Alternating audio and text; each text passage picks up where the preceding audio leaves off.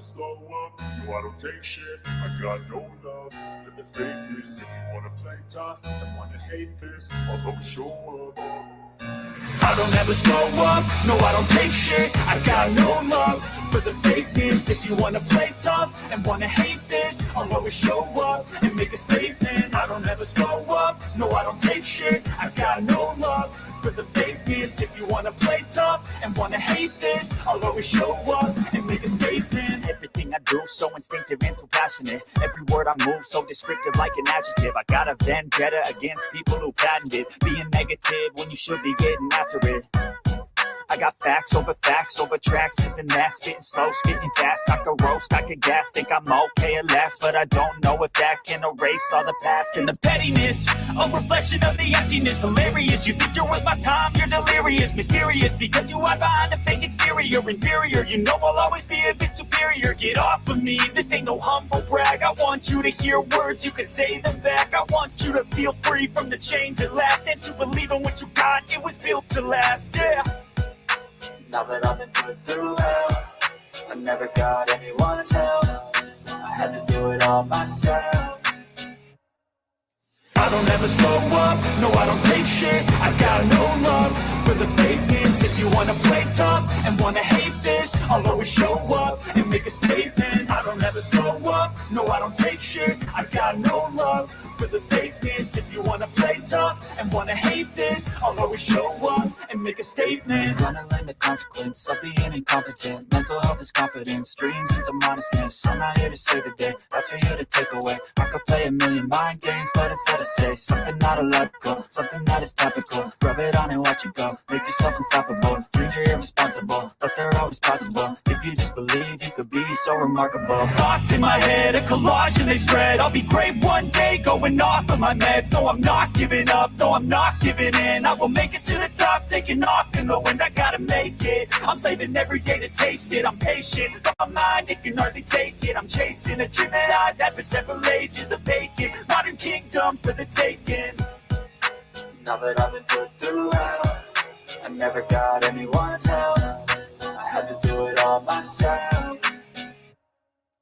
I don't ever slow up, no I don't take shit. I got no love for the fakeness. If you wanna play tough and wanna hate this, I'll always show up and make a statement. I don't ever slow up, no I don't take shit. I got no love for the fakeness. If you wanna play tough and wanna hate this, I'll always show up and make a statement. I don't ever slow up, no I don't take shit. I got no love for the fakeness. If you wanna play tough and wanna hate this, I'll always show up.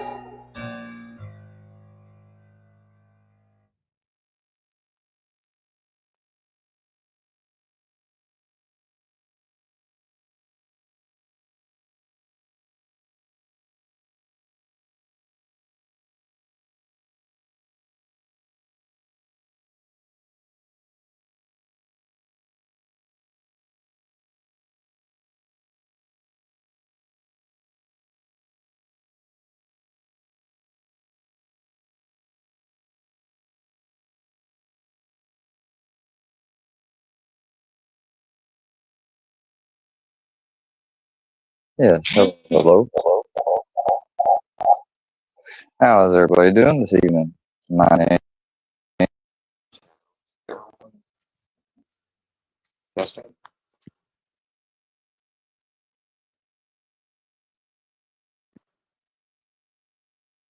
Testing.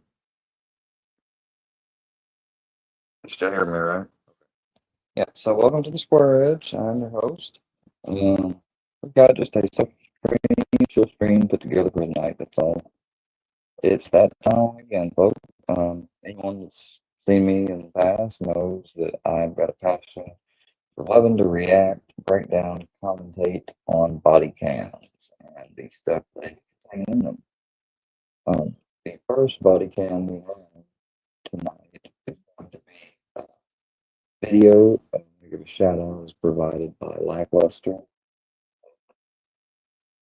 He said before he's one of those channels that doesn't mind if you use some of his stuff, just as long as you make sure to give him a shout out. You know, content essentially. I'm gonna do that. Let's see, can I fix this?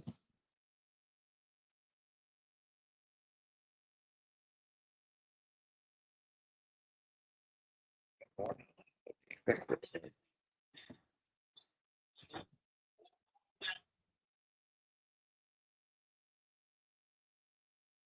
It's one way to do it.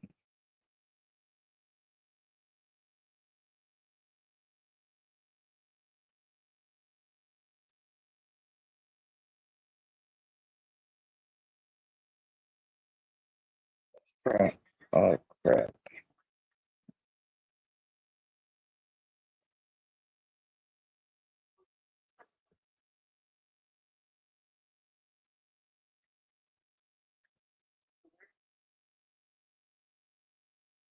I'm gonna watch something also that illustrates the talks about the Epstein case.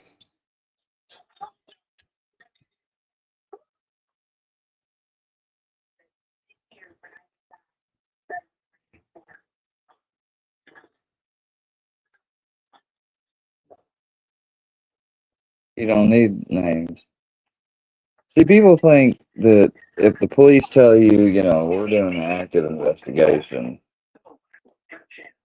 there's a common misconception lately that that means you got to comply with showing your ID. Now, some states, I believe, they do have like stop and ID laws, which is essentially you getting stopped and saying papers, please. Where'd that come from and originate? No, it's Germany. Yeah, but you get the idea. So, uh,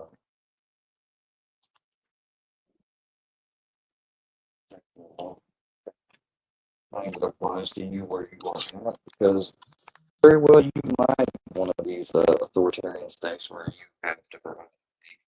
But for the most part, in a lot of states, including my own, if the police are in an investigation, especially if I'm in my own domicile, there's no warrant for my arrest, I'm not on probation, they have no extra authority over me past what the Constitution prescribes, then I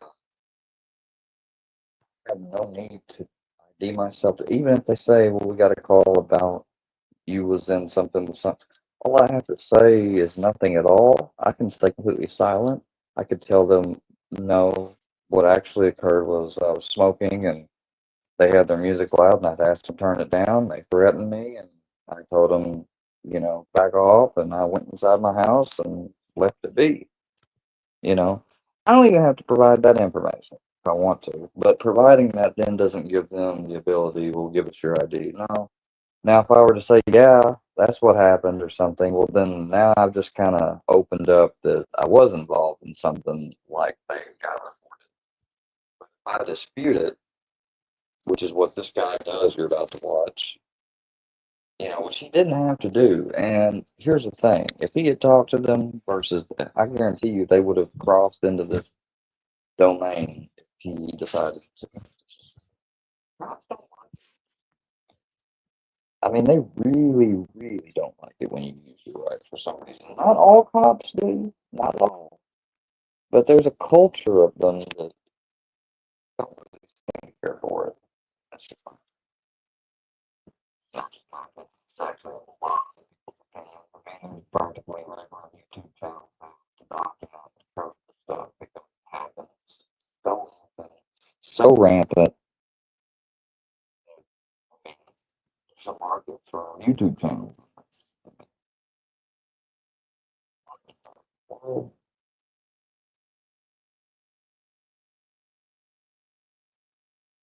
that's all.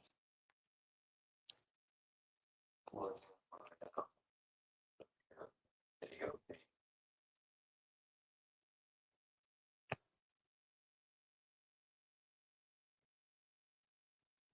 How's everybody doing tonight? Seems to be a quiet night. Not a lot of people in chat. That's okay.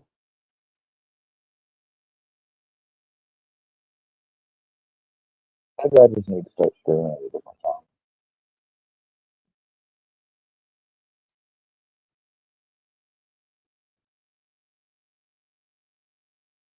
Who knows? I may just get up out of streaming. I mean, there's been so much like drama and veiled threats and second time.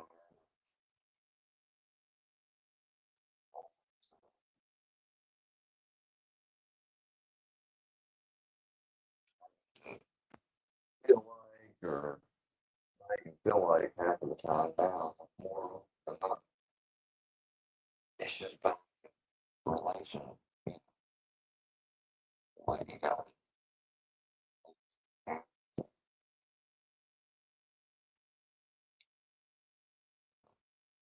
that's another issue with this culture that we have on YouTube is you get one channel or a couple or a network that work together and still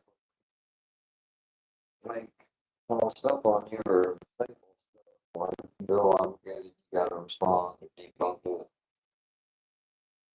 I mean, you have people that make the argument of doing that is okay, and others say doing that's not okay. Just stay silent, especially if it's for nonsense. But then there are also people that argue staying silent can be seen in today's day. I mean, just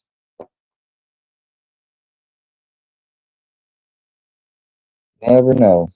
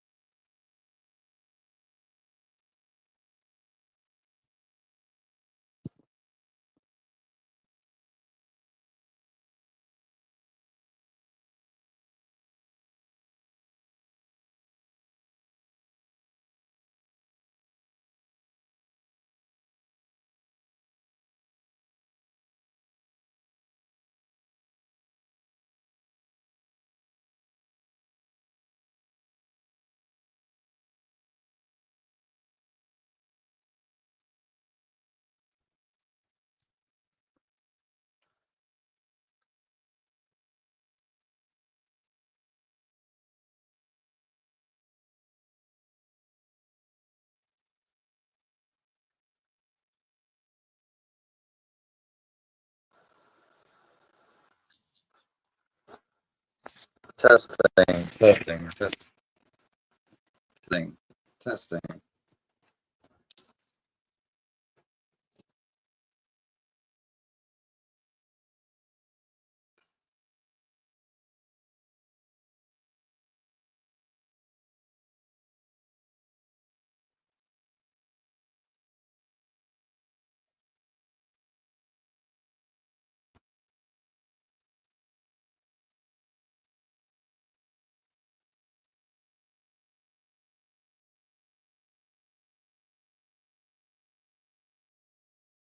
Testing, testing.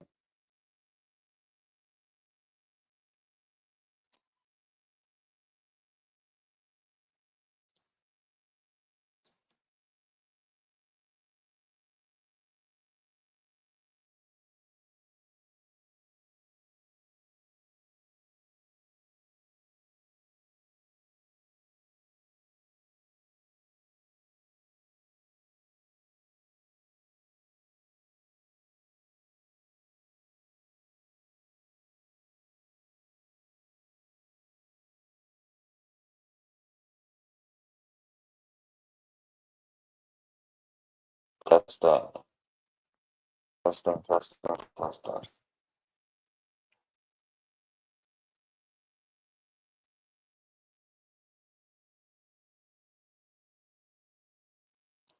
Testing, testing, testing, testing, testing, testing, testing, testing.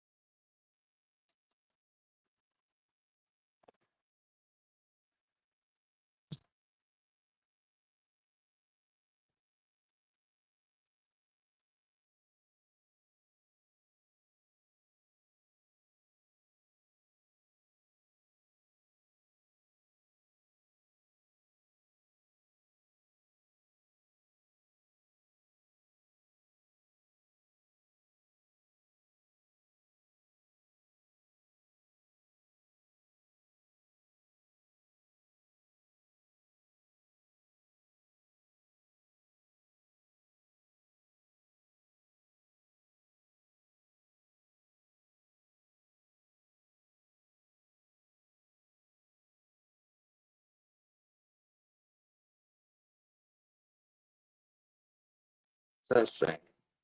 Testing. Testing. Testing. Testing.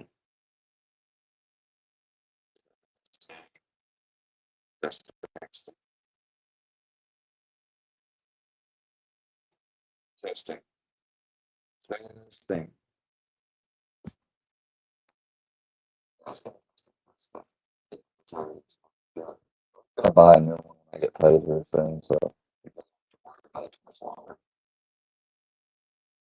I gotta buy it. And I mean, watch it not fix the issue. Watch that the issue still not be fixed.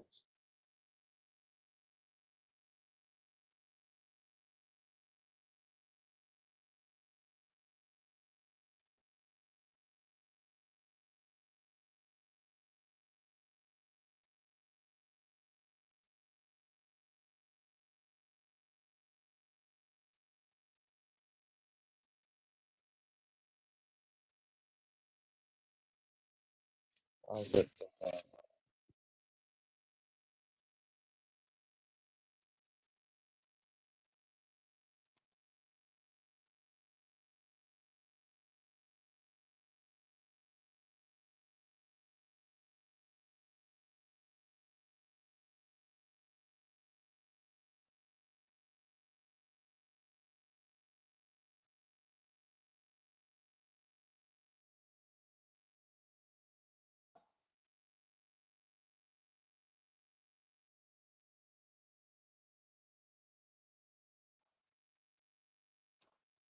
testing. Testing. Testing. Testing. Testing.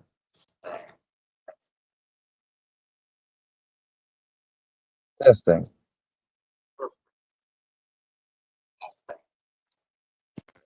There for now. If it messes up, oh well. Let's get into this video. Let's get into the video. Second. One second. Now, I'm gonna be doing a little bit of whatchamacallit, physical exercise. I'm gonna be walking around here a little bit. So I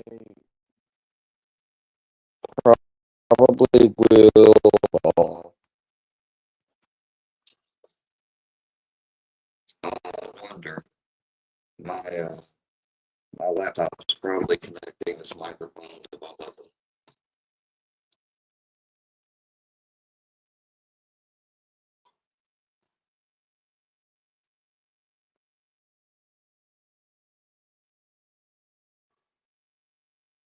Yeah, it was switching the microphone back and forth between the computer and that's why it's probably messing up. At least I hope so, because it did pretty good the other night, and it does well when I'm on the computer. It's just whenever I'm on the phone, which I am on the phone currently.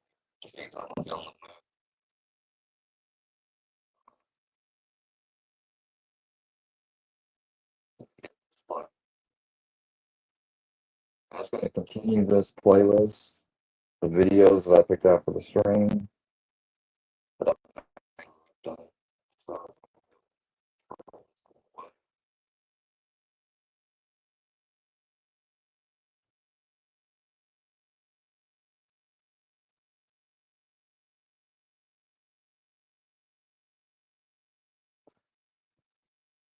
Brownie.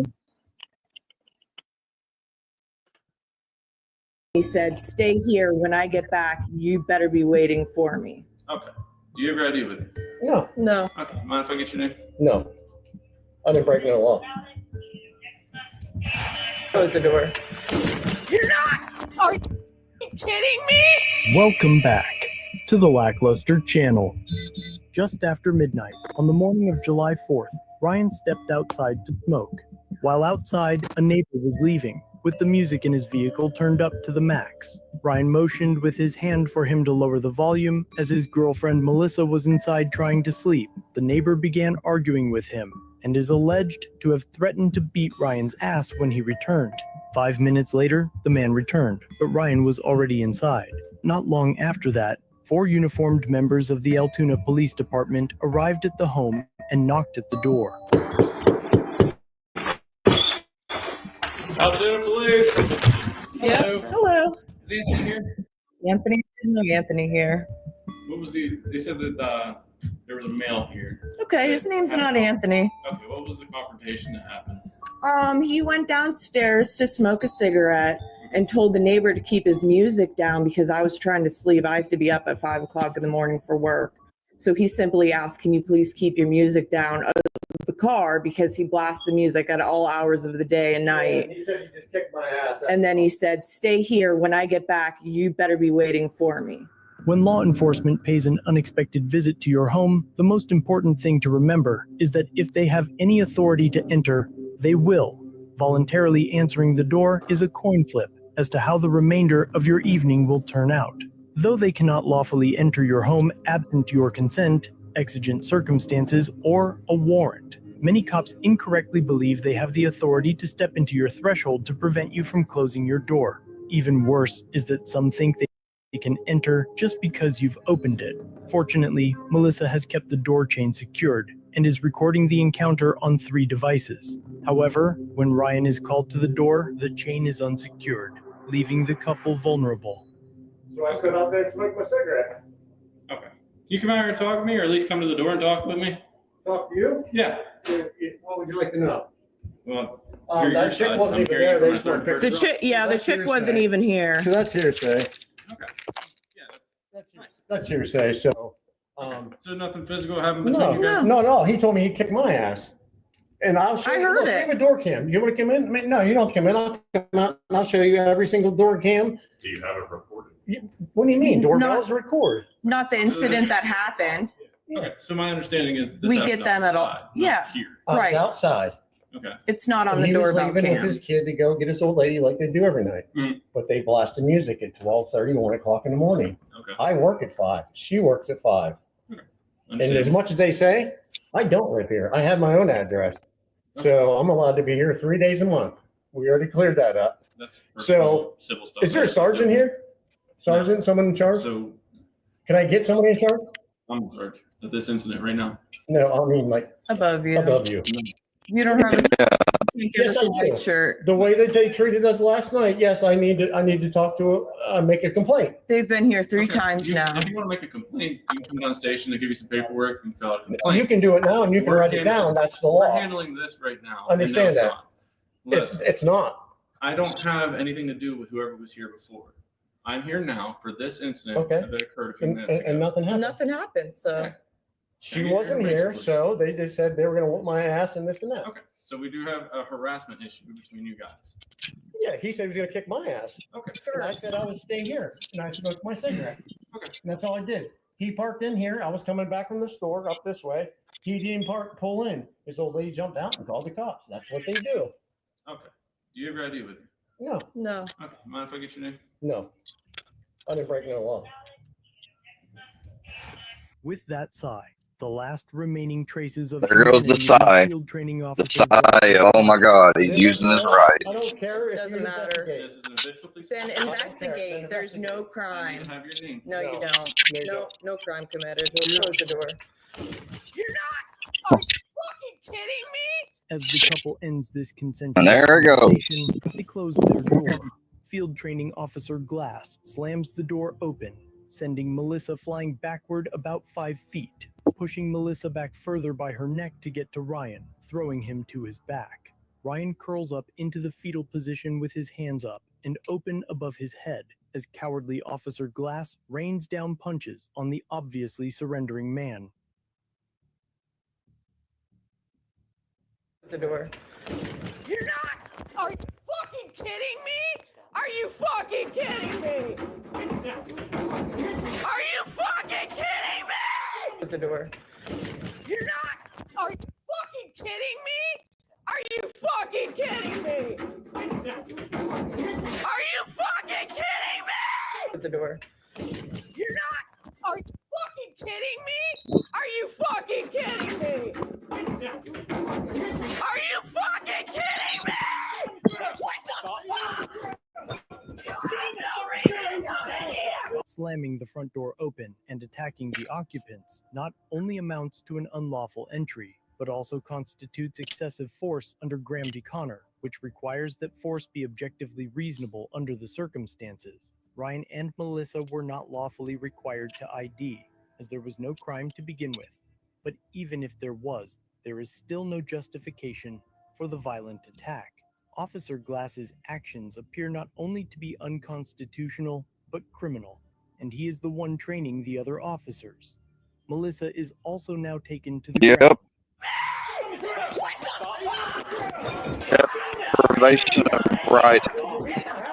Deprivation of right. Get on your fucking phone! Fuck you! Fuck all of you!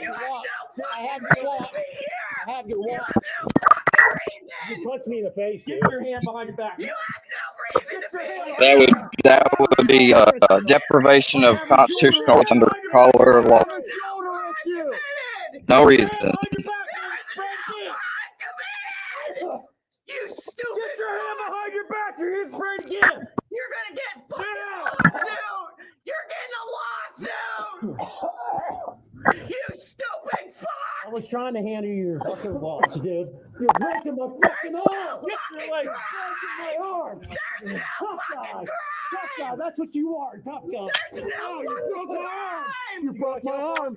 You broke my arm. Stupid You fuck. broke my arm. Get the fuck off You me! broke my arm. You broke my arm. Fuck off me! I can't do that right now. You broke my arm, dude. Stupid pieces of shit! You got a broke my lawsuit. arm. I got it all on camera! Thank you. They busted Thank in you. our door Yep. for no fucking So reason! anybody can call. Anybody can call. And that's probable cause to get my ID. Bullshit. You got no Bullshit. lawsuit coming! Bullshit. Qualified immunity is gone. There was no Qualified fucking immunity is crime. gone. There was no fucking crime! What You was, have what was no the crime? reason. What was the crime other than you fucking punching me in my face? Huh? Right, we got it on video. Thank you. Blair should too in custody. Yeah. After you punched me in my face. Yeah, it's all right. I got it. Yeah. I got it on video.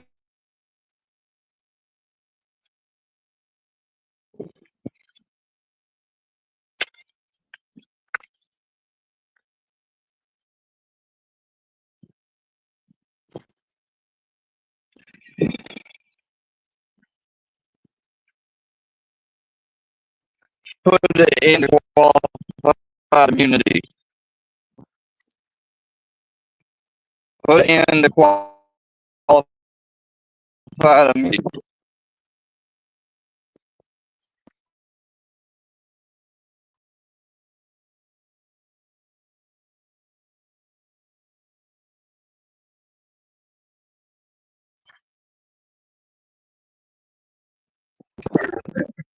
When he fetal position, this officer punched him repeatedly in the face and over again. Officer had plenty of backup. The situation was never out of control. Neither the husband or not the male or the female when she grabbed they did nothing to resist. All they tried to do was to terminate a consensual conversation that they didn't even have the lawful responsibility to even answer the door in the first place.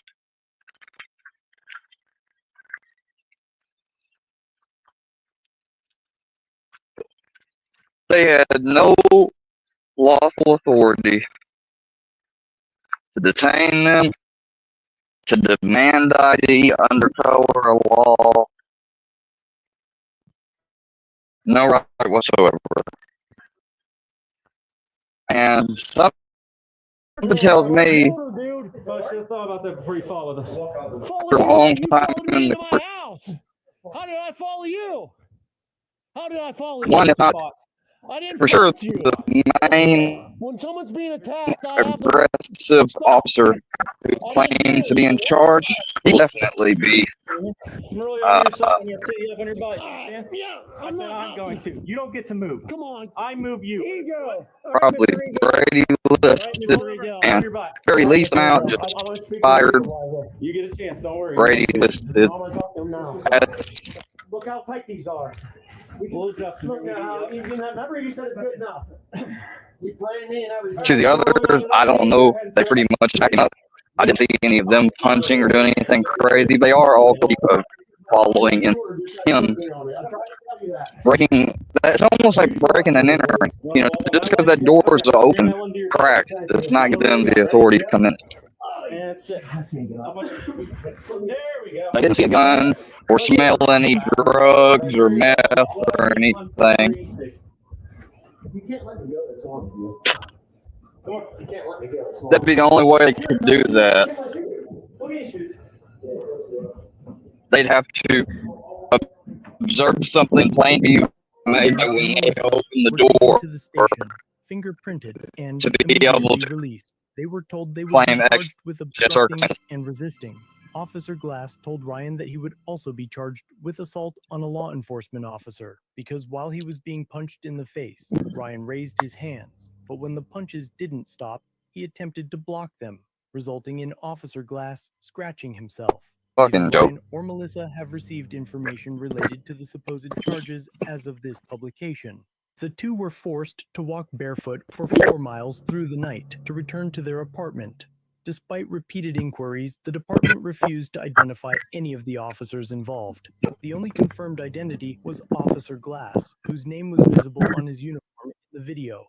The following morning, Ryan sought medical treatment. The attending physician believed he'd been beaten with a baton based on the severity of his injuries. Ryan later shared photographs with me that detail more than 20 visible contusions, abrasions, and swelling, but are too graphic to be shown on YouTube. I've already submitted a records request for the incident, and once the materials are released, I'll post an update. In the meantime, if you're an attorney based in or near Altoona, Pennsylvania, and are interested in representing Ryan and Melissa, reach out to me using the email listed in the comments or description. I'll make sure to connect you with them directly. Otherwise, let me know what you think about this interaction in the comments. And if you've been the victim of police misconduct that needs to be exposed, use the submissions link in the comment to send it.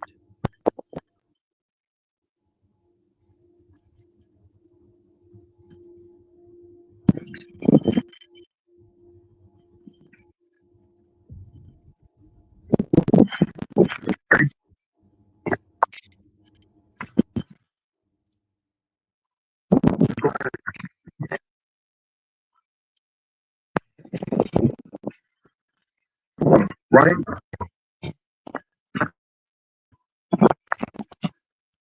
I really just need a break this time, man. I'm serious. Like, I know that I'm doing. What is wrong with you? When a state trooper gives you a lawful order, you... This is wrong. You're gonna get fired. On March 4th.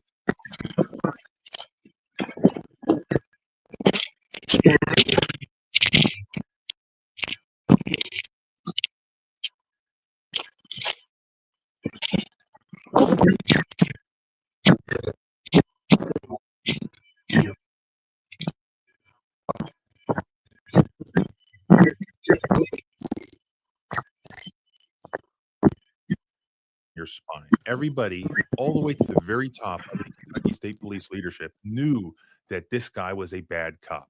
So the cover up goes all the way up to the current KSB. Even with full knowledge of Wright's propensity to commit unlawful violence and that he had lied about it under oath, instead of firing him, they gave him an award, Trooper of the Year.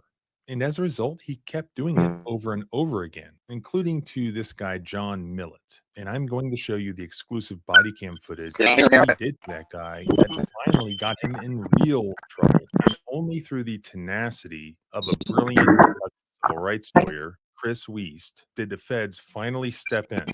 I talked to Chris and he revealed massive systemic problems within the Kentucky State Police. You need to hear it for yourself and share it with your friends, your family, because this is unbelievable.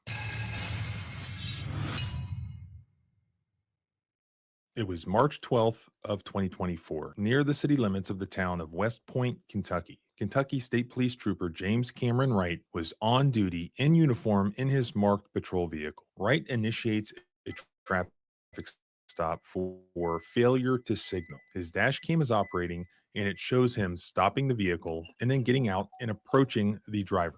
Upon contact, he begins to suspect that the driver, John Millette, may be intoxicated. Boss bub? I believe so. I was looking for. You seem like you're pretty lost. Yeah, I was looking for somebody who was selling something on Facebook, and Oh, where are you trying to get to? it's You don't know where you're going without looking at your phone? no. I was getting the address. Oh, where are you trying to get to, like in general, like Marlboro, trying to get It to? was it was supposed to be Madraw, I think. Oh, you're going the wrong way then, bub. Oh, okay. You care to put the cigarette out while we're talking? Because it gets sucked out the window at me, and I don't want to sit here and deal with the smoke while. Appreciate it. No problem. Wright then asks Mr. Millette for his driver's license and insurance. You got your driver's license insurance card on you? I don't have insurance at the time. I just got my taxes, and I'm looking for car insurance rates. Sure. Okay. I'm serious. I really. No, I believe you. And And Millette responds that he does not have insurance. And then he basically begs Trooper Wright, saying that he needs a break. I really just need a break this time, man. I'm serious. Like, I know that I'm doing. What do I need to give you a break on? I'm doing everything wrong. I don't have tags. I don't have insurance. Okay. I mean, I can deal with that.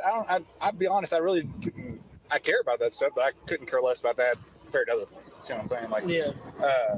Nothing illegal inside the vehicle? No. Okay. So where are you trying to get to? Muldrow. Okay, I got you. Then Wright asks Mr. Millette to turn his car off, to which he complies. You don't care to turn the car off for a second, okay? Wright asks Mr. Millette to step out of the vehicle so that he could talk to him. Wright then himself opens Millette's door as Mr. Millette begins to step out. All right, here, step out and talk to me real quick, okay? No guns, no weapons on your person? No. Trooper Wright yells at Mr. Millette not to reach for anything, as Mr. Millette gently tosses an object that he had in his hands onto the passenger seat. Don't reach for anything, you understand me? Yeah. Hey, you reach for anything. Mr. Millette is seen on the body cam raising his hands and that he had a phone in his left arm. Wright grabs Mr. Millette's right arm. Wright again tells Mr. Millette to step out, even though Mr. Millette had already been doing so. Step out. With Trooper Wright having grabbed Mr. Millette to control him, and with Mr. Millette having his cell phone in his left hand, Mr. Millette's hands are still raised, demonstrating compliance. Look, I was just grabbing my lighter. Even though Mr. Millette did not resist Wright in any way, Wright bear hugs Mr. Millette and violently throws him to the ground. I'm not even doing nothing wrong. Put your hands behind your back. Put your hands behind your back. I'm not even doing nothing wrong. Get on your belly. And it was only going to get worse from there. What is wrong with you? When a state trooper gives you a lawful order, you do it. But to understand how we got to this point and how this very footage resulted in finally getting accountability against this trooper, we have to go back like 5 years on the timeline, because this moment would not have happened but for all of the crazy things that happened before. Mr. Millette's lawyer, who filed a federal civil rights lawsuit just a few weeks ago, is going to walk us through that timeline because he himself was the lawyer who was involved 5 years earlier in trying to hold that trooper accountable back then. March 6th, 2020, there is a chase of a gentleman by the name of Justin Halcomb. Stops his video, steps out, puts his hands on his truck, and he gets piled on by KSP troopers, including Wright. You know, shoves his head to the ground, repeatedly and gratuitously strikes him as he's piled on by multiple officers. You've got hospital photos afterwards where Halcomb is jacked up and bloody as a consequence of this. So that's March 6th, 2020. April 2, 2020. Wright is involved in the apprehension of a guy by the name of Thomas Davis. Davis is stopped. Wright opens the driver's door, throws him to the ground, even though he wasn't actively resisting, and then he is repeatedly and gratuitously struck. What is interesting about both the Halcomb and Thomas Davis incidents is they generate what is known as an RR report in KSP parlance, which is a response to resistance report. KSP policy is basically to criminally charge every single person that they beat or abuse with obstruction of justice or resisting arrest, specifically resisting arrest, regardless of whether or not, this is in their policy, regardless of whether or not they in fact resisted. If you use force on somebody, you're going to charge them. It's a cover. The policy, the cover up is embedded in KSP policy. It's insane. The lieutenant colonel that's in charge of operations is now the KSP commissioner. And in that capacity, he is reviewing the internal affairs recommendations on these response to resistance reports. And he signs off on and approves that there was no unlawful use of force on both Davis and Halcomb, both of which a federal grand jury has found probable cause to arrest and charge these troopers with criminal use of force. So the cover up goes all the way up to the current KSP commissioner, Philip Burnett. Philip Burnett. His signature is on these response to resistance reports. The guy who is now the head of the Kentucky State Police signed off on those uses of force as being justified or being lawful. And now, 5 years later, a federal grand jury has indicted Wright for both of those uses of force. Correct. Got it. All right. Timeline. April 9th, 7 days after the Davis incident, we've got the Alex Hornback incident, which you've reported on, I reported on, we've got the video. They didn't know we had basement camera. They threatened mom and dad with arrest over the dad's cell phone video because they didn't want any of it captured. They both say they used no force, even though we've got video of it, both Czartoryski and Wright under oath. The Hornback arrest resulted in a civil rights lawsuit alleging excessive force. That was filed by Chris Wiest. When Chris took these officers' depositions, both Trooper Wright and also Trooper Czartoryski, neither one of them knew that Chris had this video from inside the home that showed them striking Mr. Hornback. Since they did not know that proof existed that they did that, even though they were under oath at the deposition, they lied and said they did not strike him at all. Chris caught them red-handed committing perjury. Here you can see for yourself Trooper Wright lying under oath. Once you had him on the ground, did you strike or hit him with a closed fist at all? No, sir. Okay. Or any part of your body? No, sir. Okay. And the reason that you didn't do that is that there was no more force that was required at that point in time to have affected the arrest, right? He did not need to be struck with my hands or any impact weapon. Maybe the craziest part of the story is what happened afterwards. In that lawsuit, the federal judge calls out these two cops for lying. So what do Kentucky prosecutors and the Kentucky State Police do as a result? Both cops, Wright and Czartoryski, lied about unnecessarily beating and striking Mr. Hornback. But only Czartoryski was forced to resign and indicted on state perjury charges, and ultimately convicted never to work as a police officer again. Given the fact that Wright did the exact same thing as Czartoryski, why didn't any of that happen to him? He was not fired. He was not forced to resign. He was not charged. In fact, he was given an award for Trooper of the Year. You could not make this up if you wanted to. Czartoryski ends up being, ending his career with the KSP. He's put on probation for state perjury charge. He's never allowed to hold a law enforcement career. He was in the military as an officer at the time in the National Guard, I believe. Part of his probation term is that had to end. So he's taken out of positions of trust and confidence as a consequence of the perjury conviction. Wright, meanwhile, is allowed to continue and, in fact, is nominated by Burnett and others as Trooper of the Year with knowledge of all of this going on. Okay? So he's the pedestal guy that they're holding up. The perjurer, by the way, Wright was indicted for perjury by the feds recently for his same testimony in the Hornback case. So we've got all this going on, and it's being covered up. And in fact, they're holding Wright up as the Trooper of the Year in or around that time with knowledge of all of this. By the way, one of the things that we've also come to learn, and this is in the Millett lawsuit, is the person that was investigating these post-4 use of forces, there's a sergeant. The sergeant, by the way, was himself the subject of multiple lawsuits. What is his name? Yeah, let me find it. Jeremy Mabe. M-A-B-E? M-A-B-E. Yeah, so Mabe's the immediate supervisor who is assigned to investigate most of these uses of force. And generally, he is writing in repeated use of force investigations. The subject took a belated aggressive stance, and that justifies all these people getting jacked up. And Mabe is involved in the whitewash. So that's also going on. And there's a pattern of it, including the investigation of Halcomb and Davis, both of which are the subject of federal indictments at this point. Halcomb had whitewashed, bladed aggressive stance. So that's also going on. March 12, 2024, we've got the incident with my client, Mr. Millette. There is the traffic stop. I don't think there's any argument by us about the legality of the stop, nor is there argument by us about the legality of the arrest. It's somewhat apparent that, he had been drinking a little. And I don't think we take issue with that aspect of it, but we do take issue with the use of force. And so Wade's got body-worn camera. There's also some dash camera footage.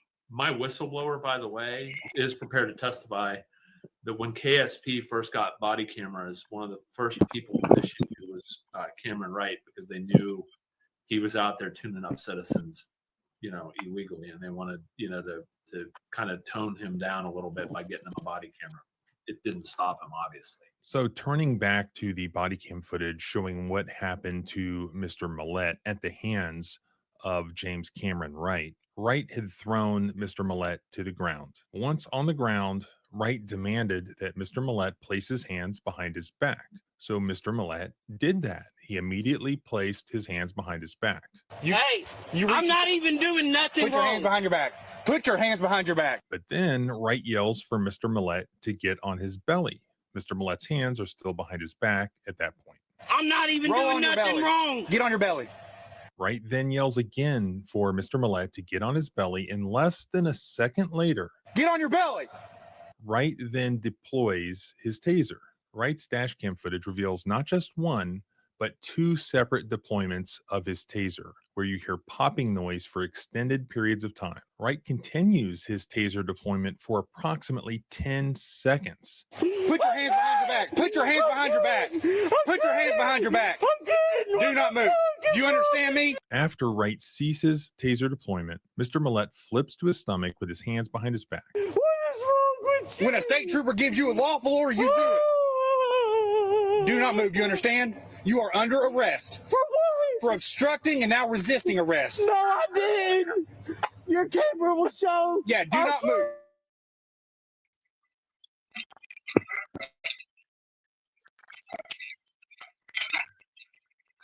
All right, that muted the screen audio.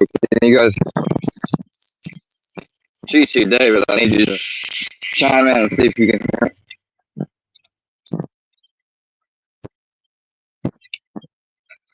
I'm almost back to the house. Emergency service out and about, I see.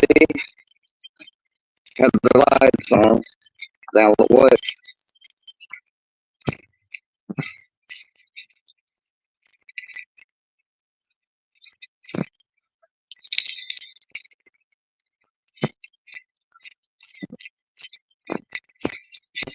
First time everybody knows your name.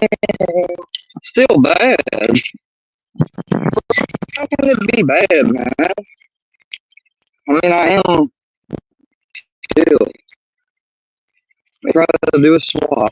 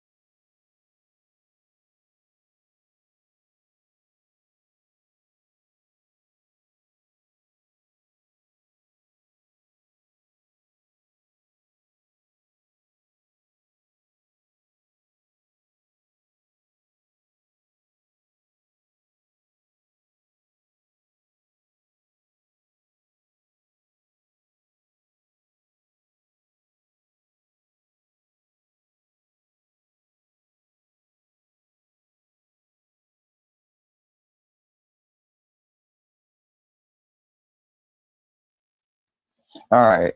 Can you guys hear me now? Checking, 1, 2, 1, 2. I am not going to put you guys through this any longer. That's why I waited until I got to my laptop and connected to it, because I know you can hear me through it. I apologize, and I'm here now.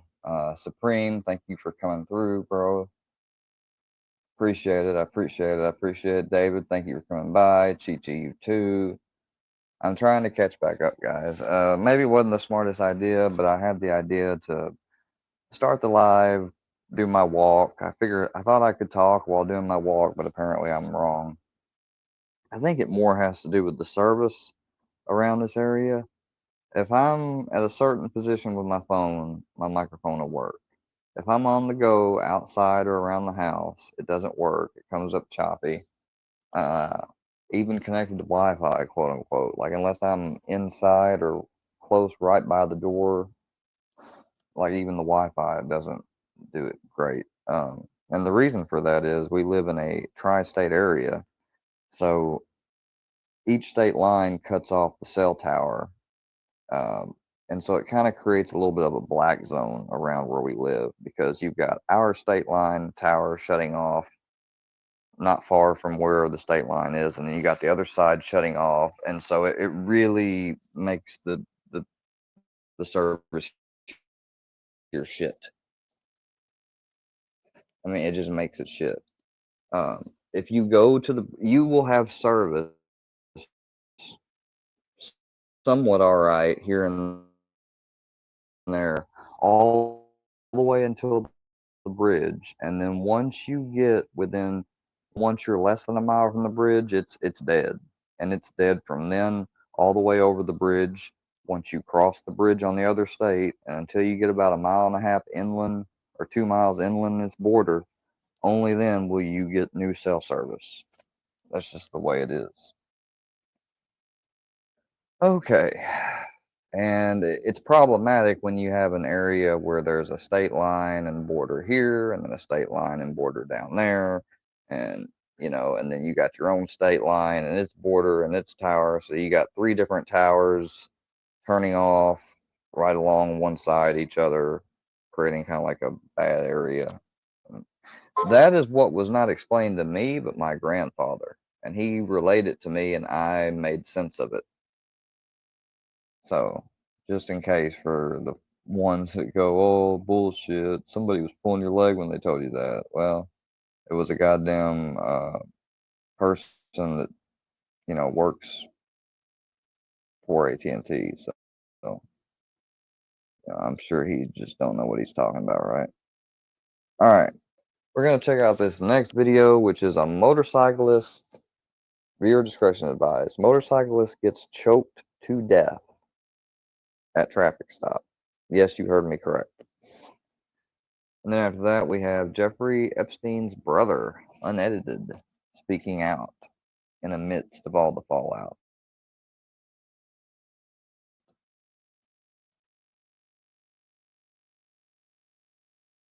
And when I go outside here in a second, I'll take my laptop and I'll set it right by the door. And I'll go outside and you'll still be able to hear me.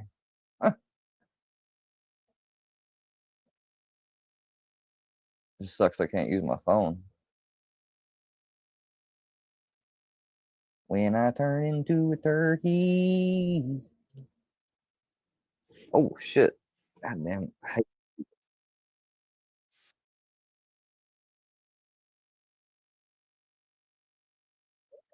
Motherfucker saying, give me your hand, motherfucker. Chill out, cop. Damn.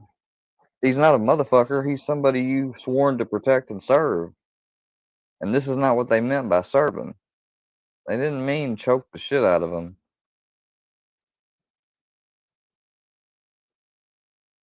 Or what's that old army phrase? Choke them till they shit. You know.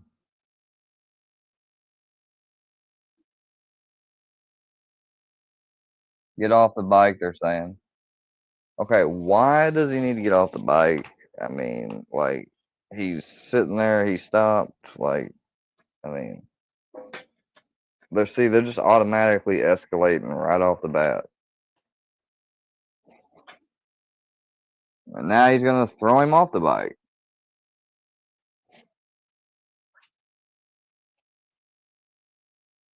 Is fighting just refusing, or is fighting like actively putting up a fight? You know, what's the difference? Damn.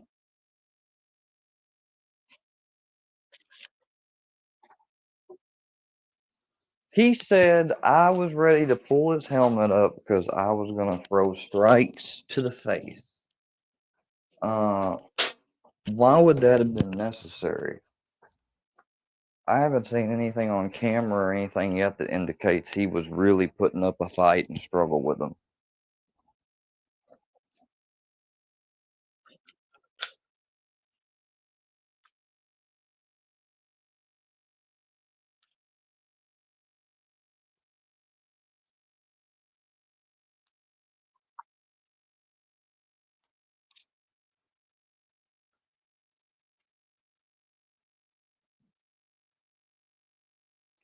Oh my God.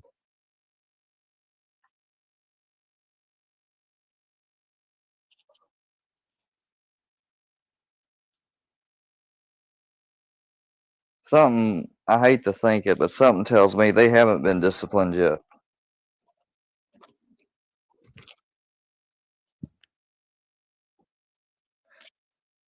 I didn't get to do it last video because my shit was messing up, but shout out to John H. Bryan and his channel for these wonderful videos and breakdowns he does to help walk us through what it is, the hell that's, you know, trying to make sense of these incidents. His channel is known as the Civil Rights Lawyer. Shout out to the Civil Rights Lawyer. Make sure to check out all his content. Again, we're only trying to use it and react to it in fair use and do a commentary on his content. So just wanting to put that out there for people that might be wondering. Like, I don't know him or anything, but um, he does a lot of good stuff, and I've been watching him for years now.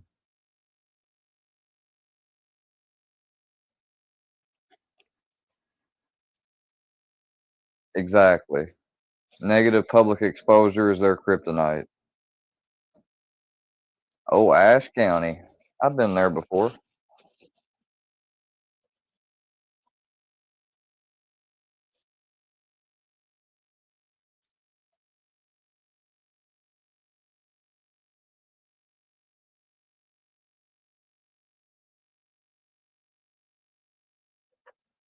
He's been involved in the drug trafficking stuff. Well, that was just wildly specific, wasn't it? I mean, tell me what motorcyclist is involved in the drug trade. Like, I mean, a motorcyclist, like, this is a young person. They're driving a bike. Like, they're not driving a bike like a motorcycle club type of bike. They're not that type of individual. What kind of individual do you know that likes driving these types of bikes that's young? I mean, how much product do you think he can move in his bike? After all, number one. So I think that's a load of bullshit. I think maybe they know he hangs out places that have a reputation for drug activity and stuff, and that could be true. But what in the hell does that have to do with stopping him, pulling him off, throwing him off his bike, choking the shit out of him, and taking his life?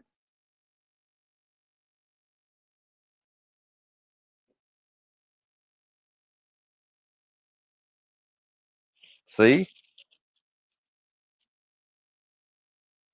Yeah. And if they did, I guarantee it'd be a small fucking personal amount. I mean, you might say, well, where are you getting that from? Just intuition. There's no way that young dude is fucking active heavy in the drug trade. Just the way that officer said that over the radio seems like he knew that maybe they didn't do everything by the book exactly, and he's trying to give justification for, you know, well, fuck this guy, he's in the drug trade. But he didn't say it like that. He said he's been involved in that drug trafficking stuff. Like, it just really sus the way he said it.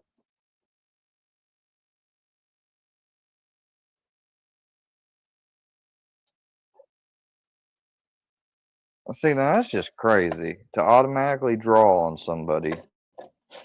You know, a cop has no reason to draw on somebody unless they're defiant, threatening, grabbing and reaching for a weapon, grabbing and reaching for something they can't tell or be aware of, and they're worried it's a weapon. No, he pulls over and stops. Cop gets out. Put your hands on your fucking head. Like, what the fuck? Like, this guy doesn't have a murder warrant. He's not a suspect in an active murder case. They didn't even do Israel Keys that way when they pulled him over. The dude didn't draw on him immediately, which, you know, in that case, he probably should have. I mean, the dude was a psychopath.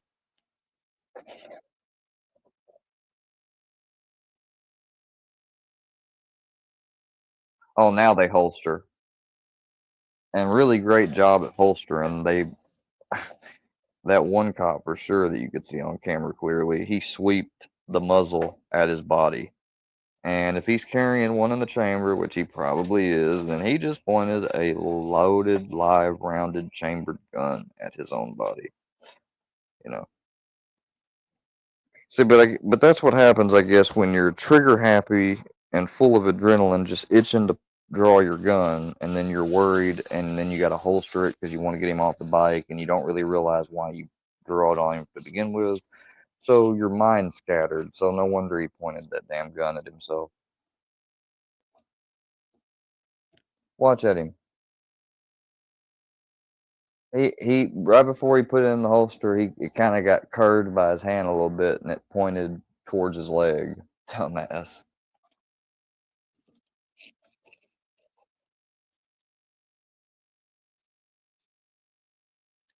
Right there. He couldn't even get it in the holster correctly first because he had it curved and pointed at himself.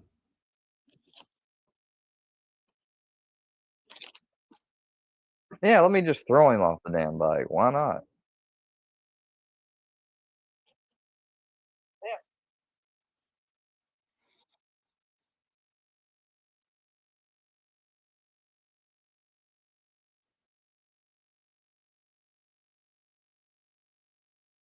What's up, Supreme? What you doing, bruh? I thought you was gonna be watching a movie. You wanna come up? Yeah, let me tell you something. If Bambi hated me, I'm gonna say it for one last time. If she hated me, she's had so many reasons or so many chances and opportunities where she could have got rid of me. If that's the case, she could have done it the other night with the Harlow situation. Matter of fact, I looked on some polls, and it seems like everybody voted that Harlow would have been stuck with me. Well, I'll be damned. You mean there's an actual documented incident of you mother truckers being wrong? Yeah, wrong. You wrong as donkey motherfucking Kong. Oh, Harlow's gonna be stuck with custody of Square. Dumbass custody. See, that's y'all's problem. Thinking about people in terms of property. No wonder your leader is a fucking motherfucker going around saying people are no good N-words and calling shit and referring it to the BBC network and the C-word network and stuff with his old racist ass. Thinking you gonna brainwash Supreme. Thinking you gonna brainwash Chip. You gonna brainwash everybody and turn them against old Bambi and Square.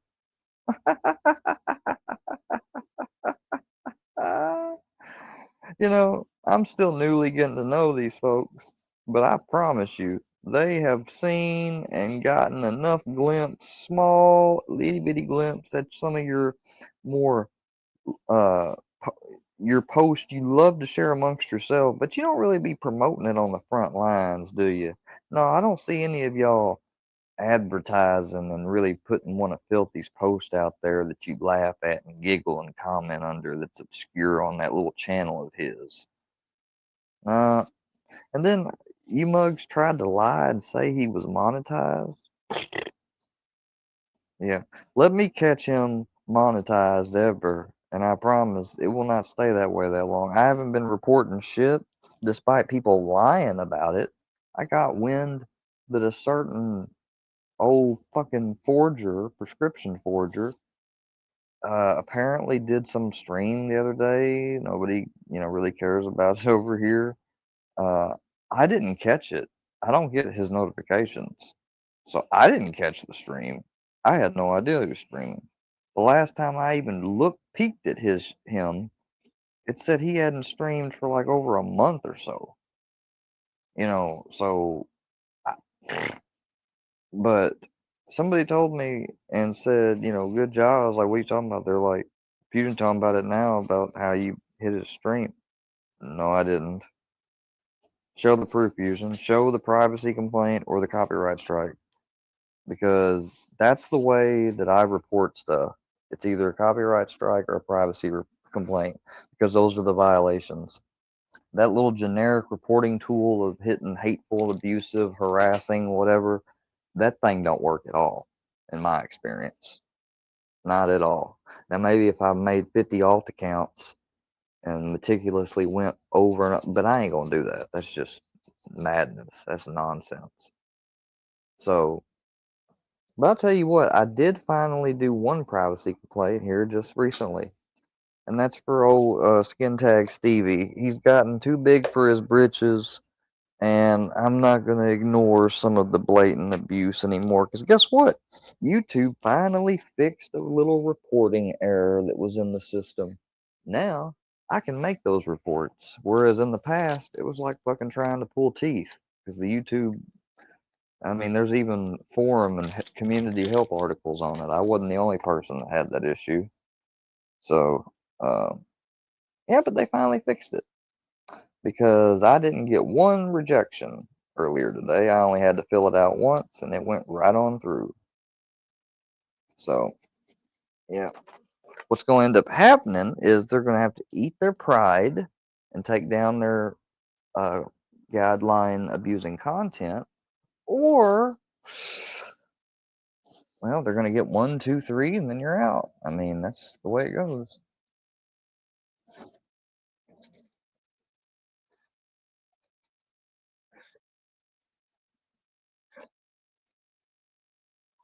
Oh my God. Viewer discretion advised, you guys. Oh my God, I can hear him going,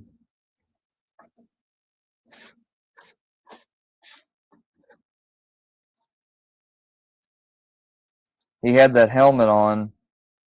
They never did take it off, did they? So choking his neck with that helmet on, he can't breathe through his nose. Oh my God, dude. Can you imagine dying right there with police on top of you in a helmet getting choked?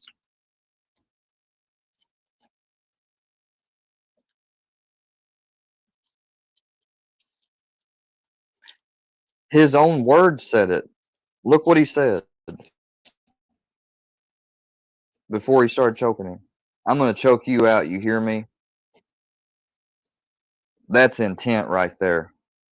Premeditated murder.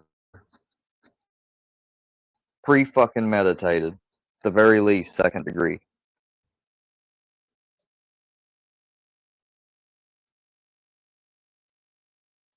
I told you, Chi Chi, that the cell service, what it is with the towers and stuff.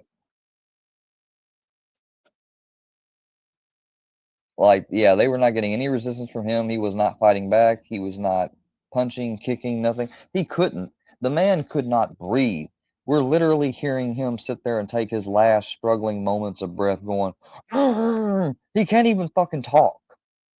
He's making the noise he can with what lung air capacity was still left in his lungs. And the thing is that he panicked because when he's in that position, you can't breathe. And you go, he's just expelling all the air he's got left on reserve. God, I wish, but people don't have the presence. Like, I know about it, but try having the presence of mind to not freak out and react. That's why Houdini and different ones did the preparations they did, because they had to be mindful and they couldn't freak out or it would be life and death. That's how David Blaine performed. you know, but it takes a lot of discipline to get to where you could be being choked like that with a helmet over you covering, obscuring even more air, and not be going and expending that energy in that last air you got left. Now, if he was able to somehow be still and not freak out, bear the pressure, you know, and I'm imagining that he's not keeping them from handcuffing them, so I don't know why it's taking so long to handcuff him and then get him up off of him. Because if he could just sit there and bear it and they would get off of him in a readily fashion, he would eventually gain his breath back. But it's almost like, I mean, the dude sat there and said, "I'm gonna choke you out." Was he intentionally trying to just make him go black out? I did that when I was in middle school. I bent over, down, like put my hands on my knees while a wall's behind me, and I went, and I took a bunch of rapid breaths over and over and over and over and over. And then when I leaned up and raised up, I would stop, close my mouth, hold my nose, stop breathing. And this chick came up to me and put this pressure on my neck, like choking me, you know, and did that for just maybe 10, barely, not even a full 10 seconds. And I literally went black. And when I woke up, I was on the ground. Like I blacked out. I fell down. I was unconscious. I didn't have to have CPR. Eventually, my breath came back. I eventually woke up. But what did they call that back then? The choking game. Yeah, literally stupid. But us as kids was sitting there. Now I didn't do it to anybody because I know that's probably what's thinking in some trolls' minds right now. Well, who did you do that? Nobody. I had it done to me by this chick. I wasn't about to do it to a chick I was fucking basically, you know, had a crush on. Um, she did it to her sister, and then her sister had done it to me because I was stupid and I wanted to fucking, like, I saw it happen and it looked harmless. But then later on, learning more about it, I was like, oh my God, that was fucking dumb. Like, I mean, it was almost essentially like what that cop said to do, choking somebody out. But there's no surefire way that somebody's going to be able to do that just the right way every time, and the person, you know, not fucking, you know what I'm saying. I ain't got to explain it anymore. But yeah, it's fucking dangerous. And I cannot believe, like, I'm hoping to God we're going to hear this cop is charged.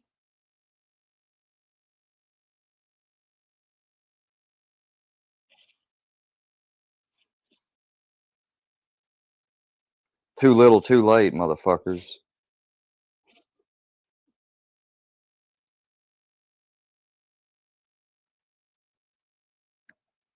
Oh, what's all that hey shit now? What about I'm going to choke you out? Thank God for body worn cameras.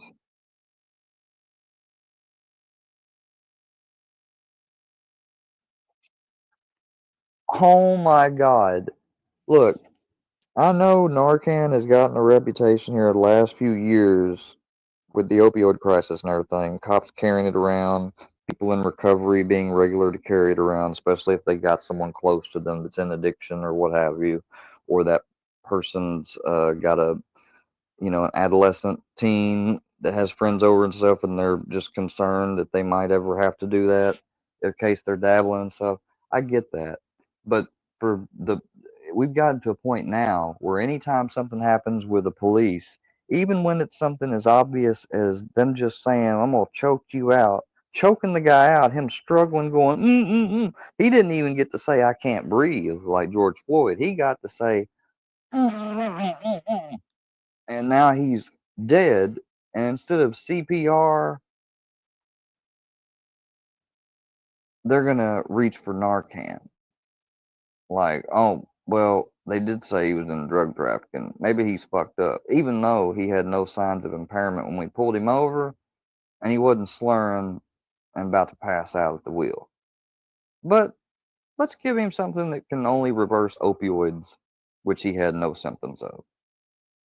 That is just ignorant and stupid. And I don't know if Narcan can cause a problem, especially when the person's not on something that's opioid or is on other medications, but it could very well cause a medical complication, a crossover reaction with other drugs that he's on, legitimately, narcotic or non-narcotic, anxiety, whatever. I don't know. I'm not an expert on that.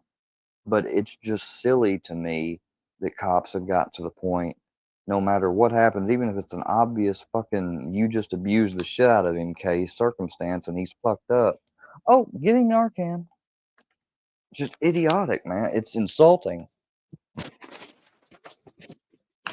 I mean, it's kind of like they're practicing their own version of medical knowledge. Like, they should only be authorized to do that when it's a suspected overdose or the person shows signs of like an overdose. He never showed any signs of an overdose. He was struggling to fucking breathe and then he stopped breathing. I mean,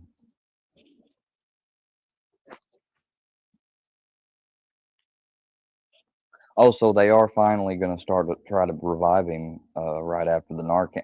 Well, I'm sorry, it should have been revive him first, no Narcan, period.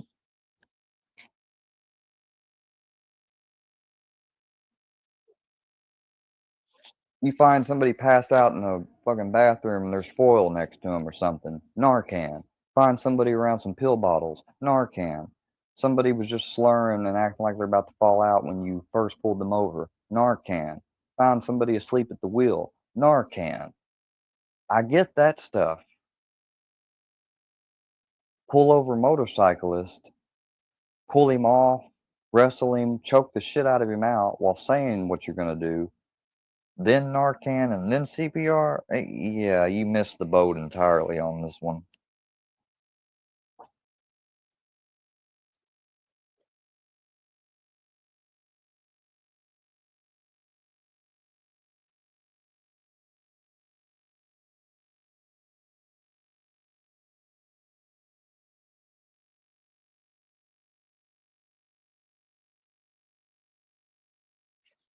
You can tell right now that this cop is nervous as fuck.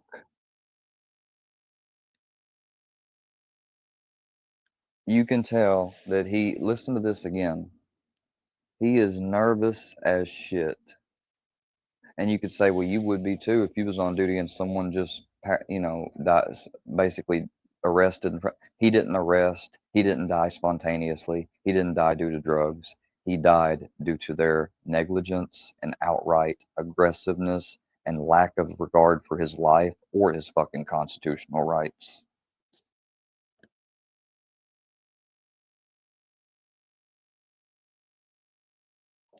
I don't know yet, Joe, truthfully. It sounds like that's a response to, are you all right? What's going on, man? Is there a problem? That's exactly what the fuck that sounds like that response is. What happened? What do we need to do?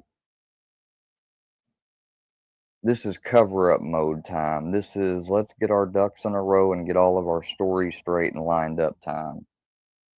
And the fact that they still are willing to do this, knowing that that body cam's on, because they're sitting there thinking, I'll be able to have this phone call and word things just right where it won't matter on the body cam because you can't hear the other person on the call. Well, sometimes you just can because the speakers are loud enough to where you can actually hear the other person just fairly if they turn the audio up enough. Other times it doesn't matter. It's pretty clear. Like, there are classes and people that have studied on things relating to just this, to trying to be able to decode the meaning behind things and conversations when you can't hear both sides. And it's just so clear to me right now, and I'm no expert, I'm no forensically trained audio person or nothing, don't claim to be, but I can just tell from hearing this call, dude is shitting his pants, nervous as fuck, uh, and is trying to assure and calm himself down by speaking with probably a superior.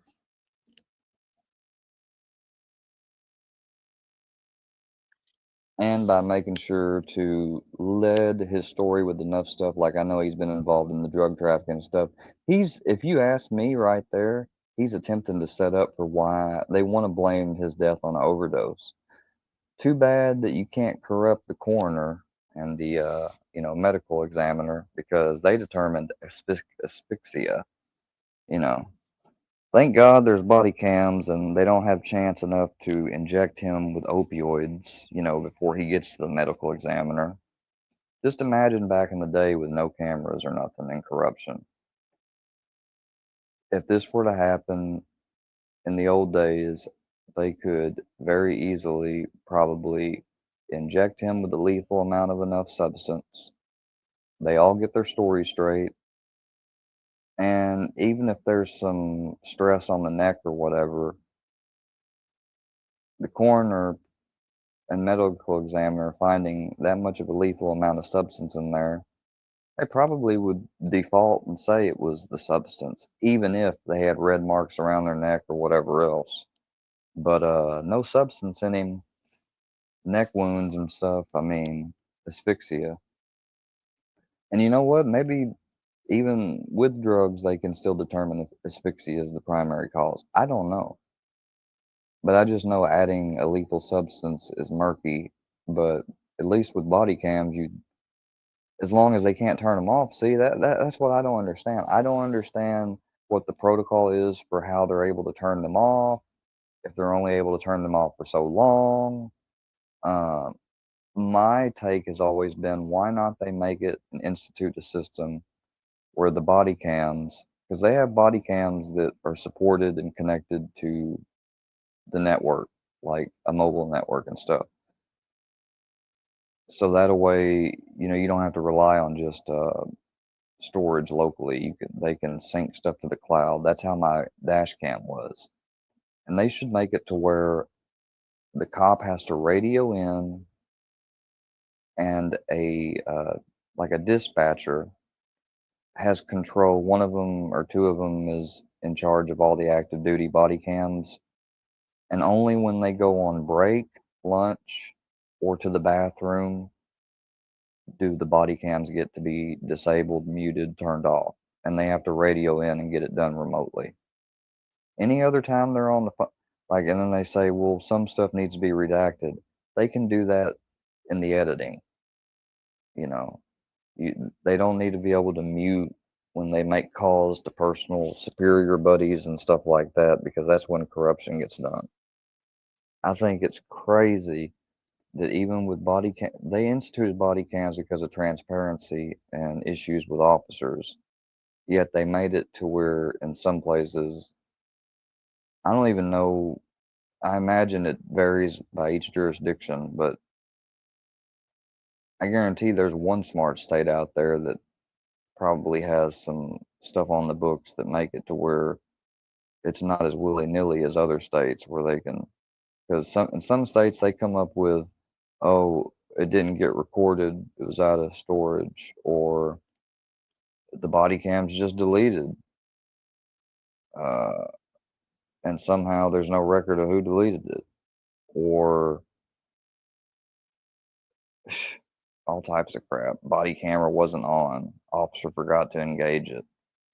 And let's say the officer always engages his body cam. Well, if he hated somebody or whatever, or knew he was about to do something wrong and chose not to engage it purposefully, good luck getting people to believe he done that on purpose when he's got a big record of always activating. There's just so many nuances to that shit. It would just be a lot more simpler if you had dispatchers in charge of the body cams when cops are actively clocked in, and that they only are turned off audio and visual, bathroom, breaks, lunch, and maybe anything else that's like a meeting with superiors or something. And like I said, anytime they do that, they got to radio it in. Like, they don't just get to do it themselves. It should be logged in with the dispatch each time, and for what reason, because then if there's an audit or internal review, they can go and see, okay, well, it's turned off supposedly this time for this. go to superior. Hey, did you have a meeting at this date at this time with this person, this officer? No, I did not. Well, they got their body cam shut off for a meeting for 45 minutes with you, they claimed. Well, they had no meeting with me. Okay, well, we got a clear fucking lying to the dispatch. You know, that would make investigations a lot easier for internal affairs. But you got cop unions and stuff which will advocate that's too encumbering and that's not fair and blah, blah, blah. I mean, you know, when you got, there's a cop that has, so I'm not going to say his name or whatever because trolls could try to do something with it and maybe, I mean, I don't know what they could do. It's not like they could get him on my case, but just to be safe, he does a social media channel, like a YouTube channel, along with Facebook, I think, and he pulls people over regularly. And you know, I've watched some of his stuff, and I laughed. Like I thought, well, that was really fair. You know, he seems like a good cop. And then I saw some YouTube videos that were made specifically to point out the bad side of said cop. And the stuff that I saw on him was just as bad as some of these body cam videos that I like to watch regularly and commentate on.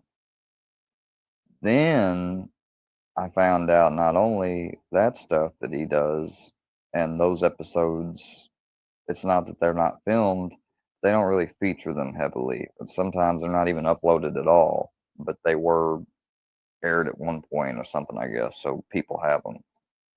Come to find out, this cop's also on the Brady list. There's one particular recording where he gets, you know, one of the driver knows who he is and talks about his channel. You know, you're filming me. He's like, how's it feel to be a disrespected Brady listed cop? You know, and this is what you got to do now. And you're trying to improve your image. And he definitely retaliated by making sure to give him, you know, as much grief as he could. And I just think, like,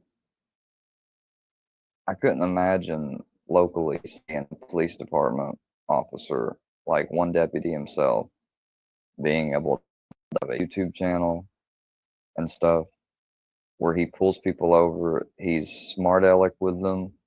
He makes quip jokes, you know, like he completely represents his department in a way like, you know, I'm superior, we're superior to you, the citizens, and you know, why not let us monetize and make money off of you being pulled over and stuff? You know, I mean, I just don't they make enough money with highway robbery? I mean, they really need to have like a monetized channel and social media presence and stuff, especially a Brady listed cop. Like, I, now if a cop had saved 3 citizens in a firefight one time and risked his life in another instance and has never been Brady listed and never had an internal audit review investigation on him, no misconduct, maybe just some minor fluff reports or whatever, or nothing at all. Somebody exemplary like that, I don't know, you might be able to make an argument why they need to have the YouTube channel because they represent their department in the best light. They're the star example. But not no fucking Brady listed cop who had to leave 2 different departments and settle where they're finally at now. Like, I just don't get it. It's like that cop was social media inclined and technologically inclined, and he came up with the idea, and they said, sure, if it brings in money.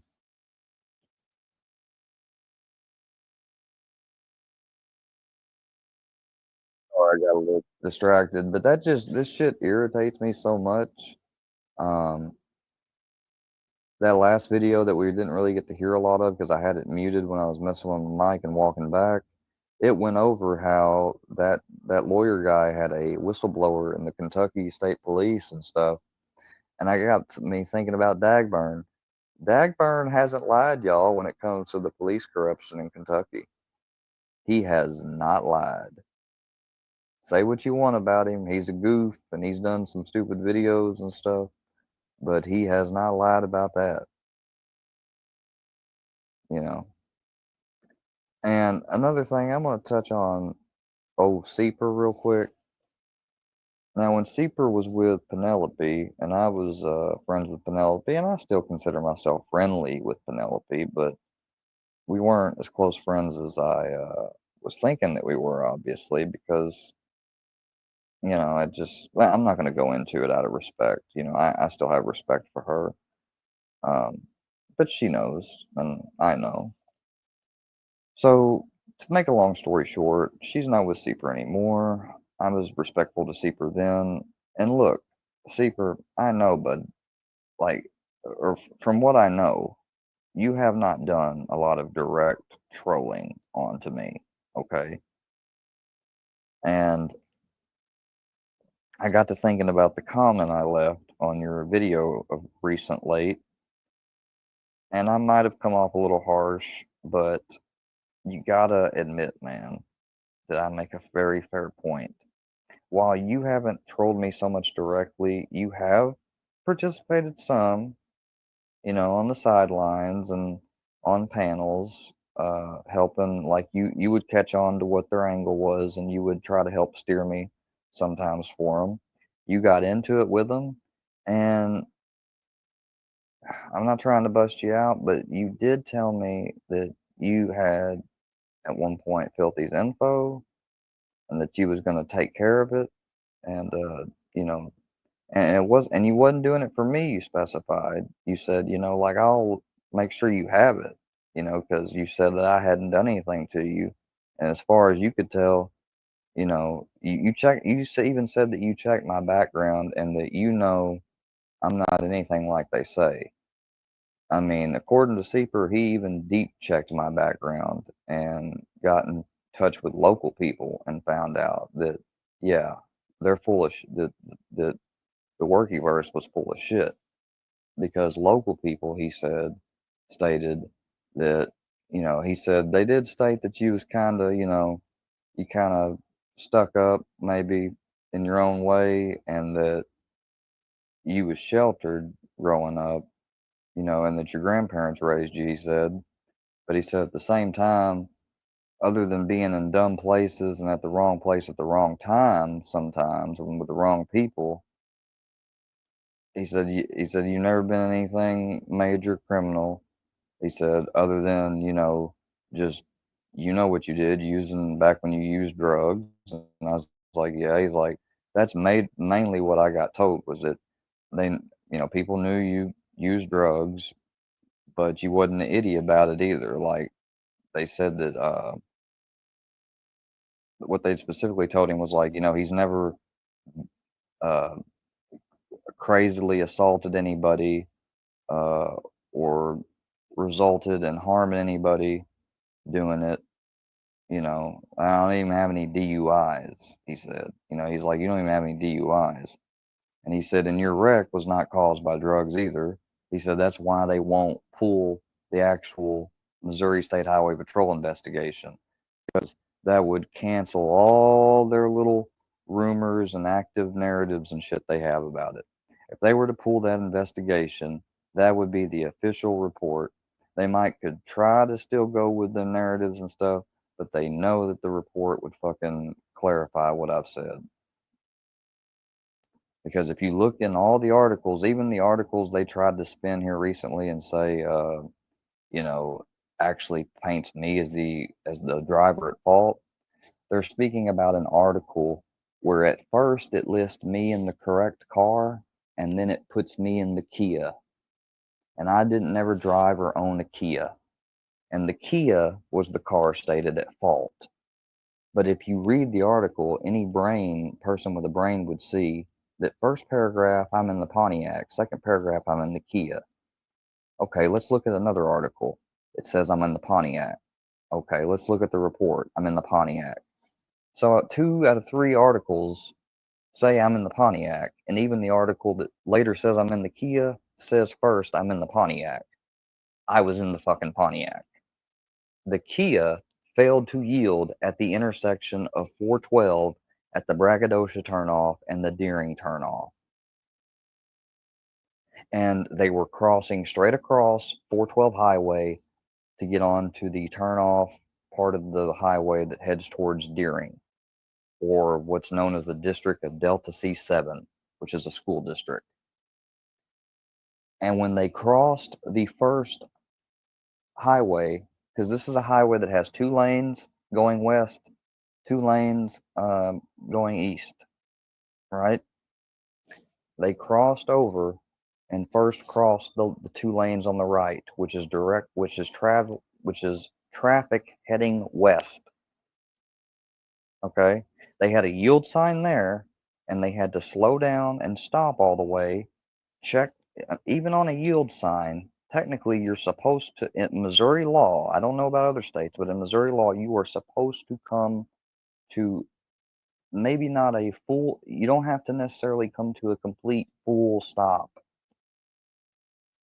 unless you see traffic, you know, if you see traffic, if it is not completely clearly visible, no traffic, you're supposed to come to a complete stop and yield to the traffic until it crosses and gets out of the way of where you're traveling to, where you're trying to cross. Once it's out of the way, then you can let off the brake and go right on across. If you're coming up to the yield sign and there's no traffic, you slow down almost all the way to stopping, double check to make sure nothing's coming, and then you can ease on right through and you don't have to fully stop. They went across the first 2 lanes, and then they came into the median, which was another yield sign because you have another 2 lanes of traffic to cross, and that traffic is going east. I was coming on that highway going from west to east, traveling from Kennett, Missouri back to Hayti, Missouri at approximately 10:20 to 10:30ish in the morning, was about around the time that I was crossing this part of the highway. I wasn't supposed to leave work that day originally until 11 a.m. That was when I was scheduled and everything. All my work was done by 10 a.m. that day. I had nothing left to do. I insisted on doing a few things, though, that I could do to prepare for the next time I came through, which I did. And then I took off around 10:10-ish, close to 10:15. 15 minutes traveling down the highway until I got to that point, and then that's when the impact happened. When they came to the median middle, they probably came to a full stop, I would think, because from what I remember and can imagine seeing, is they came, did a stop, and I would think looked both ways, but for some reason, even though looking both ways or whatever the case was, I don't know because I wasn't in the car with them. I was right there, and I looked over, I noticed them, you know, out of the side, but I'm thinking, you know, I mean, I'm this close, you know, and I don't have anything that says slow down or nothing, so I am continuing onward with my cruise control set. I start to see their car slowly edging out, and this is my quick second to half, 2 microseconds of notice, observe, and then react. And I could do nothing. I could hit the brake, but when I noticed, observed, and my reaction was, and this is exactly like I told the police, I said, I saw them edging out. My brain processed it, and I said, oh, and all I could think was try to avoid the front of the car. You know, like, that's the last thing I thought in my head, like, try to go that way, you know. So I turned my wheel to the left and hit the brake at the same time so that my car would be, hopefully by the time you know, it would be near their back end. I'd be more hitting, my front end would be hitting more their back end. And which that's not the case. Like, that was my reaction and thinking, but the reality was when we hit, it was a perfect T. Like, they could tell that I did turn my wheels to the left, but it was like it was too late, you know, like you were hitting. I didn't hit them in the front, which is what I wanted to avoid, because your brain can't process the fact that by the time when you finally hit, you know, it's going to wind up where it's going to wind up. and we hit. I remember going black, but I could still feel movement, and I felt my body and the car spinning. And then I finally felt it stop. And then it was just kind of black and blank for a few moments. I finally come to, and I look down. The first thing I see is my Nike pants are ripped at my kneecap, and I've got blood coming out of my right knee. Not like a gush of blood, but a stream, a line of fresh blood. I look around. I'm buckled. I am perfectly placed. I know I'm getting into this wreck, but I need to. Okay, just let me do it. Let me get it off my chest. I'm perfectly placed on the left side of the highway of where I was traveling, but I'm facing the wrong direction. I'm facing west, which is where I was coming from. So I am turned around opposite on the highway I traveled, and I'm on the left side pullover spot, the little part of the highway where the white line is, and then you have a little block of cement just big enough maybe for a car to sit or whatever to pull over. And then you have the ditch and stuff past it. My car stopped perfectly right there. I mean, so if two cars was coming after me, they would have been able to keep coming, and I wasn't blocking the highway or nothing. I was like perfectly tucked, safe in that pullover position, and somehow was perfectly perpendicular. I tried to look around for the other vehicle, and I couldn't see it. I had no eyes on it. Could not see it at all. And so I then unbuckled my seatbelt and noticed my phone was on the floor. I looked over to the school, and at the time I didn't see any humans outside or coming towards my car yet, which I would. And I looked down towards my phone, and I thought, let me get my phone. And so at first I tried to move my leg up, which I was able to bend my knee. And then as I kept bending it, I was like, I stopped. And I tried to straighten it back out, and it did, but it did with pain. And I was like, what the fuck? I was like, did I break my leg? And I'm looking at my thigh, and I notice my thigh is about a quarter size bigger than my other thigh. Like just the thigh part from like the top of my knee all the way up to my thigh connected to my torso. Just that area, not below my knee, but just that area. It's like swelling up, and but I see blood coming out of my knee, and my knee just made me think like, did I break my knee? But I'm looking at my thigh, and I'm like, what the fuck did I break? And so I tried to lift myself up with my hands pushing on the seat and pushing my ass up, and tried to see if I could put any weight, and I just put just the smallest amount of pressure and weight on my right foot, and I felt it go up my leg, up to my thigh, and just intense, sharp pain. I said, nope, nope, nope, nope. And I lowered myself back down. I said, nope. And I let the pressure off. I said, and I looked again, and I swear by this time my thigh had grown another inch and a half. And I'm like watching my thigh get more swollen and bigger as time goes on. I'm like, yep, I fucked my leg up. I didn't even know what exactly, but I just knew I fucked my right leg up. Because I'm looking at the dash, and I can see where my legs and body was thrown up against the dash. Like I literally see an indention underneath the steering wheel of where I hit it. And my head and face had hit the steering wheel. I had no airbag that was deployed in my steering wheel. I had airbags on my side, airbags on my passenger side. I had airbags all else around me that deployed, even the ones on the door and along the window and stuff that were newer, not in the older cars, but I had no main front facial airbag. And I remember literally looking down and seeing one of my teeth fucking, in my damn seat underneath between my legs as I'm moving around. And I looked at it, and I looked in the mirror, and I was like, I couldn't understand because I had no feeling or sense at all that I lost teeth. And I look again, and I'm like, oh shit, I really did. but it's not hurting, you know. Then I thought about it. I used my left leg since it wasn't really as hurting or swelling up. I grabbed my phone with my foot.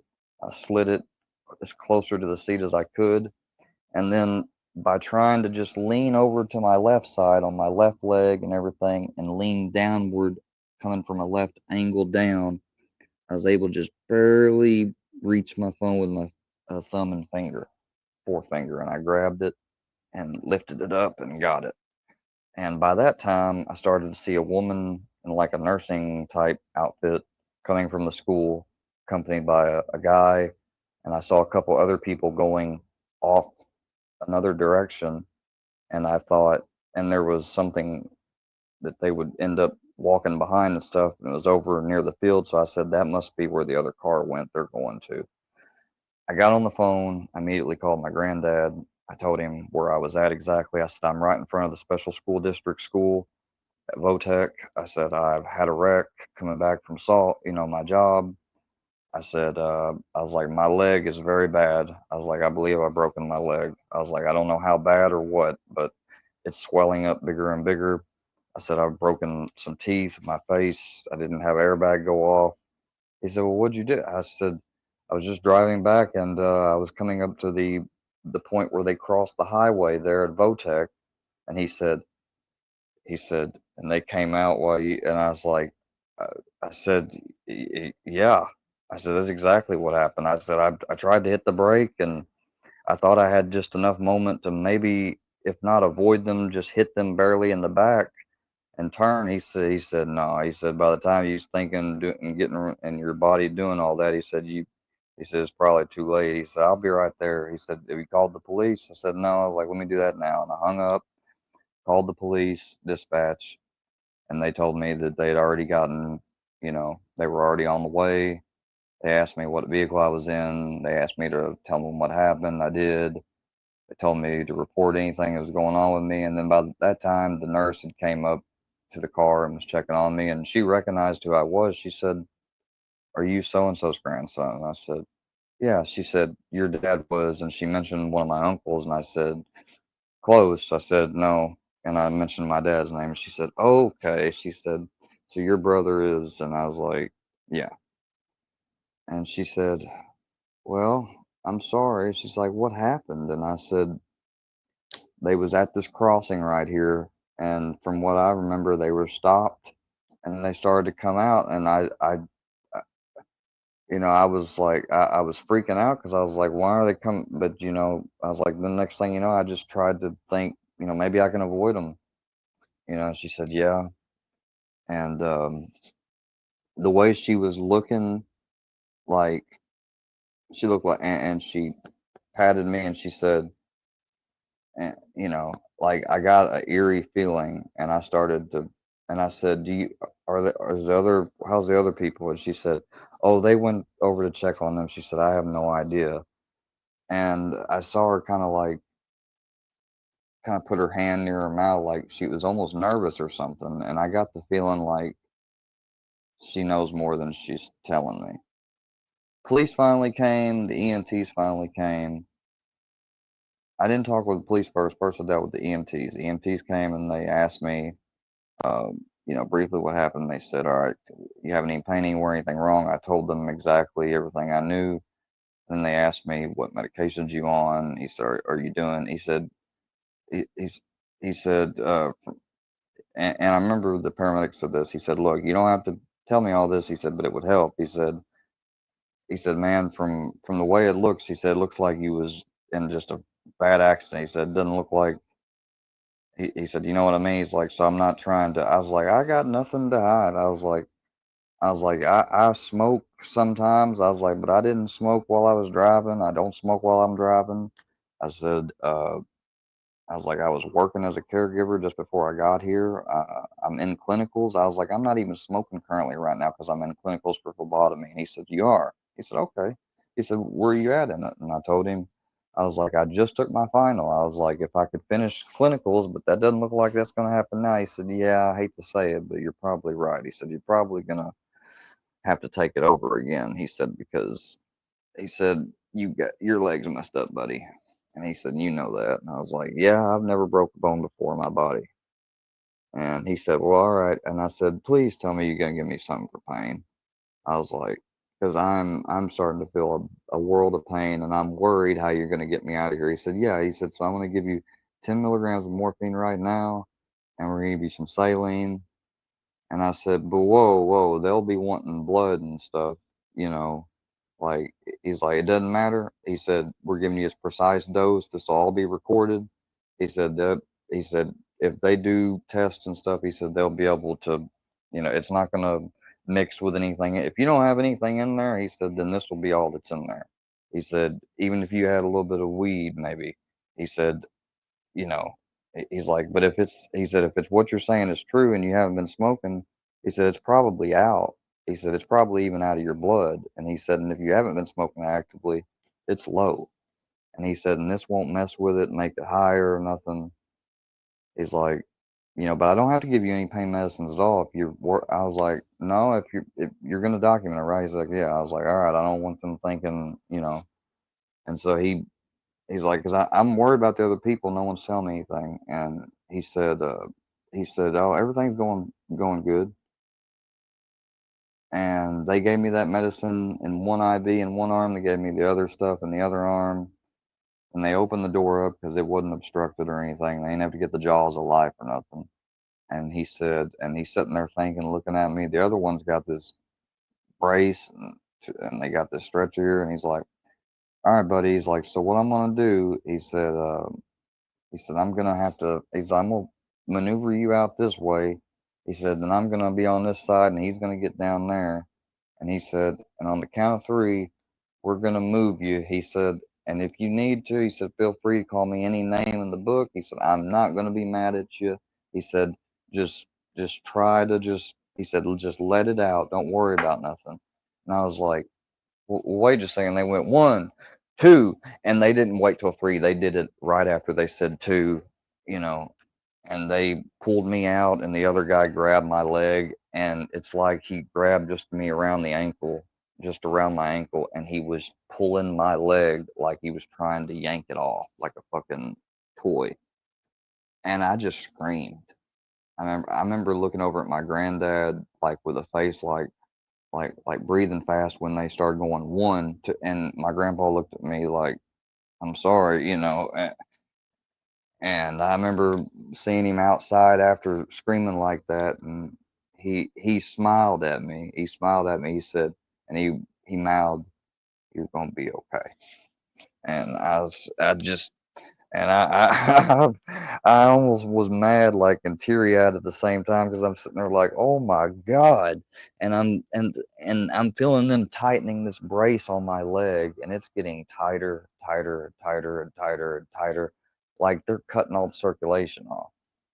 Come to find out, they do that because they don't know if I'm bleeding internally there, or they didn't know at that time really if my femoral artery was messed up or compromised. I wasn't bleeding a lot or anything though, but they still put tourniquets on me and all that shit. So aside from the tourniquets and then the brace with the built-in tourniquets and pulling my leg, you get how I was feeling at this point. Then they put me in this ambulance on standby, and I'm sitting there, and I see the first state trooper. But right before he came in to speak with me, I heard 2 people outside, and I heard one say something, ask one to another, and I couldn't really make it out clearly. But then I heard the other clearly say, "Yeah, we've got one in here seriously injured." He said, "We've got one DOA, and we've got one that's currently being airlifted out." And I sat there and thought to myself, I said, "One injured, one airlift." I said, DOA. And I thought about it, and I was like, dead on arrival. And I just thought, it clicked. I said, dead on arrival. And at that moment, I just went. I really, and just to make it clear for everybody, I am not the first person that's been in a accident. And regardless of the fault established by investigating authorities, the others, neither. Sometimes it's the others, sometimes it's neither's. Sometimes it's, the person that would be in my case that remained alive. But not all the time is it a negligent case of it's their fault due to negligence or recklessness. Sometimes it's just their fault, um, not through intentional recklessness or unintentional. That's not my case, though. It wasn't my fault. But regardless, at this point, when you hear the word DOA and it clicks what it means and the reality set in that a human life has just passed in a situation you're involved in, it wasn't me starting to worry about, like, oh my God, what if this is my fault or whatever. No, it was, oh my God, somebody was dead when they got here, instant. And I just got to thinking about it, and the feeling I had was I don't want to be my name, my full name. I don't want to be me today. Like, why? Like, why didn't and immediately what I started thinking was, why the fuck did I have to leave work early? I could have insisted and argued and said, no, we had an agreement that I work so much and that, I want to keep my commitments, because there's a person that paid me half of my salary still yet the whole year I didn't work and I was in rehab just to make sure I had money every month for stuff. What kind of boss does that? Not many bosses do that. Somebody who's a boss and a friend. So I really wished, and I started hating myself at that moment because I wish I had made myself stay at work because I would have avoided them. We would not have met up at that same spot and it would have been avoided. Now, it doesn't matter. It doesn't mean that the same thing might have happened a month later, either with me or somebody else. The fact is, that wouldn't have happened that day.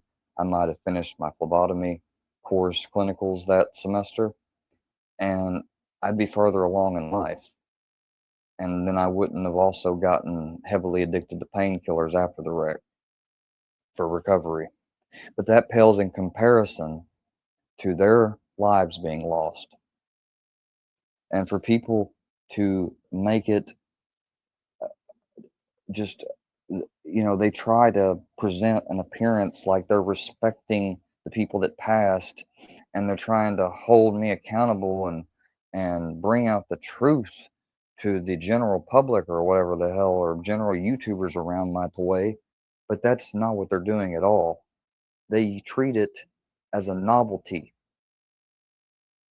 There's a reason none of them have ever gotten the highway patrol report and shown it. They say, oh, he said that a daughter visited them. On closer inspection, they had no daughter. No, but they had several sons, didn't they? Daughter-in-law. Point rested. I was in an automobile accident that was tragic. I'm sorry if I assumed they was a daughter and instead was just a daughter-in-law. But Dee's lied on Harlow's the other night and said that I said that she visited me. No, I did not. I said I got a phone call from her in the fucking hospital room.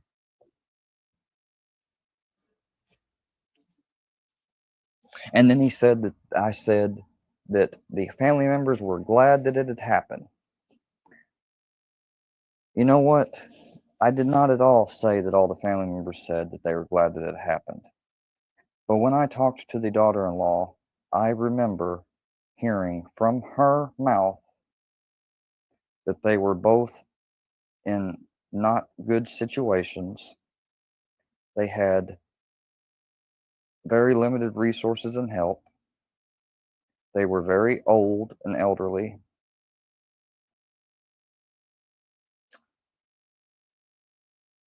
I'm not sharing every exact thing she shared. I'm just not going to do it because part of that's my fault for the reason why it is being too open when I first came on. So I'm not going to divulge personal stuff like that. You just need to understand that they wasn't, of course, happy that it happened. But compared to the other realities and things that they knew about and was concerning and afflicting those people,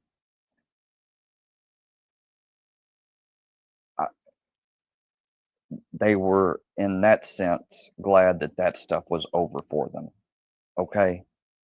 And it shouldn't have to be explained, but if I don't, nobody ever will, even though I'm sure anybody can relate to what I just said that has old parents in a crappy position like that, or has known somebody that had older people in crap positions like that.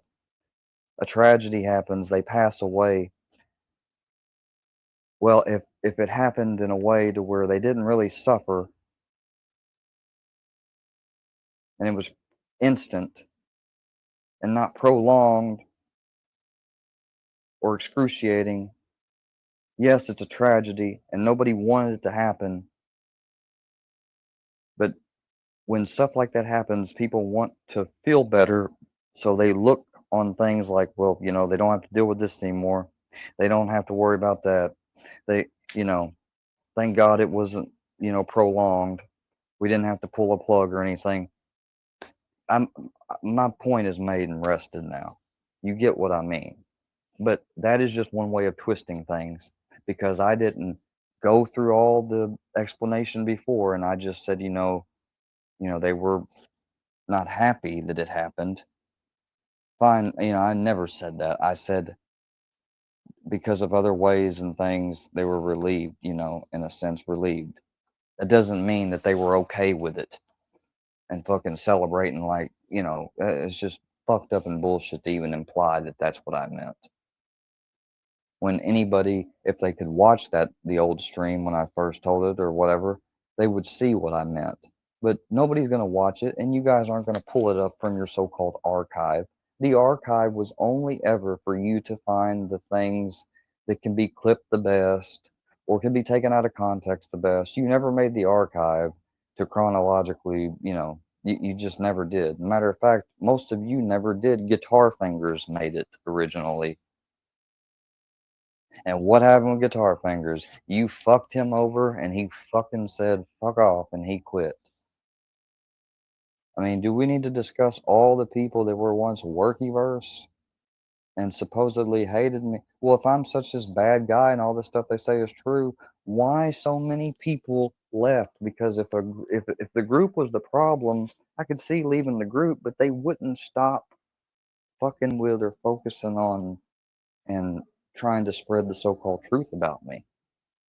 If they was really in it for those reasons from the beginning, which they weren't. And they know they aren't, and they're not going to admit it, and I don't want them to. Because just the fact that they recognized y'all's bullshit finally, and they saw the writing on the wall, some of them straight up left because you guys started going too far. The 5150s, the trying to fuck with my school. How long in the first year of 2022 when I got on here, the last half of it, did y'all say you wanted to help me? And that you were for sure I was on drugs actively, even despite coming on here and sharing the fact and having an ironclad story of where I went for rehab treatment. I've got photos, I got receipts, I got certifications and graduations of completing not one, not two, but 3 programs, along with a 30-day stay voluntarily by consent at an inpatient psychiatric treatment facility to be diagnosed, observed, and to fucking get help because I almost fucking literally killed myself. I did all of that, not no court order, not no threats from family. Nothing. You know why? Because I realized at that point I had said no to help and I had tried to get help and failed at 2 different times and places and facilities. And I knew coming close to that death like I did that, first they tried to gauge my mind and they told me, they said, we were just gauging, where you were at with your awareness and acceptance of reality and what you needed. Because at first they talked about, as soon as I was getting out of ICU, they discharged me and they said, they suggested outpatient. And I immediately jumped on it, of course. And she started to walk out, and she said, no, I'm not even going to do that. She's like, I don't want to take this back like that. She's like, I'm just gauging your mind. She's like, look what just happened. And she's like, you don't need outpatient. She said, if I take this back, she said, they're gonna make sure that you get treatment. So, I mean, would you comply to some serious treatment, of your own free will? I think you would like that better. Um, she said, I was like, you mean like substance abuse? She said, well, yeah, that, but she said, I think you should also should see. She said, there's a good place in Kansas City. And I said, and before she even finished it all, I said, well, I just said, well, I see more than just one doctor. She said, yeah. And I was like, and this is not gonna make me like, uh, committed and to where I can't control my own affairs. She said, no. She said, now, if I take this back that you're wanting to do outpatient and get out of here as quick as possible, like you just acknowledged, she said, she said they might ask you one more time. She said they might just go ahead and go with it because she said they got all they need to get a court order if they need to. And I said, no, no. I was like, I know I need treatment. I was like, but you gotta. I said, but you come to me with outpatient. I'm like, my first mind, of course, is gonna say yes. I don't want to really have to go. I was like, but I know I need to, and so I consented voluntarily, and I went. And then to come on YouTube after being home for 2 years, being piss tested, even after coming home, like just because I came home doesn't mean my treatment stopped, you know. And then I finally got it finished last year. I got off of fucking Suboxone. I got off of Ativan after having to do hula hoops and jump through loop-de-loops because a woman who pretended to be a friend but was a buddy troll decided to take what I shared with her and give it to the Chunkyverse, which that in and of itself, I was talking about with my counselor and stuff. She said it's funny how they claim to, care about your drug issue and maybe if you still had a current one. She said, I'm looking at.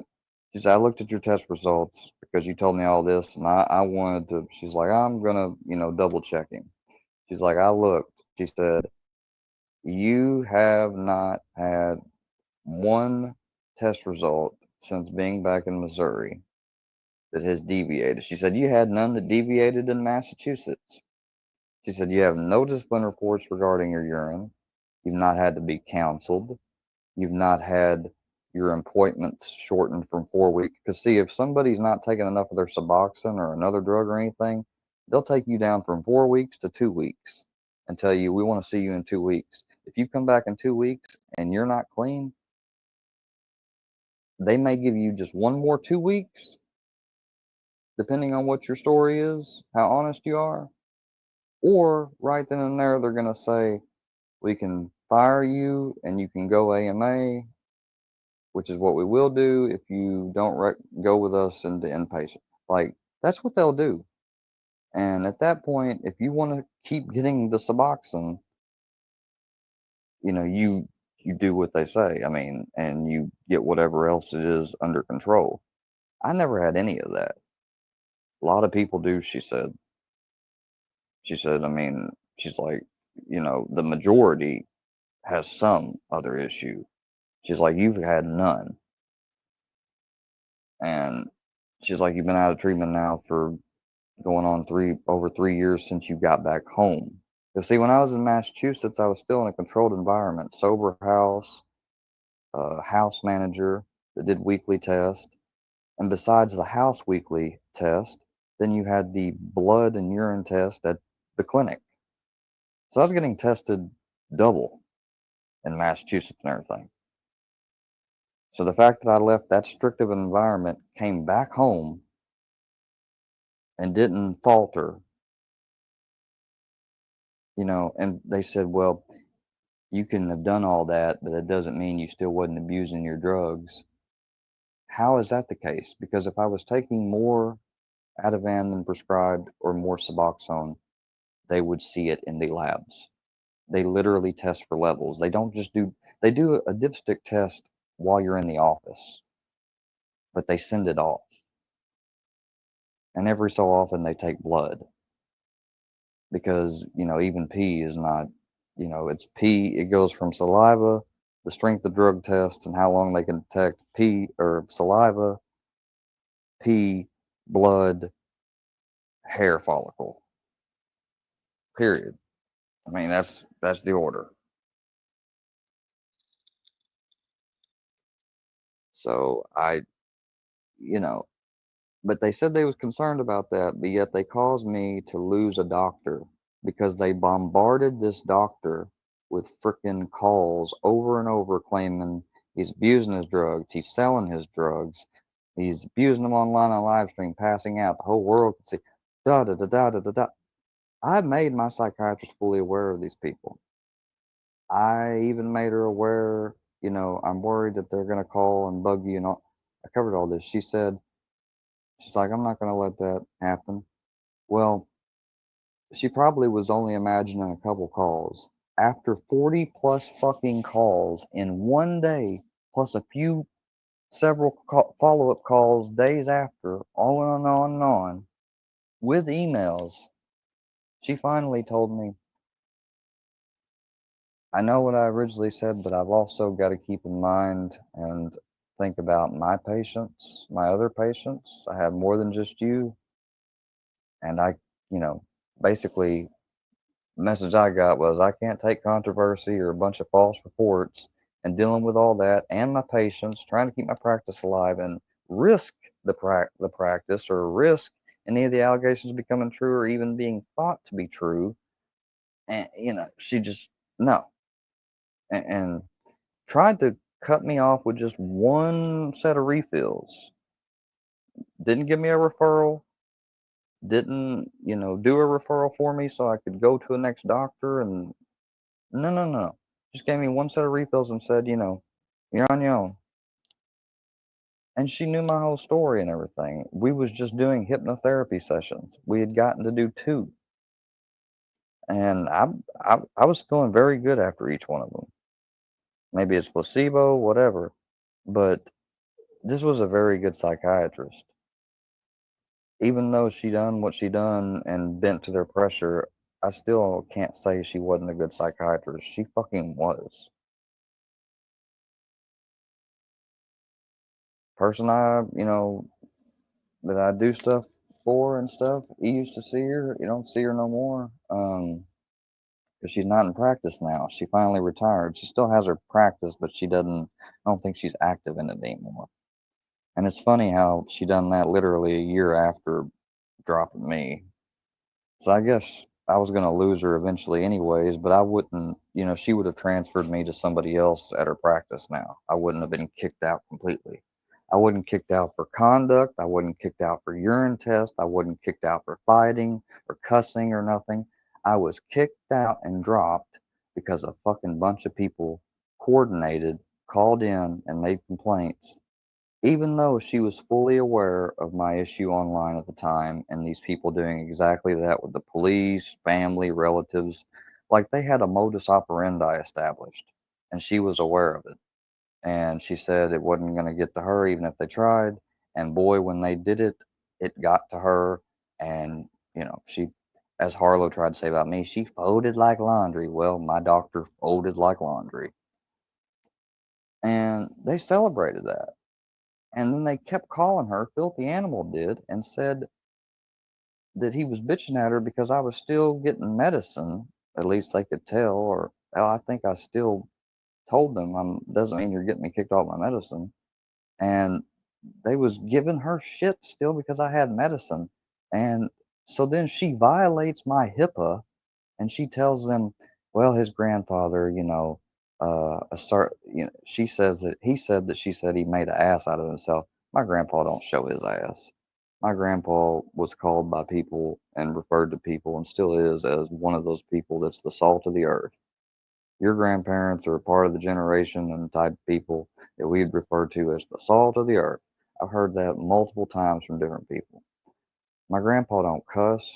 My grand my grandpa occasionally will say damn or shit at home amongst his family in rare circumstances. He does not cuss and say F GD, mother ever, anything else of the sort. And he does not say damn or shit when he's out in public for sure. He doesn't like cuss words. He doesn't like shows or TV shows or anything with cuss words, really.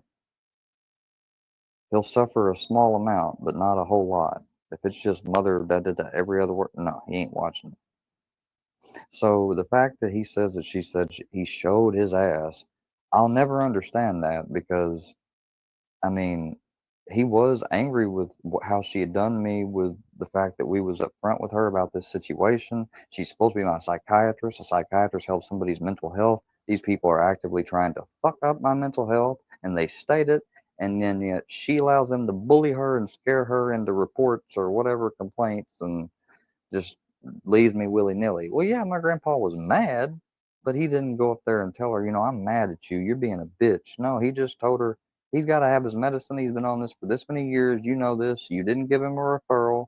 We're trying to find one. It's like doing a needle through a haystack with these other doctors that he hadn't been seeing regularly. They got other stuff going on.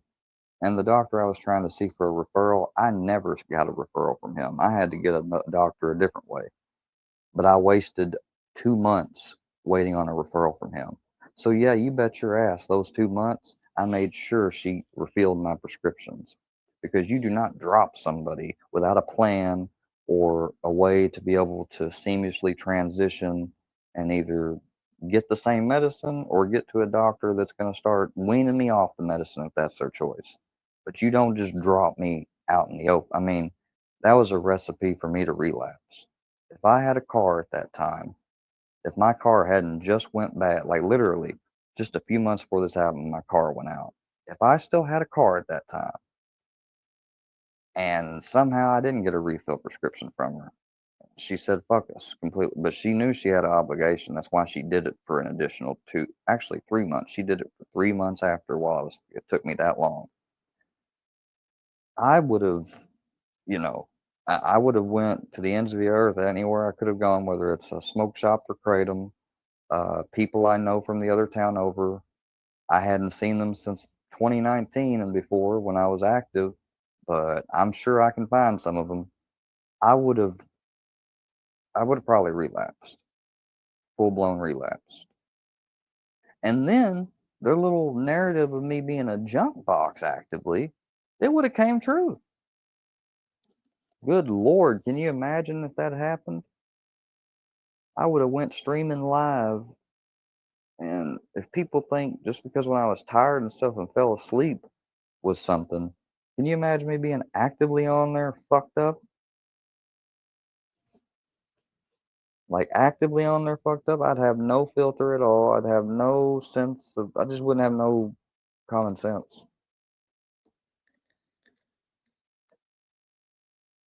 Like I would have gotten 5150 more probably. Hell, I probably would have ended up maybe even getting, worst case scenario, if I relapsed, I could have even gotten in trouble, because if they suspected I relapsed, they'd for sure be fucking calling the cops on me. If they knew I was still driving, oh fuck. Just my circumstances in life really took a turn for the worse then, but in a way, it kept me in a little space to where I was protected. Like I didn't fall off the deep end.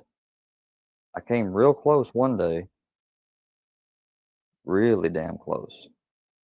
And only through the power of God and through the power of what we may call coincidence, not really coincidence, but I see it as divine intervention, that shit didn't happen. And the divine intervention wasn't, in a rosy colored way either. It didn't just nicely keep me from falling out. No, I had to suffer the trolls being successful and allowed to do a fucking call into the police, so that way I would be interrupted before I would damn relapse. And that's exactly what happened. And while that shouldn't have happened and that was a wrong thing to do, and they didn't do it because they knew I was about to relapse, they just did it to harass me again. This was probably the 4th or 5th time they'd sent the police. And I wasn't just on stream passing out or with a bag of white powder like Charlie tried to lie about one time. They had no indication of anything. They just randomly called, and it just was at the same time I was about to fucking relapse. They'd love to probably say, well, that we take credit for that. If it wasn't for us, he would have. That was God. God used their attempt at harassing and upsetting me to go live to interrupt and keep me from making a bad decision. So I don't thank them. I don't give them credit. I give it to God.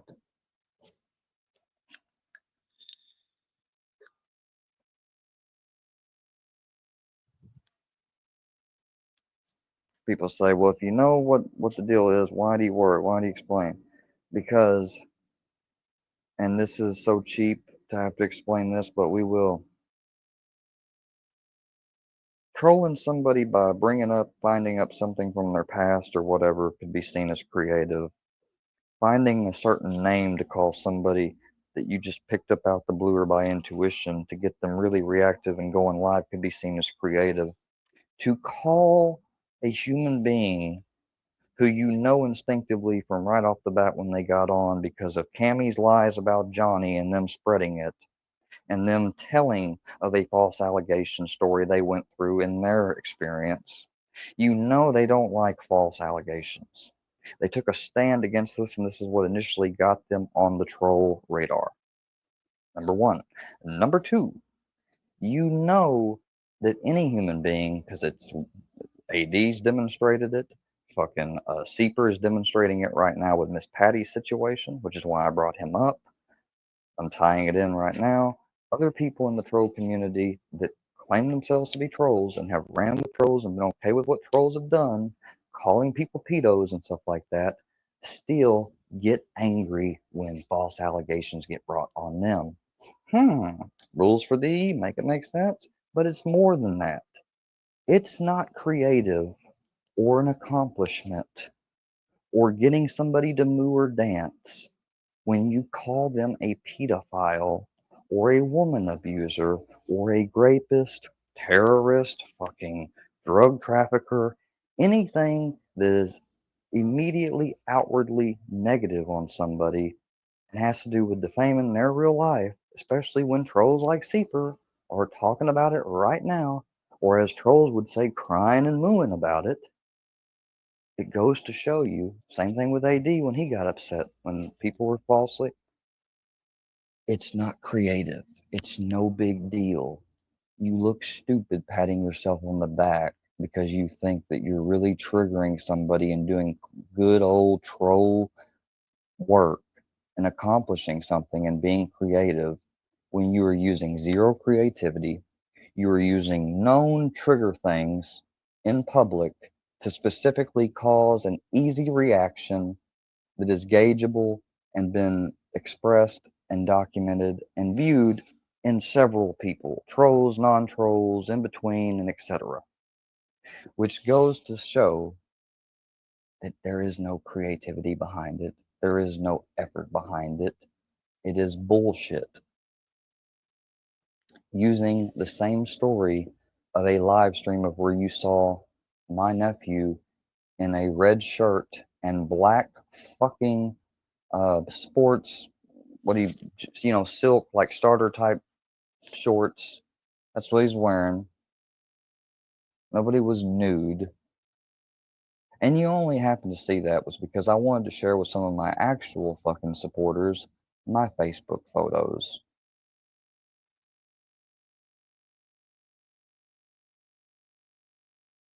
You find a picture of me that you get from Ghost of me in a wheelchair from my Facebook. Sure, of course, you cut the picture off to crop the parts where you could make out and I could circle the wheelchair. Hell, I could actually get the regular picture and do it if you want me to, but I don't need to. I'm in a wheelchair recovering, and my nephew is a newly born fucking baby. Well, at that point, he might have been 2-3 months. He wasn't newborn, but he close enough. And he's holding my girlfriend, my ex-girlfriend now, but my girlfriend at the time's necklace charms. He's playing with it because it's objects and it's interesting to him. I'm sitting and taking a selfie with him literally just on my knee, sitting in a wheelchair. No arms around his neck or hand. But yet, what do they say in the comments? Look at him gripping that baby around the neck and, oh, the monster. All I'm doing is sitting there posing with my damn new fucking nephew. My first time visiting, getting to see him and hold him and smiling. As my ass, femur, and knee is broken and recovering in a fucking wheelchair. But that's supposed to fucking equal, oh, see guys, he's a pedo, we told you. Look at the monster. Like, come get the fucking real. So what about these public photos we got public, not private through having a mole get them, but these public photos we got from a troll who after trolling for 2 years didn't think, maybe I should private this fucking Facebook. What about the pictures with him and children? But did you see me fucking go around and say, oh, look at this monster? It's fucking, it's family, for Christ's sake. I mean, what does that say? And I'll just address you. What does that say really, DB boy? When you have done and labeled all this to me, and the only thing I've ever done and pointed out again and again, because it's true, is your abuse of 2 of your past relationships, wives, women, and baby mothers that you fucking abused to the point to get a felony level deep. Like, I got a friend got 2 misdemeanor DVs, all right? Because, nobody got any broken bones or went to the hospital or anything. You got 3 felony level DVs. At least 2 of them probably with, I'm going to assume, well, one I know, but the other one I'm going to assume too is probably a mother of yours. And if that's the mother's and you're the father, then God can only wonder, unless maybe by the miracle of God they were with another family member at the time. But considering 3 different instances of DV, I'm going to assume that at least by odds of elimination and guessing and just statistic thinking, one of those fucking instances, you did violence, if not maybe 2 or all 3, in front of children, did violence to their mother. They don't make you. I looked further into it because at one time I kept bringing up this account that he had to pay restitution into. It said Child Abuse Multidisciplinary Fund. And I claimed, oh, he must have done child abuse. That was short-sighted of me. And I mean, I read it. It was there on the record. I'm angry because this guy's constantly threatening and screwing with me. So, no excuse, but just giving you the mindset of why I jumped to that conclusion. Upon looking further and further, there's no explicit child abuse charges, but I also found out that they could have established in the court or whatever through proceedings, children were present, and so that is why he had to pay into that fund. On one of them occasions, they was at least present. We know for a fact because he paid into that fund. The other ones don't really show as much as that one did with the information. I'll double check. But he paid into that fund. It's pretty damn good chance that someone was present under, And that's just scummy. And that's all I've ever said about you, dude, because that's all I've ever found public information on. I've never claimed you're a drug trafficker. I've never claimed you to be a pedophile. I've never claimed for you to be a rapist. I have never claimed anything false about you, Mustard Squirrel. I'm sorry, DB boy. I don't address you by your stupid fucking troll name. DB boy. I've never claimed anything false against you. Not one fucking thing can you name. That comment, she gonna get gang raped. I don't give a fuck if it was she gonna end getting gang raped.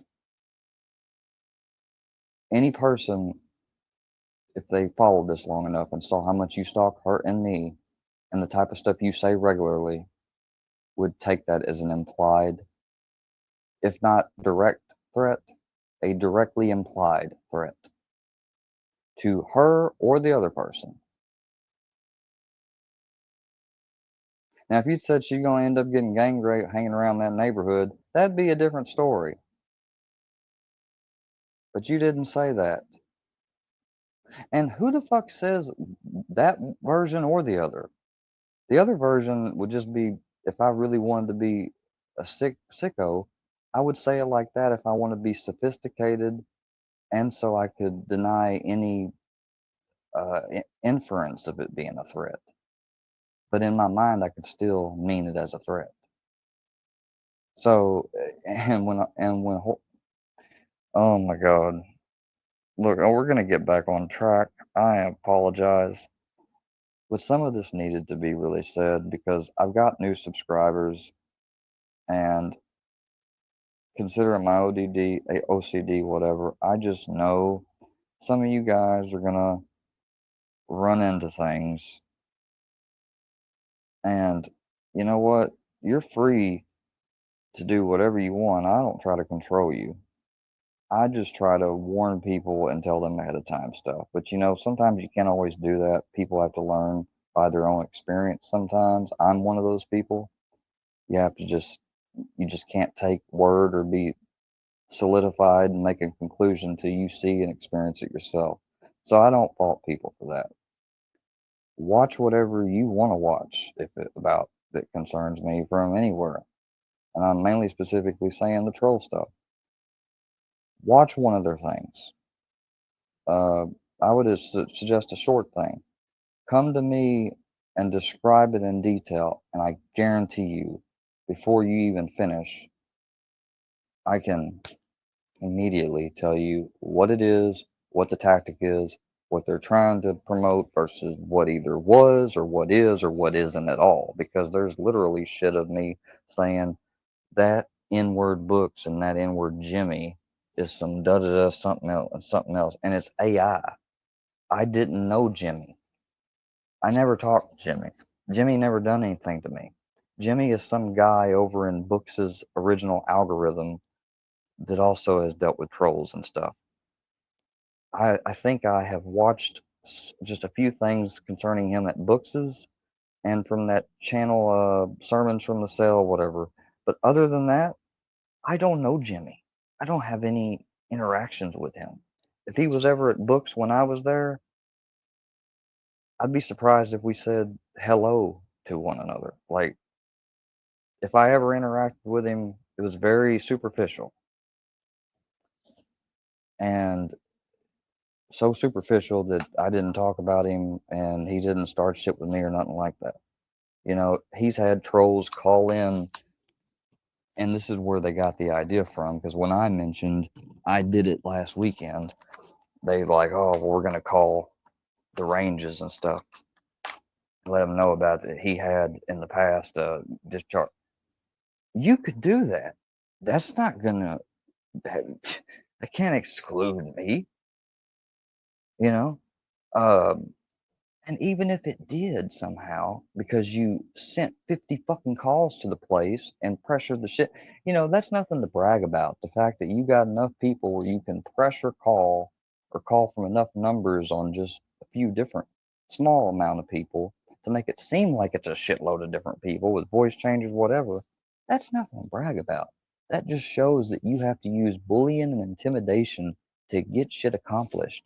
You've got nothing of substance that could make someone look at it and be like, oh shit, like where you ain't got to say a word or try to convince them or nothing or have other people call in. Imagine if you could make one phone call and explain or show something and be direct about it without lying or anything and could accomplish that goal.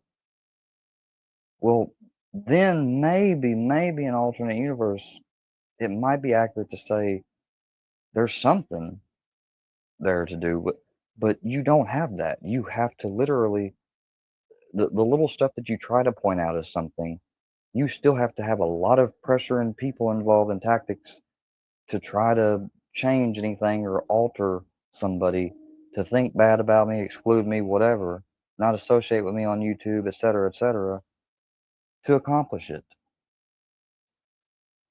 And when you premeditatively threat that stuff, and it's out there, and it's out there where you threatened it in the past and things, you know, the collection of evidence, a file for me to just go in one instance here and give maybe one paragraph or two and that's it and send it off, that's all I have to do.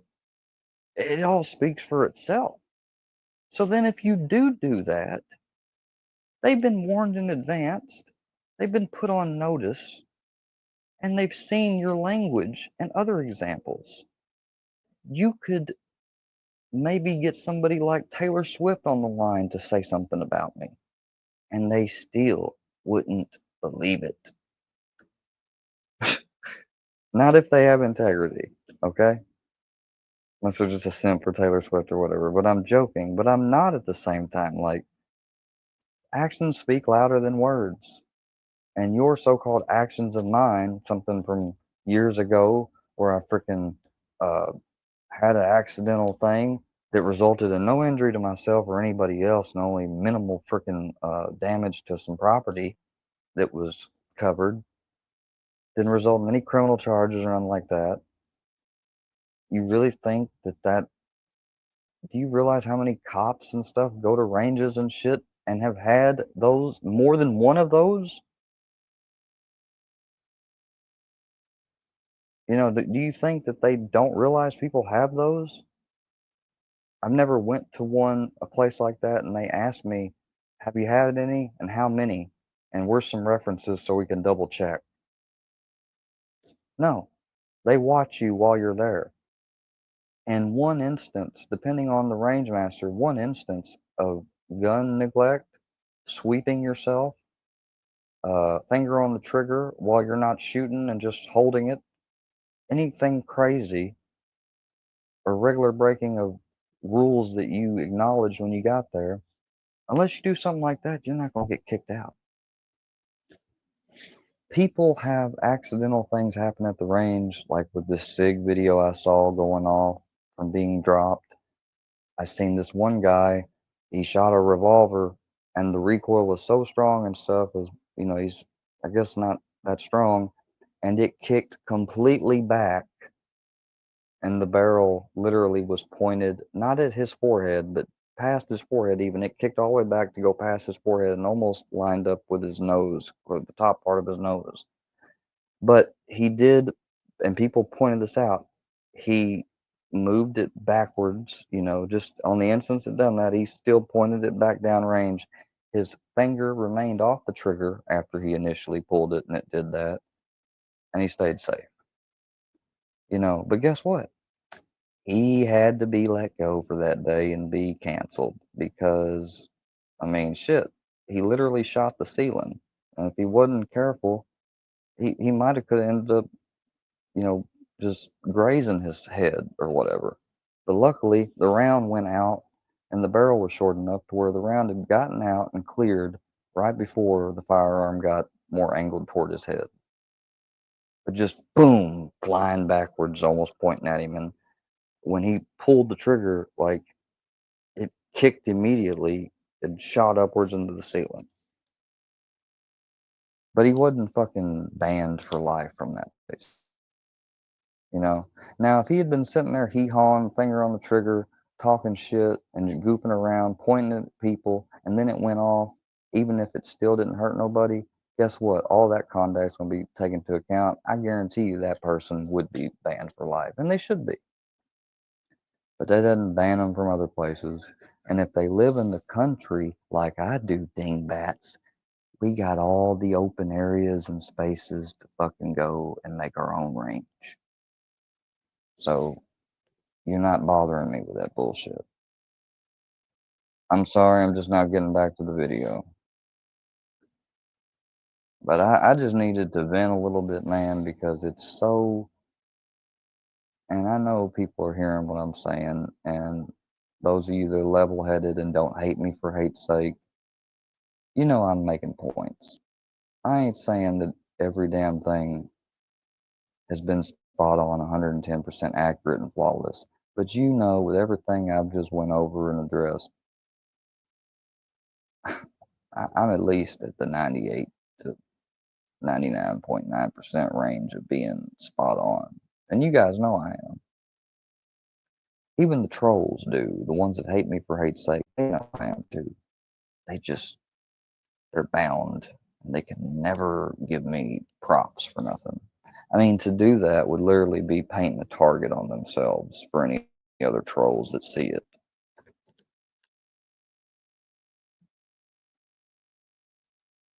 Hey, good night, everyone. Damn it, I am so sorry, fucking Ice. Impeach. Goddamn, brother. I'm just now looking at messages. I've been doing better with the chat, but I was just in a very long fucking venting session. And I apologize, Impeach. You're gone now, but if you are still here listening, just know I see you. I appreciate your support. Any woke joke Devato eaters in here? I'm going to bed. Just want to say square. Hey, Impeach. Appreciate it, buddy. If you have drugs, you must share square. No, I don't have any currently. Not any. I mean, if you want to call THCA flower drugs and Librium drugs, I guess technically, but they're not any drugs you would want or care for. They're not no party drugs or nothing. That was a long time ago. Yeah, I know Chi-Chi, but I'm looking in chat and he's the last message he said before you said that one, so I have no idea how long ago it was he was in here.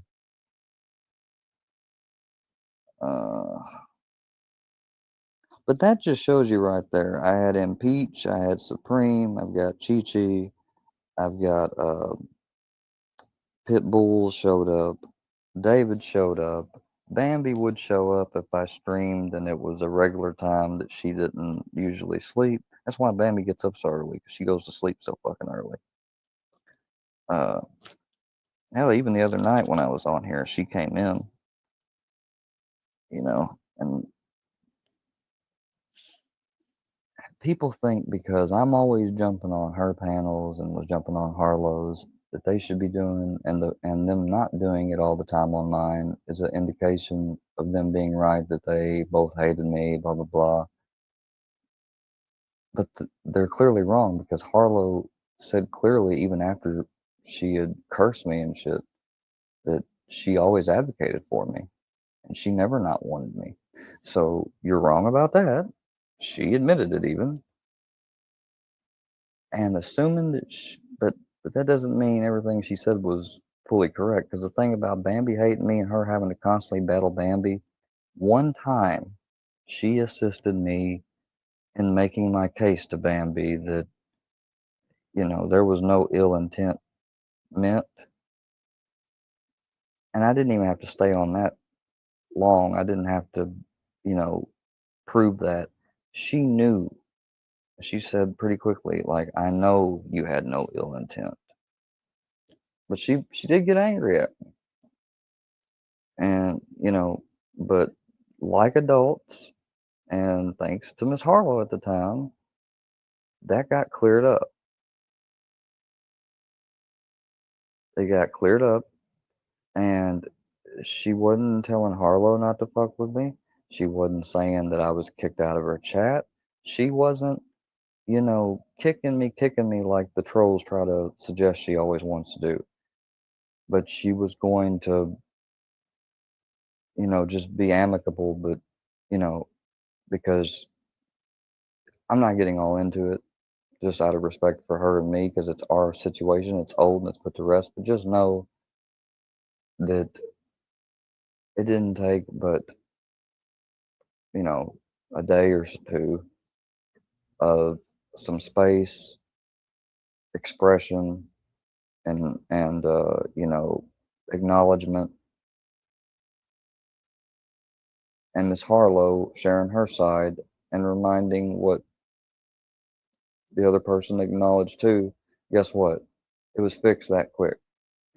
And other than that, Harlow, you know, not with my knowledge, and neither did she ever share with me that she was going to bat for me. And it doesn't make sense that she wouldn't share that because she knows I wouldn't get that and then run to Bambi like, why is like she knows I wouldn't have done that because when she helped me the one time that there was a small issue, she told me things and stuff, and she even told me later like I was going to see. She's like the other stuff was just to see what you would say and do, and she's like, and you showed that what they say about you regularly is bullshit about how you play games and just obtain stuff from people and play with people like toys and manipulate them. She's like, I don't know, that's not true because she's like that especially, and I'm not going into all details about it. You know, it's just there's no need. But I was tested, and not just once either. And other than that one time, there wasn't no big deal at all. Because I mean, I was still going to be allowed in chats and shit like that too. I was not being blacklisted, but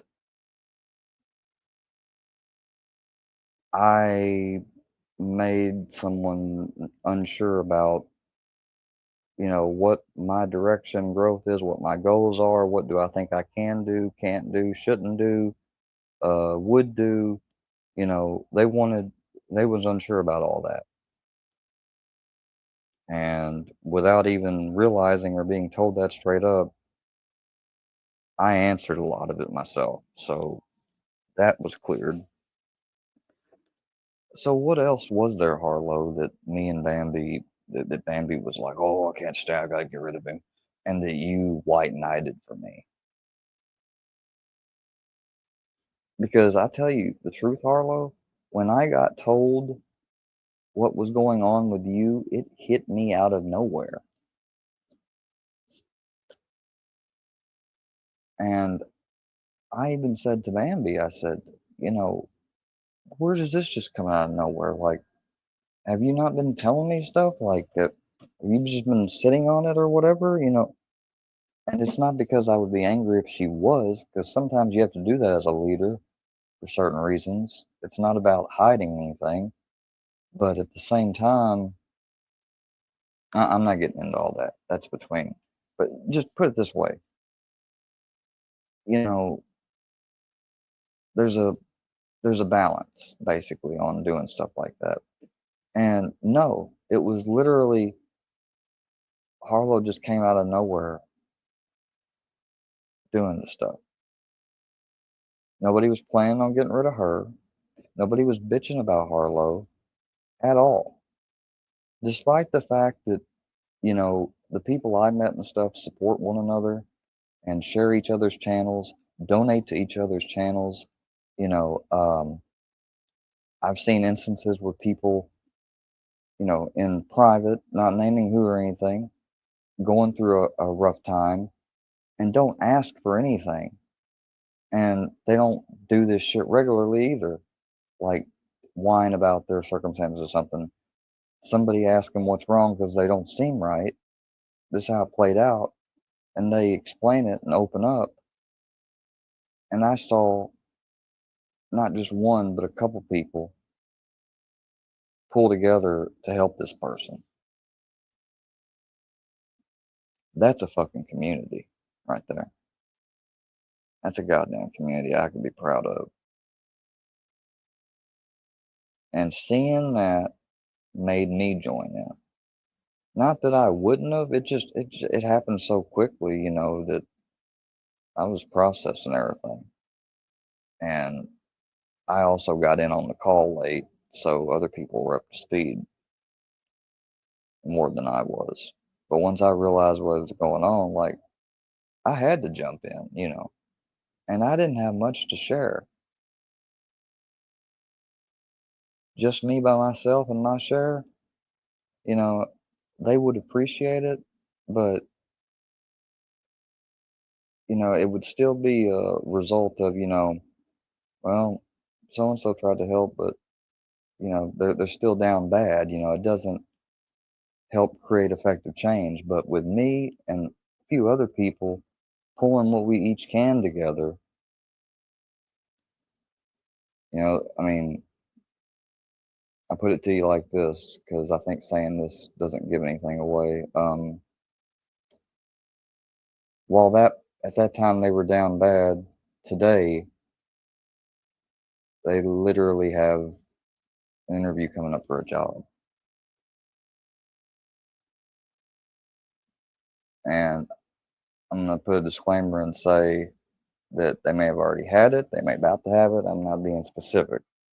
I'm basically telling you that I'm fudging up details because I don't know what all has been shared elsewhere, and the last thing I want to do is say too much to where somebody figures out who I'm talking about because it's no one's business.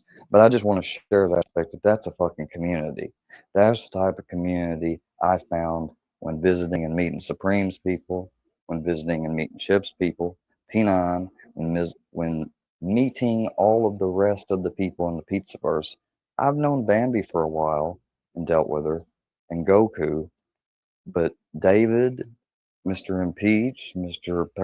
Pecoraro, Frank, the president, who else? M, K-Fam, not real, remember? Caden, as well as other people in the chats. I don't want to necessarily name because maybe they're on the troll radar, maybe they're not. I don't want to, put more people on radars. But a good 10 to 15 people recently I've met and, like really met and been actively daily getting to know and build up, rapport with them. And I like all these people, man. I haven't come across one yet that I don't like, and there's things about people I don't like, nuances or aspects, but if their core aspect is of a certain, essence, I may not agree with them on their political belief or belief on this, that, or XYZ, but if overall they're for fairness, equality, against, corruptness, and just in general, a good person, I'm not going to not get along with them. Whether they're in a group or collaboration I'm a part of, social group or not. Like, you could be in a trolls chat, and if I come into a chat somewhere and you're there, whether it's a troll or someone else's, and you're being fair, you're not jumping on a hate train, you're not going with the hive mind, you're being unbiased and, uh, just methodical and cautious and, not jumping to conclusions, assumptions, you're thinking with the scientific method in mind or, not thinking as a hive mind, I'm not gonna, I mean, how do I say this? I'm not gonna, just because you're not in my group doesn't mean like I'm gonna, and you may even come up with the opposite opinion of me, but if I see you come to it in a way that's not biased or, well, that's just square, so it's opposite what he says. Like, if it's not something like that, I, I, I recognize it, and in my mind, I'm like, that person is an individual. That person is their own individual. They may get some bits and pieces of information from CNN, which I think is silly or stupid, or maybe I think their bits and pieces of information they get from InfoWars is silly and stupid. But if they also get information from places that I do regularly look at for the news and stuff, and they take that into account, and they also weighed things and ask themselves questions and different, it just depends on how I see them operate. And if they operate in a way that's like balancing and, weighing one thing against another, those are just people that I just feel like I could get along with them. I would get along with them. I may not always agree with what they conclude or reach to their conclusion, but I know that they got there by thinking fairly and, not by just, like, I know that they're not calling me a murderer, you know, and somebody says, well, you can't. You're telling us that if somebody objectively came to the conclusion he was a murderer. Yeah, but for them to come to that conclusion, they would have to look at all the articles, get the actual report, read the actual report, not have ties to trolls, not be introduced or pulled into by trolls, completely unbiased, and analyzing it without being asked to analyze it by trolls or being paid off. And they somehow read all that and they said, well, respectfully, in my opinion, you know, but here's the thing, that hasn't happened in 3 years. I got a good chance of betting and willing to bet and risk it wouldn't happen. If it hadn't happened, it wouldn't happen. It didn't happen in real life in the years preceding up to me coming on YouTube. I live in a small town and area, as if that's not already known. Everybody knows small towns are gossip hubs. People know everything about you. Not once has anybody in this fucking community ever referred to me as a murderer. Not fucking once. Not the cops. And I'm talking about Highway Patrol, not the sheriffs, not the city police, not the clergy, not my friends, not the people that are friends with my friends and aren't my friends, not people that aren't my friends and aren't friends with my friends and straight up really don't like me. Even one of them that I used to get into fights with a lot and shit. Somebody told me that when they was talking with them, they're like, you're not gonna believe it, man, but what's his name straight up, said like there wasn't nothing he can do in that situation, like, and they said he's still a little fuckhead and shit, but I mean, and in that instance, I was amazed because I'm like, there's somebody that straight up does hate me, but somehow they got the mental capacity to not just, you know, because I thought they was about to say, yeah, like they're saying, because they said, you won't believe what they said about your record. I'm like, oh, what? He's like, no, seriously, like they took up for you. I was like, huh? Why would they have to take up for me? I was like, who was, he's like, well, people just talking about it, in general, saying what people thought. And I was like, well, any of y'all got the report? Is that?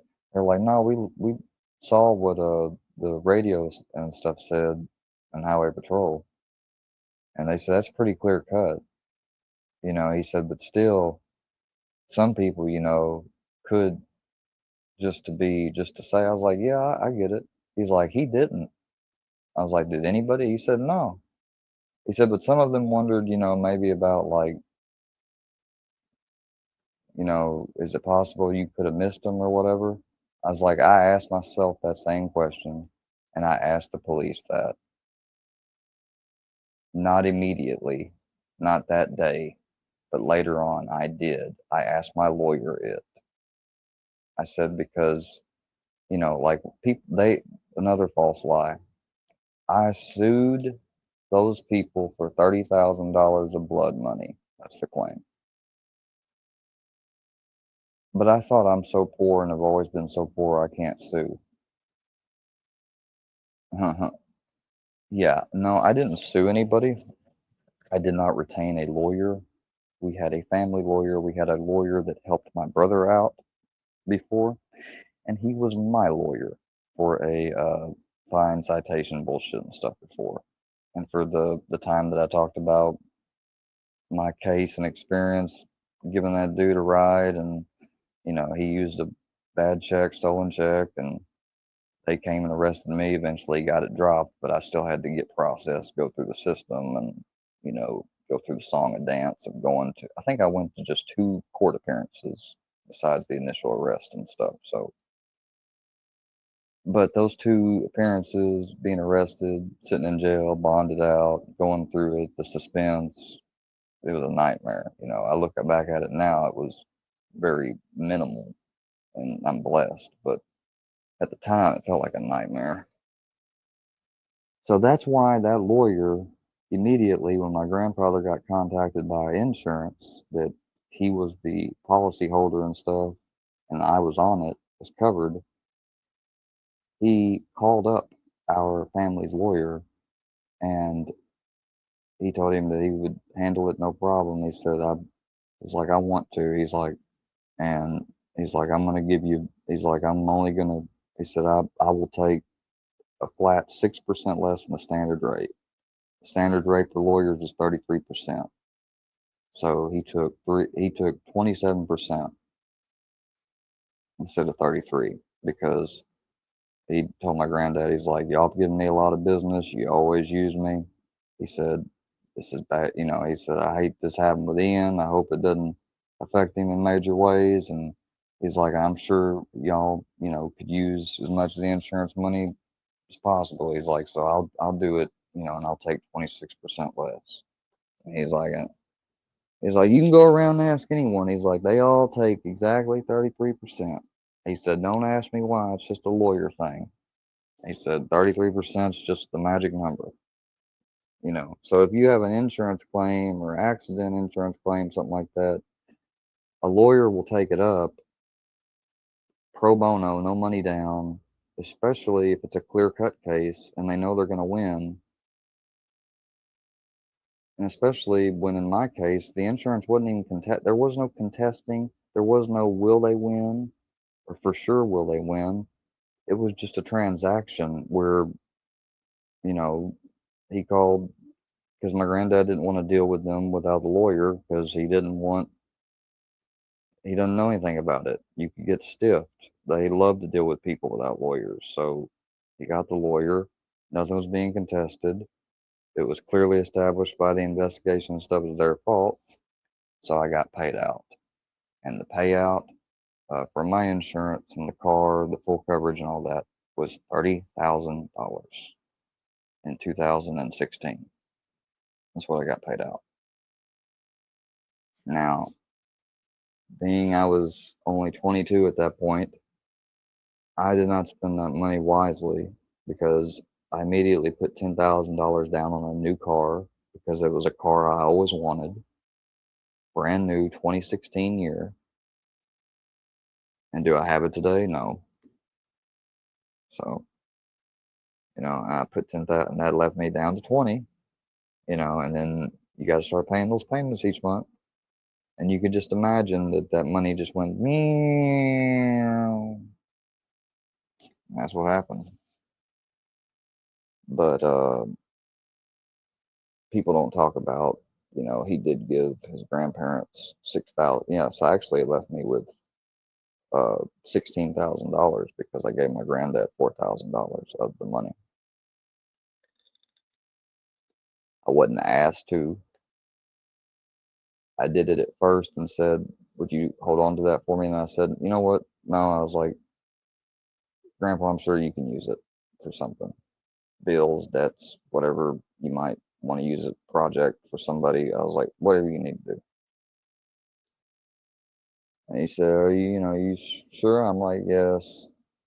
You know, my grandparents, if I had not had them, I would have grown up a lot harder probably. I might not have been so careless with money and stuff. You know, in a way, I kind of got a little easy cushion growing up, being raised by my grandparents, but that also came with challenges and things that were negative also because they're your grandparents. You know, they're not your parents, they're your grandparents. They have a really soft spot for grandchildren. Things that I probably, you know, slipped by with, and my brother, our dad and stuff didn't get to slip by with, you know. But in other ways too, you know, we didn't have some issues that maybe traditionally people would have either. So it's really hard to tell the trade-off if it's Some people are raised by their I mean, I was just about to say something, but it's probably, I can't say that because I've never seen an example myself. Most examples I've always seen of people being raised by their grandparents, there's an overlapping theme that they're babied a little bit, way too much than they should be. They can be spoiled and, just allowed to just do whatever and get away with stuff. That was not our case completely. I had curfews. Like, I mean, when my granddad started to figure out I was smoking, I thought he was going to kill me. I thought I was going to lose my car. And you know what? Maybe I should have. But he didn't because he's my grandpa, you know?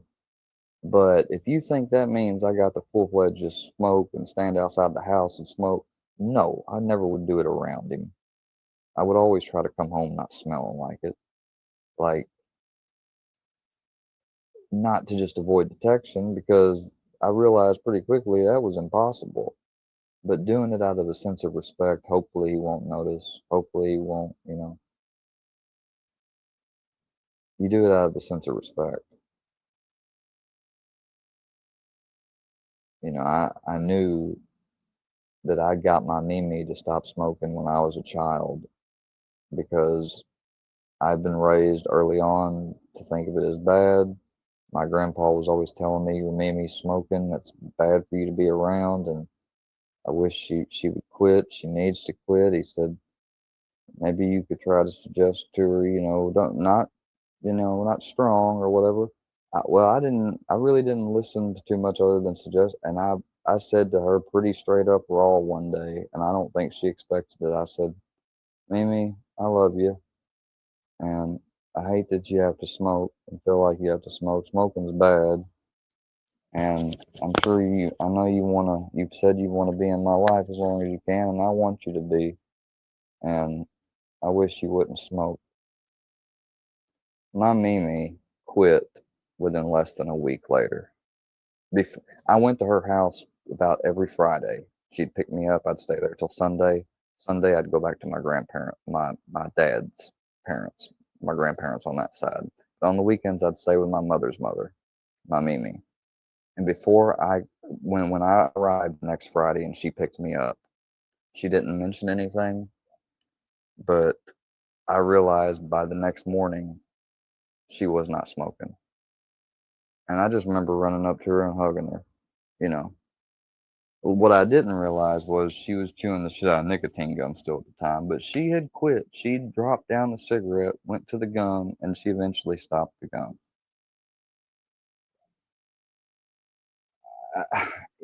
So to grow up and start smoking, I felt like a piece of shit. Because that memory was very ingrained in me, and I remembered I got my Mimi to stop smoking. Even after all the years she smoked.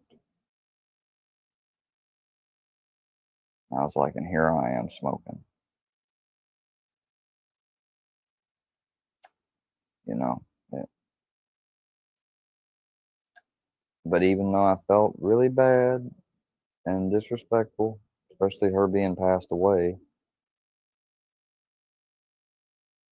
I didn't eventually quit smoking until 2013, 3 years after she passed away, and I switched to a vaporizer.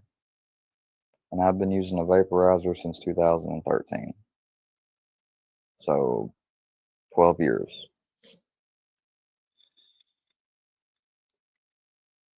I started back vaping when the main thing was those little 650 mAh rated battery EGO was the brand, pen vapes.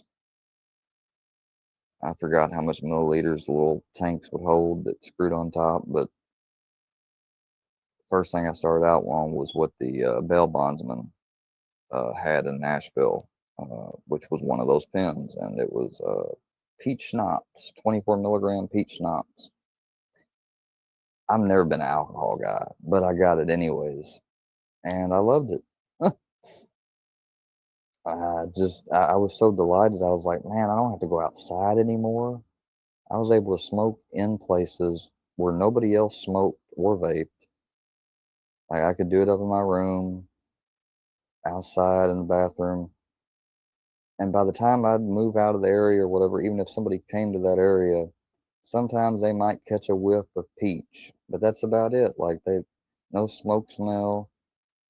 Sometimes my dad would give me shit. He's like, I don't like to smell that peach. I'm like, but you acknowledge it's peach, Dad, right? I'm like, how can it be bad?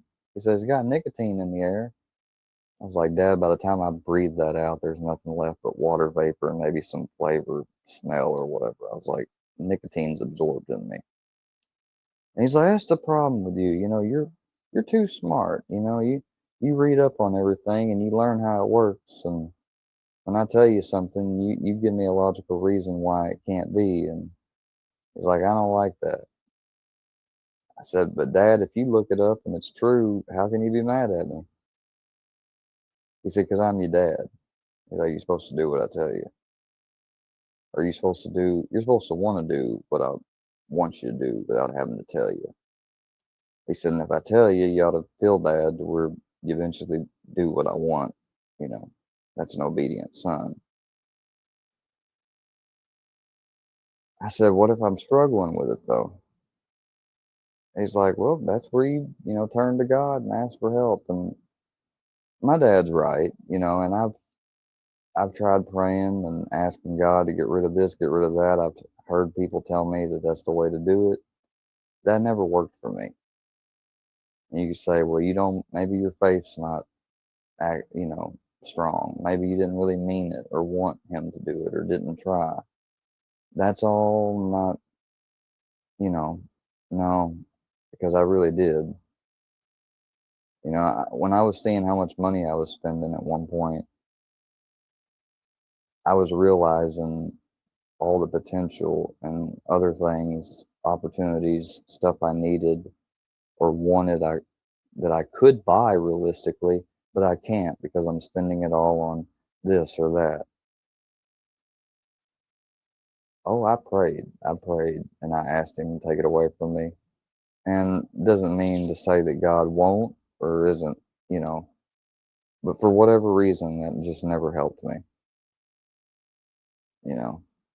I'd wake up the next day and it would be on my mind. I prayed and I might go an hour or so. And then by that time, I'd be like, fuck, and I cave. So I would try. Um, I don't know, maybe if I could have tried harder, but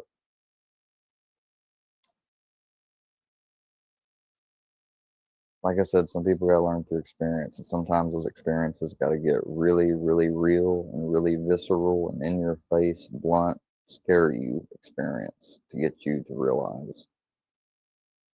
And that's kind of what happened in January 2019. I freaked out when I saw myself in the mirror. For a moment, I regained awareness. Somehow I had some little sober awareness when I saw myself in the mirror. I was not looking at myself in the mirror that much at the time. And I just couldn't keep from doing it because I was bleeding, I was burning, I was just out of my mind. And I looked in the mirror, and when I looked at myself, I said, it was like the only thought I had I could think of is like, what in God's name am I doing? What am I about to do? I'm about to do something that I can never change. And I have and my mind's even scared enough to say at the time, I thought, I really don't know. And do I really want to expedite and try to find out what's beyond the veil?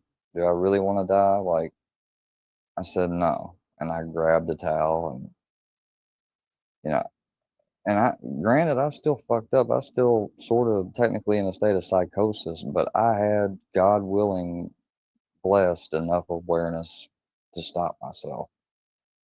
And I was the only thing. I mean, my employer was in the nursing home.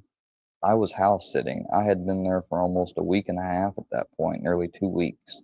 I was completely on my own.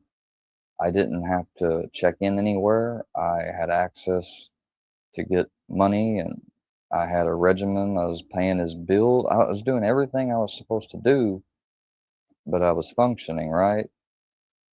But I was taking kratom at the time because I wasn't impaired, and I knew I couldn't be impaired like I'm working. So I'm taking kratom to manage my dependence, my physical dependence at the time I had. And that's where I fucked up was I went to a store, they were out of kratom. The other store wasn't open at that time.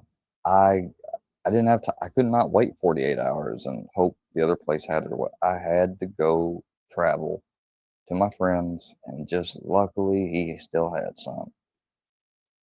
But he was a fucking active addict that was a lot older than me, and he was actively addicted to fucking amphetamines.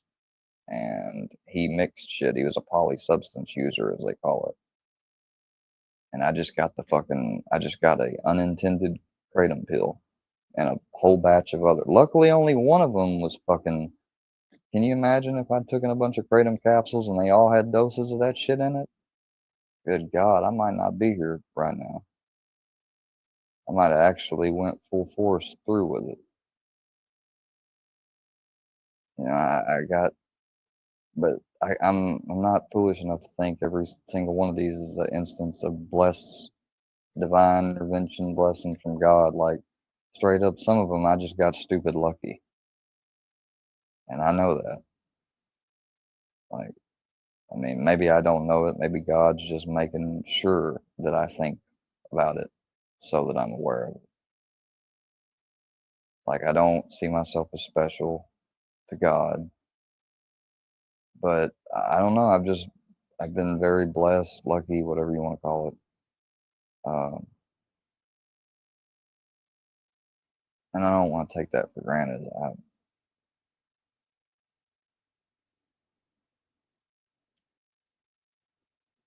That's why this stuff is hurt.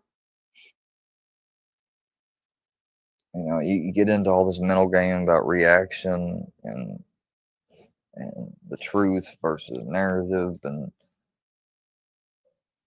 even if it's a bunch of public assholes that you really don't like and have seen enough abhorrent shit to not like, it's still at some level, and I know it is like this for anybody, if you're honest enough with yourself, it's hurtful to see people in public label you things that are outright, not true. Not because you care about what they think, not because I want to impress them or want them to like me.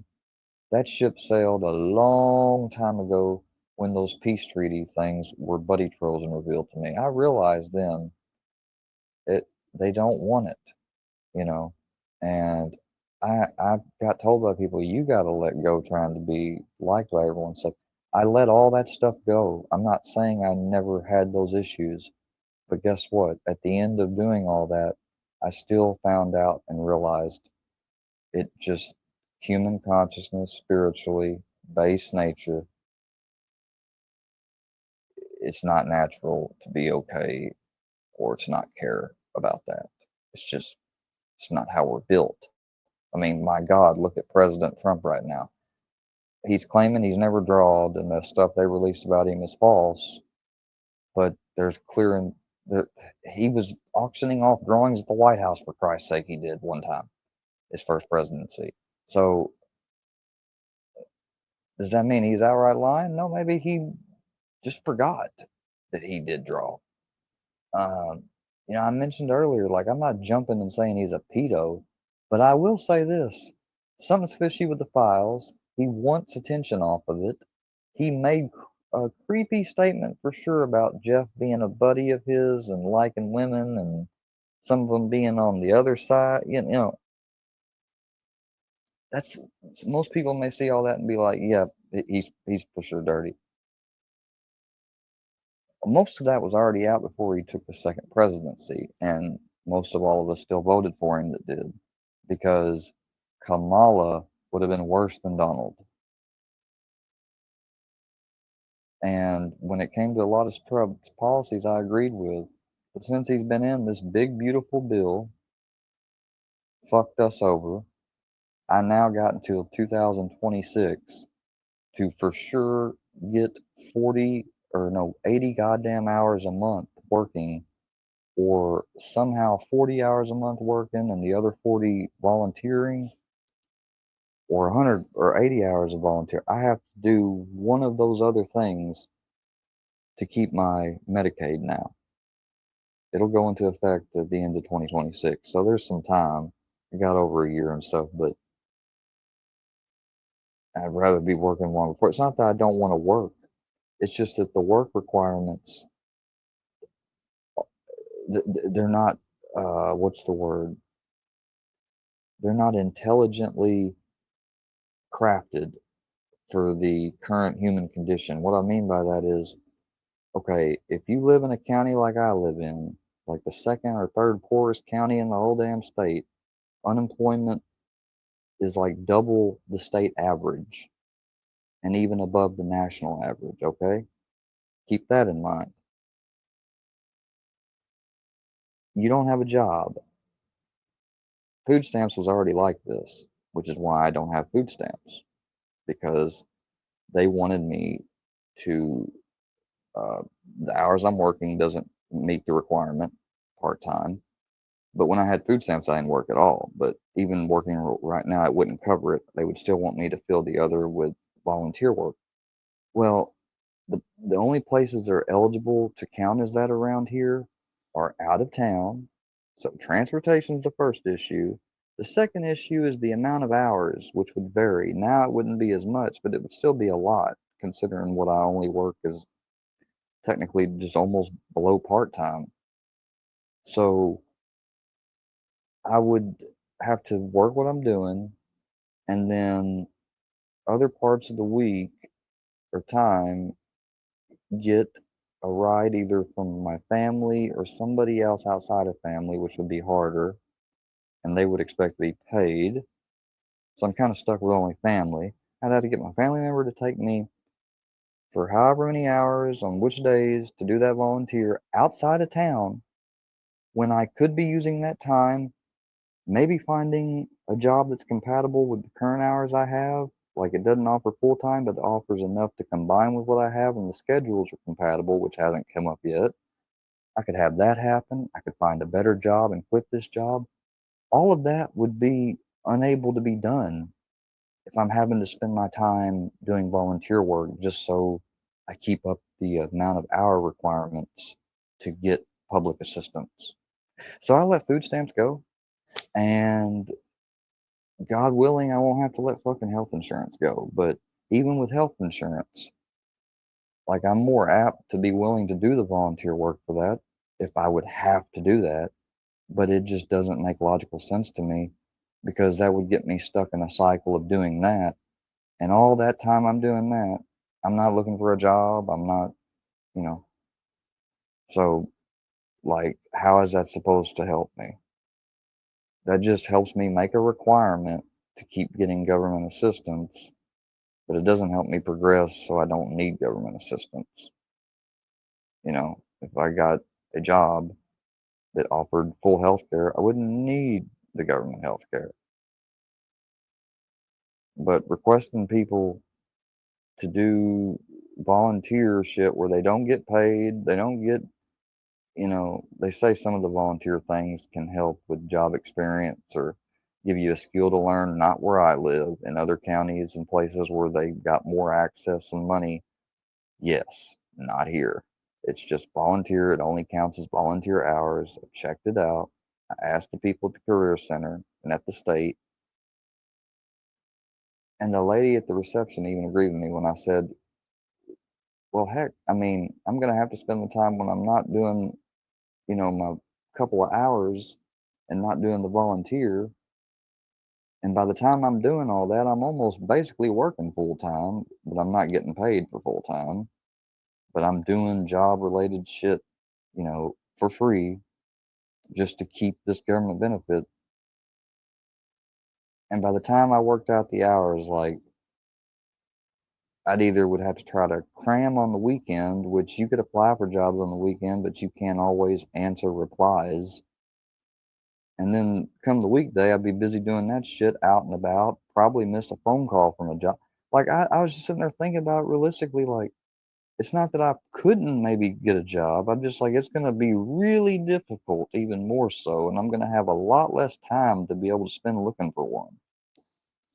And if I do find one, what if I fucking miss their goddamn call because I'm here or at my regular job, or I'm just tired when I'm got a little free time and I'm asleep, late that Saturday.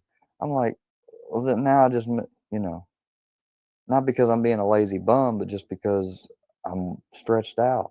And, businesses, most places that are going to hire you or making a callback, they're not going to do it on a Saturday or Sunday. They're going to do it on a business day during business hours. And, so that's just, that big, beautiful bill pissed me off. The only thing I liked about it was them taking silencers off the NFA registry, and they struck that shit down because it wasn't proper for that type of bill or something. And the rest of it is just all saving money, which I'm not against, but I thought that's what Doge just got through doing. Like they said, Doge just got through saving and uncovering so much fraud. Why do you need to cut Medicaid and make stricter requirements that just restrict our lifestyles and make our poor, bad lifestyles even more complicated and challenging? Like, why do that to us if it's America first? They said that some of it was to get rid of illegals getting the benefits and stuff like, and I agree with that. Keep that shit in the bill, but don't make it to where nationally every state has to make people that aren't working 80 hours a month do volunteer shit for free and waste their time doing that just to keep a benefit that you say you want them to get off of. Like, that's the irony. And I'm not the only one saying that. I have read tons and tons of comments, discussion boards and stuff about it. That wasn't even my idea at first. Like, I had the thought that doing the work requirement for SNAP, that just keeps me from searching for a job during that time. Like, I'll just have to really watch how I eat and shit. It's not like I got a whole bunch from food stamps anyways. I didn't get uh, a benefit amount that gave me food all month. I'm realistically, I could have some low quality food for a full 3 weeks, just maybe barely. Um, but I realized that I really didn't eat that much anyways. So I didn't care when the food stamps got shut off. But this medical shit, that's a bigger line.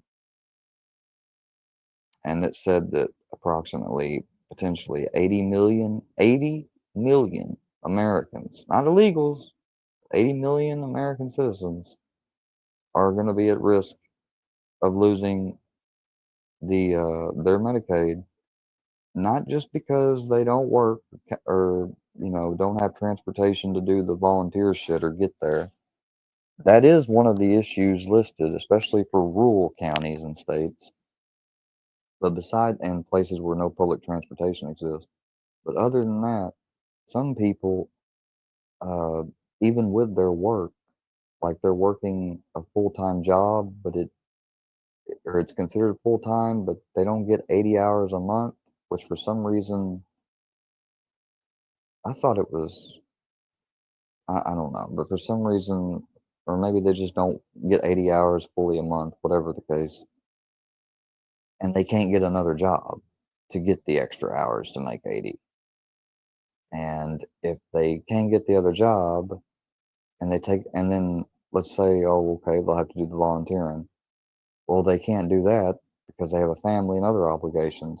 So they're going to lose their, now if they have dependents, if they have actual children under, I think it's 26 or 18, I don't know, then technically they're exempt, right?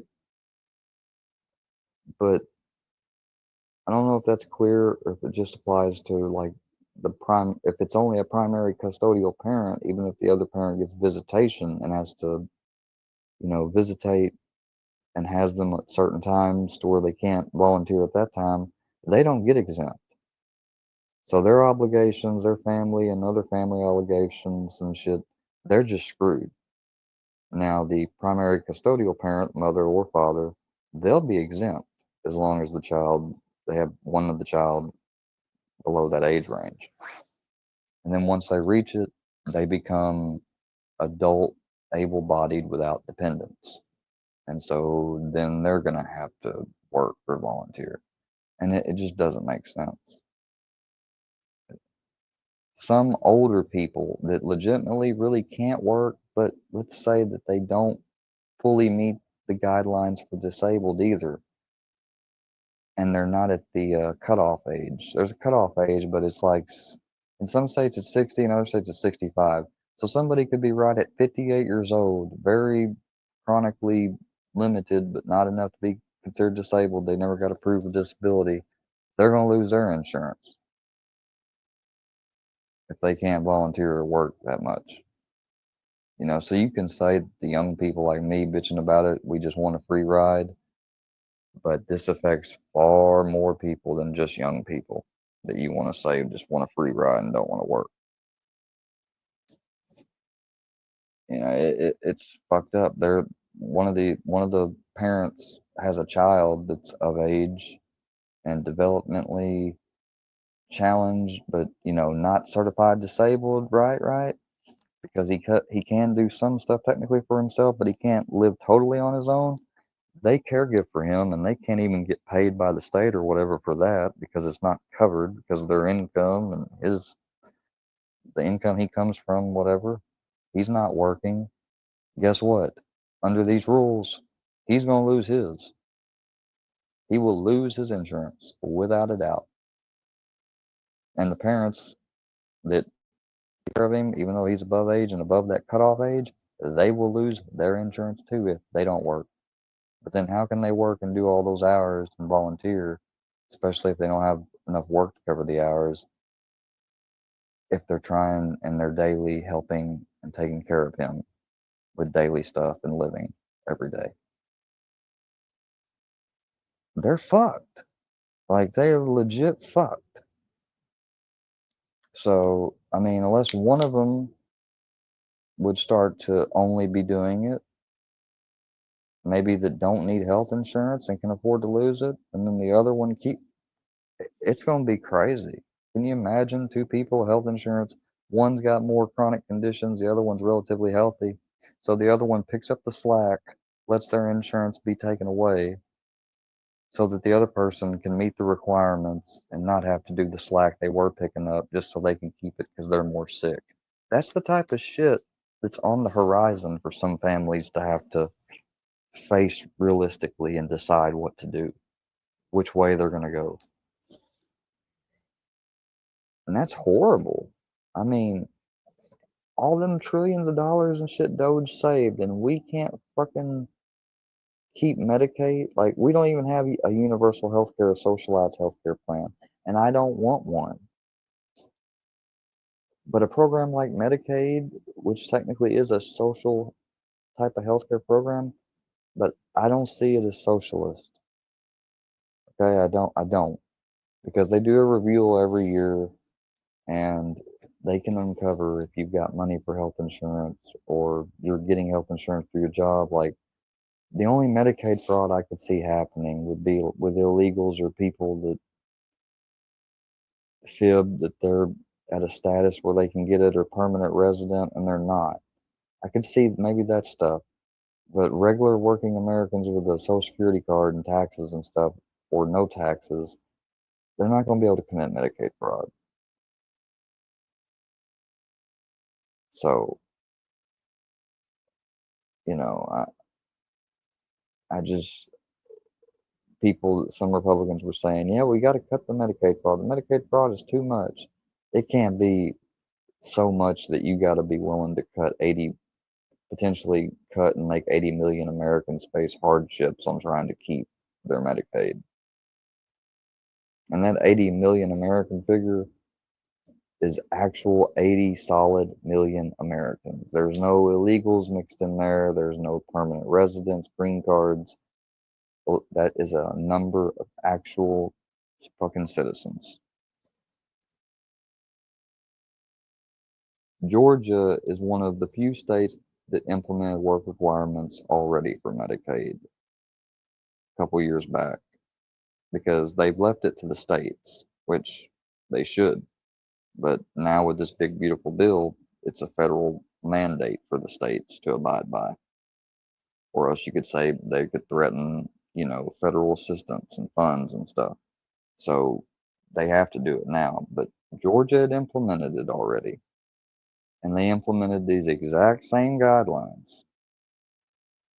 I won't even spoil it for you. Go Google and find out how many people have gotten dropped since Georgia enacted that.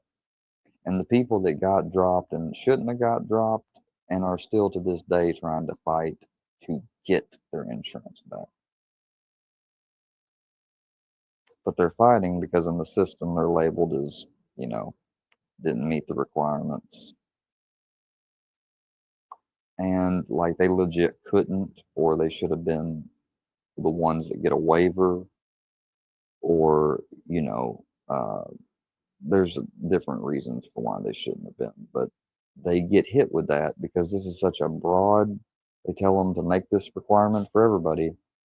And then it's up to those people that are supposed to, seek out an exemption or can be exempt under one of the conditions or whatever, to fill out more separate stuff, go through all that red tape, which Medicare, Medicaid, food stamp offices are notorious in every state for being shitty, backlogged, and everything. And sometimes the paperwork's filed, but by the time it goes through the system because of backlogs, it's missed the deadline. Even though they mailed it out plenty ahead of time to not miss the deadline, it goes through at a deadline point. So guess what? It gets rejected, and then they lose their insurance, and they're labeled in there as, well, they didn't comply, and they were able-bodied and not exempt.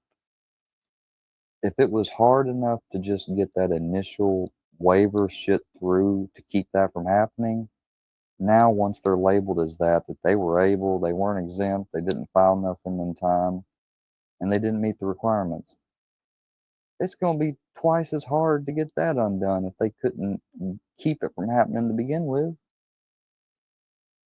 I mean, what the fuck, people? I am no expert in politicians or government shit or any of this. And you might be saying, like, why are you so fired up about it? Why are you talking about it? And on it. And on it. Because I thought about this and read through it here recently, and I cannot get, it blows my mind. It's unbelievable that I can come logically through thinking and reading all this to these conclusions, whether I read them and then read through it and thought about it to understand it, or I read through the scenario and understood it without being spoon-fed the answer. Both, different subjects, both different ways. And then to see these representatives vote for this shit. And I saw the articles of people raising the issues. The bill was sent from the House to the Senate. It had to be reconstructed at first from the Senate, went to be voted on. It got denied. They had to reconstruct it again. And then finally they narrowly, passed it. Even one of my representatives that we voted for at the election, Josh Haley, who's a Republican here in Missouri, he had criticisms about it and concerns. But at the end of the day, when you're aligned with that party, at first, he said if this and this stuck in it, he wasn't going to vote for it. He said they're going to have to make compromises. Well, they didn't compromise on those things, but they compromised on this and a little of that. He voted for it, and that let me down. I'm like, why did I vote for that dude? Because his vote alone would have kept it from passing. That time, it could have been tried again. and they might have been able to convince somebody else to finally pass it without him. But could you imagine being him and standing up and doing that, knowing what it's going to cost? It'd probably be his one and only term. He'll lose all support, you know, be ostracized and shit. And I think about that and I feel compassion, like, well, my human side can understand why he didn't. But then I shake my head and I say, yeah, but fuck that. We're dependent on these people. They took an oath. Like, that shit sucks. And if that's what happened, you need to expose it and bring awareness to it so we can change and reform it all.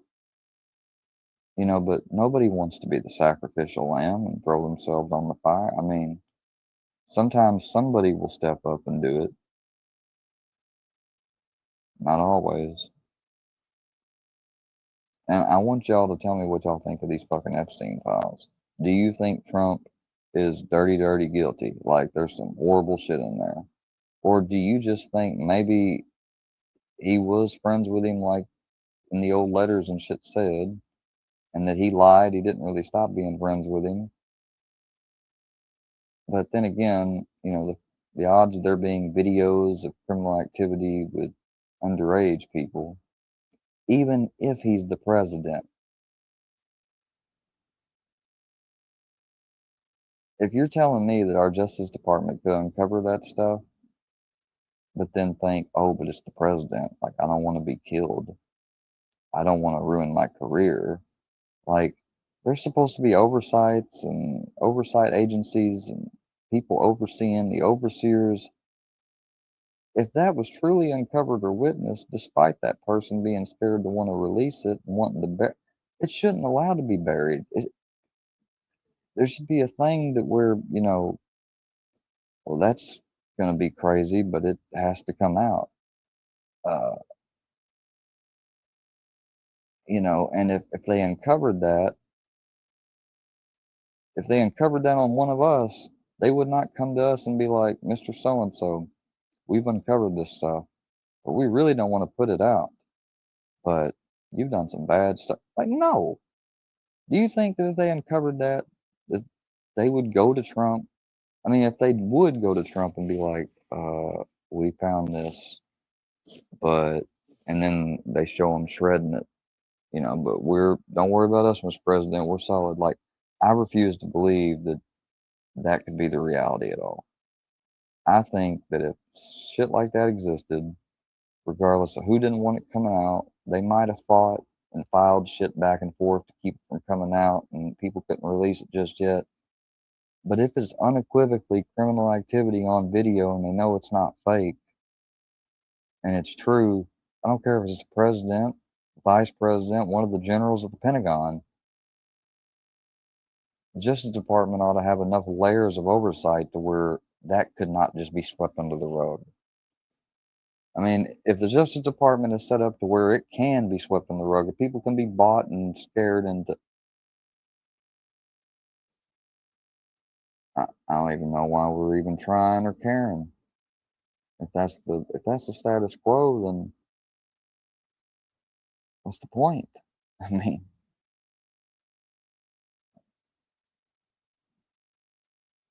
you know, and for AD to just assume and say that Trump's a pedo, you know, and I could eat my words, it might come out he actually is. And I would admit I was wrong, but I definitely think there's something stinky there. I definitely think that Trump's human, and it's possible as a human being friends with somebody, he could have been friends before he learned all this stuff. And maybe Epstein had knowledge of some business stuff or tax stuff he did. It doesn't have to be videotapes or stuff with underage people, even though he done that too. He could have, he was in business too, just like Trump. He could have known things that Trump had done. And so when Trump did find out about his stuff, he says he distanced himself once he was arrested on that and it came out. Maybe the files would just uncover that was bullshit and he didn't stop associating with him. That would be bad. It'd be bad for his image. but it would not equal him to being a pedophile. Pedophile supporter, friend? Yeah. But a pedophile himself? Unless there's video footage or something from Epstein himself logging it in to a file that it's a fact that on this day and this year, with no video camera equipment, we hooked Donald up with blah, blah, They're wanting to let Ghislaine testify, some people, because what's going around the internet is, well, if there was no client list, if there was no racketeering or conspiracy to procure, individuals underage for high-profile clients of Epstein, then are we seriously expected to believe that Ghislaine was convicted only for procuring the girls for Epstein? I mean, I don't know enough about the actual Ghislaine case, but if somebody would look it up, I'll even look it up, because I'd like to find out, what did they establish in the official court findings that she's guilty of. If there's anything in there about procuring them for Epstein and others, if any of that's been officially confirmed as fact, then that right there shoots down this whole cover up of no client list and all that.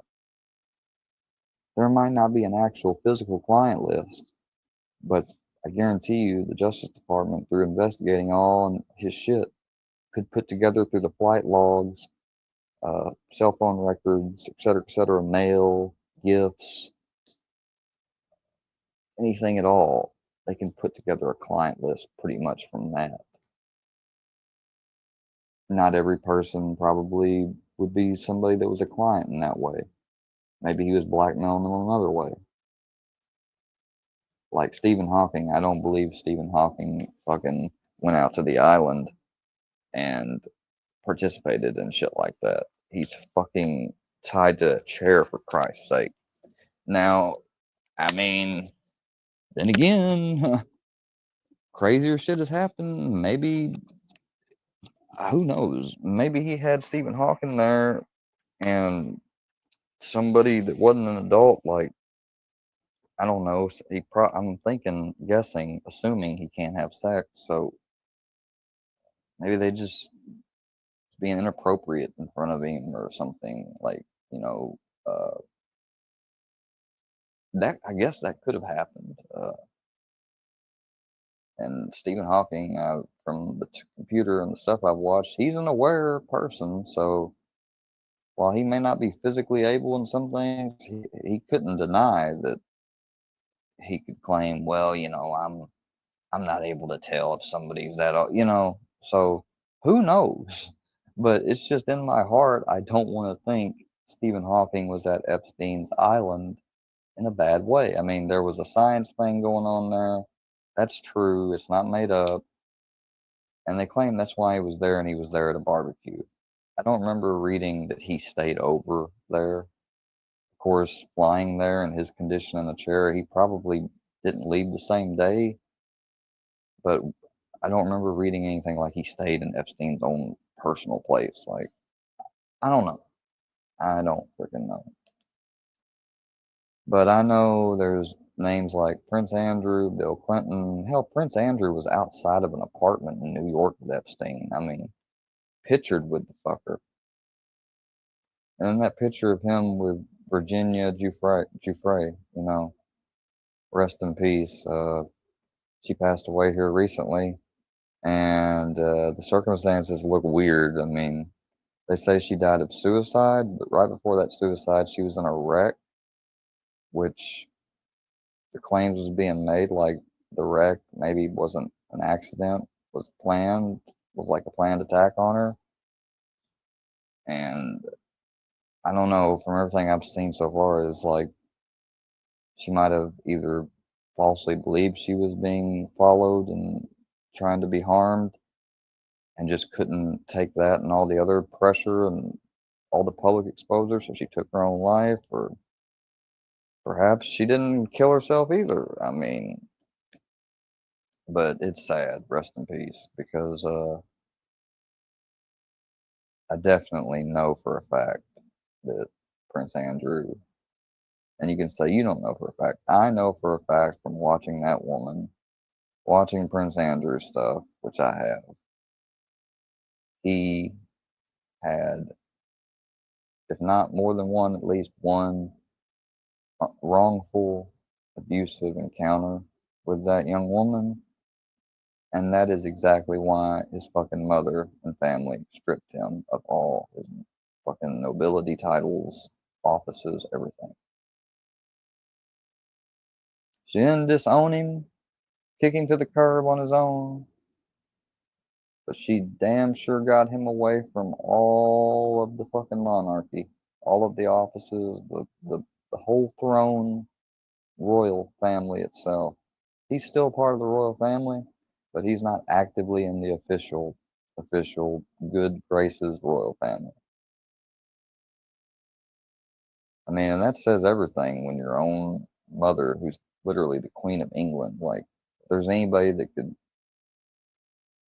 whether it's believed fully or not, is another, but if there's anyone who could cover things up and make it go away, at least officially, and in her own, the whole monarch and offices and royalty, she could have done that. She didn't have to strip him of nothing. She could have stood by her son, and even knowing he's guilty, and still stood by him and be like, you know, you're putting me through this and you're killing me.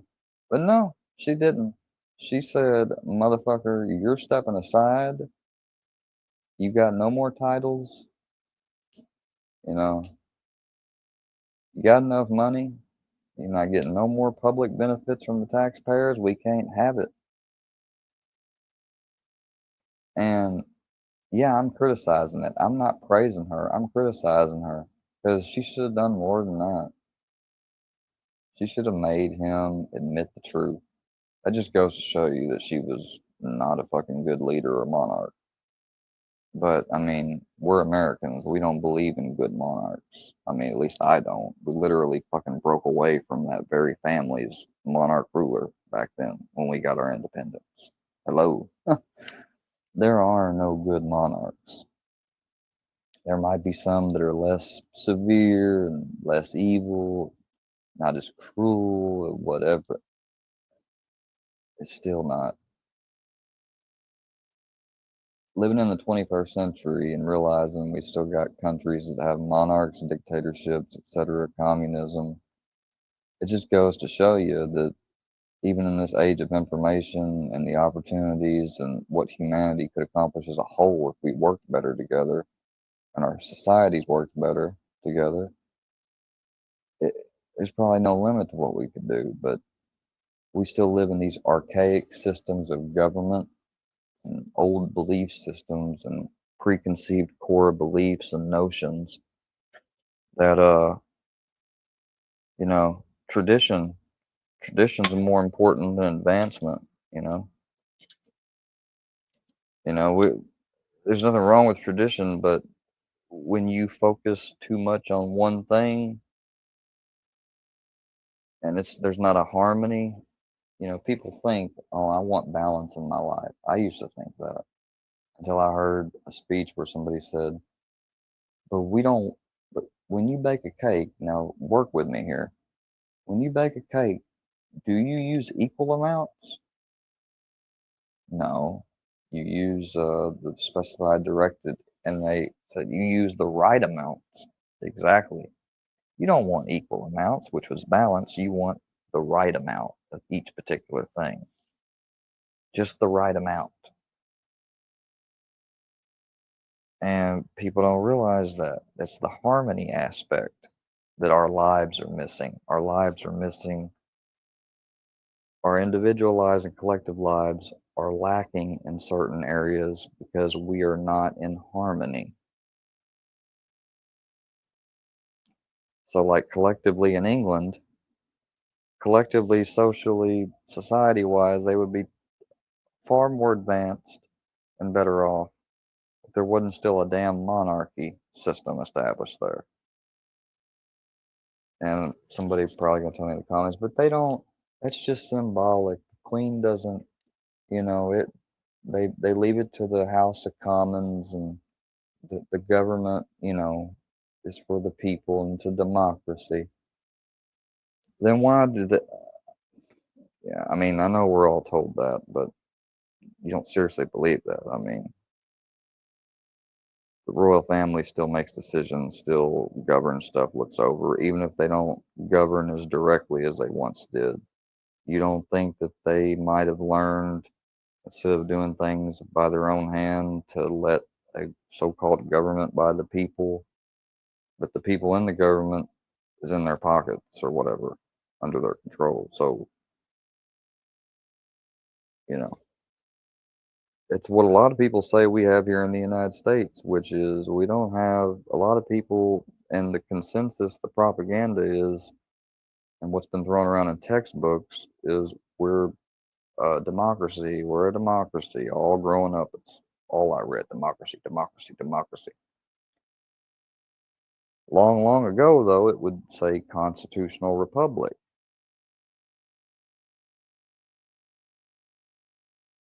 Before that, it would have said subjects, colonies, the colonies subject to the crown, the 13 colonies under the 13 colony subjects of England, Great Britain. But, it's been democracy. Now, in the more 21st century, past like 2010-ish, I've been hearing since about then. I didn't first hear it from Alex Jones, but I know Alex Jones has said it too. Joe Rogan and some others, Luke Rudowski. We're not even a democracy at this point, which we don't want, and is majority rule. Do you want to be ruled by the majority? Because just like when Germany was taken over by Nazis, there's a famous meme that shows the people doing the Hitler salute, and there's one guy standing in the crowd just crossing his arms, not following along. And it says in the quote, "Beware of stupid people in large groups." And then it showed another photo of Hitler when he was first trying to take over the government, and he didn't succeed, and they gave him like 5 months in jail or whatever. It said, "This guy wasn't taken seriously at all and was seen as a clown right here. Within a year from now, he would be inching closer and closer to the presidential seat of Germany and become the Chancellor of Germany and attempt to establish the Third Reich." Just goes to show you, don't ever underestimate a large amount of people that are either stupid, dangerous, or a combination of both in groups. Because even people that are evil, bad, whatever, when they unify in a group, that one person alone that didn't seem much of a threat, unified with all those other people that weren't threats by themselves, now they're a threat. Now their threat levels went tripled sky high because they're unified. This is why that's one of the great secrets of the universe that I got told, and I try to share on here, regardless of how crazy or fantastical I'll be made out to seem. Think about it. Any system that's been invented by man the last 100 years that has revolutionized the world, note I said any system, is because, like the car, for instance, when it was invented, at first it was a bunch of steel and parts that weren't even made into their final shape to make the first Model T or whatever. If not for all those gears and the oil and the different systems, the different amounts of fluid versus, different amount of this of oil versus whatever, the transmission fluid, all of that stuff, the type of oil, without that whole system, and when I say system, a system is a unified organization. It's a unified organization. An engine and an automobile is a unified organization. If I just take one component like the gas, tank out of the vehicle. With the rest of it fully intact, can it run? No, it cannot. What about just one little timing chain or one little? There might be certain components that taken off and taken away from the whole system, the system could still run, but with every one of those examples, very few that there are, uh, it's not going to run long and it's not going to run good. And some of them it'll even lead to damage if you run it. It just depends on the vehicle model and all that. But most things to do with a vehicle, no oil, you're going to burn it up. Transmission fluid, same thing. Radiator fluid. The rest of the car still works, but guess what? Without that radiator and stuff working properly, you're going to overheat and you see my point. A car is valueless. It's worth nothing. Say if the car was invented, but the one thing missing was the transmission shaft or gearbox. Just say nobody invented it yet. That car is not worth anything. It's not worth anything if it doesn't work. And so my point being is that unity is what makes the world, it's what makes things work, it's what makes groups work, it's what causes political, social, economical, spiritual, religious change. Paradigm shifts. Paradigm shifts only happen when enough of a group of consciousness, of beings, people, individuals, whether it's worldwide, in a certain country, what have you, because you can have a paradigm shift just locally in a country or locally in one state or the whole world. Regardless of where you have one and the scale of the paradigm shift, for that to occur, a majority of people in that setting on the scale of the paradigm shift, they have to united in a united way, they have to have all reached a consensus or a conclusion based on something. It doesn't mean 100% of people do, because hardly that's ever the case. But if just, just enough that goes over half or a little bit more, way over than half, 70%, that would be enough probably for the paradigm shift. You're going to have 30% of the people in that area, scale, worldwide, state, whatever, that either don't have any awareness of it, don't accept it. If they do have awareness, reject it, whatever. But the majority is going to universally accept it. It's just like with the fucking flat earth shit. A long time ago, we reached critical mass consciousness for the paradigm shift that, all right, for sure, the earth is round. The gravity and all that shit, the physics.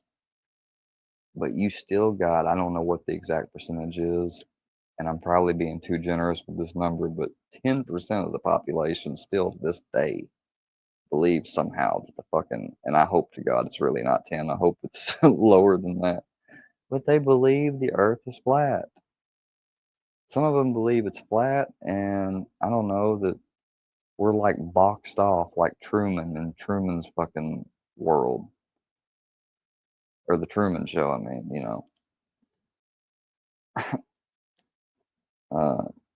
I don't see how they can accept that, really, knowing that they've seen things like, the Challenger tragedy with the Challenger exploding, and seeing the other things like people going to the International Space Station, whatever. I get there's some controversy about the moon shit. I personally believe we did go. That's neither here nor there. But I get it. There's a lot of good points too for the other argument. We've never went back. Why is that? We've never gotten any updated photos. I mean, there's a bunch of weird shit about that. But I'm still on the fence that we went there. Just for whatever reason, we ain't went back. Maybe they ain't go back because they realized there wasn't shit to go back for. It's a fucking lunar rock, you know? Or maybe they discovered something they don't want to go back because they're afraid it might get out. I don't know. But there's enough space travel and shit to establish that this is a fucking globe, a round ball in space, because rockets have literally launched off of it and came back to Earth. Living real people, not government clones or crisis actors or whatever the fuck. Real people that had normal lives or whatever. You know, they just happen to become an astronaut. Like, you can't seriously expect me to believe, and most people, that all astronauts take a vow, oath of secrecy to, you know, that's bullshit.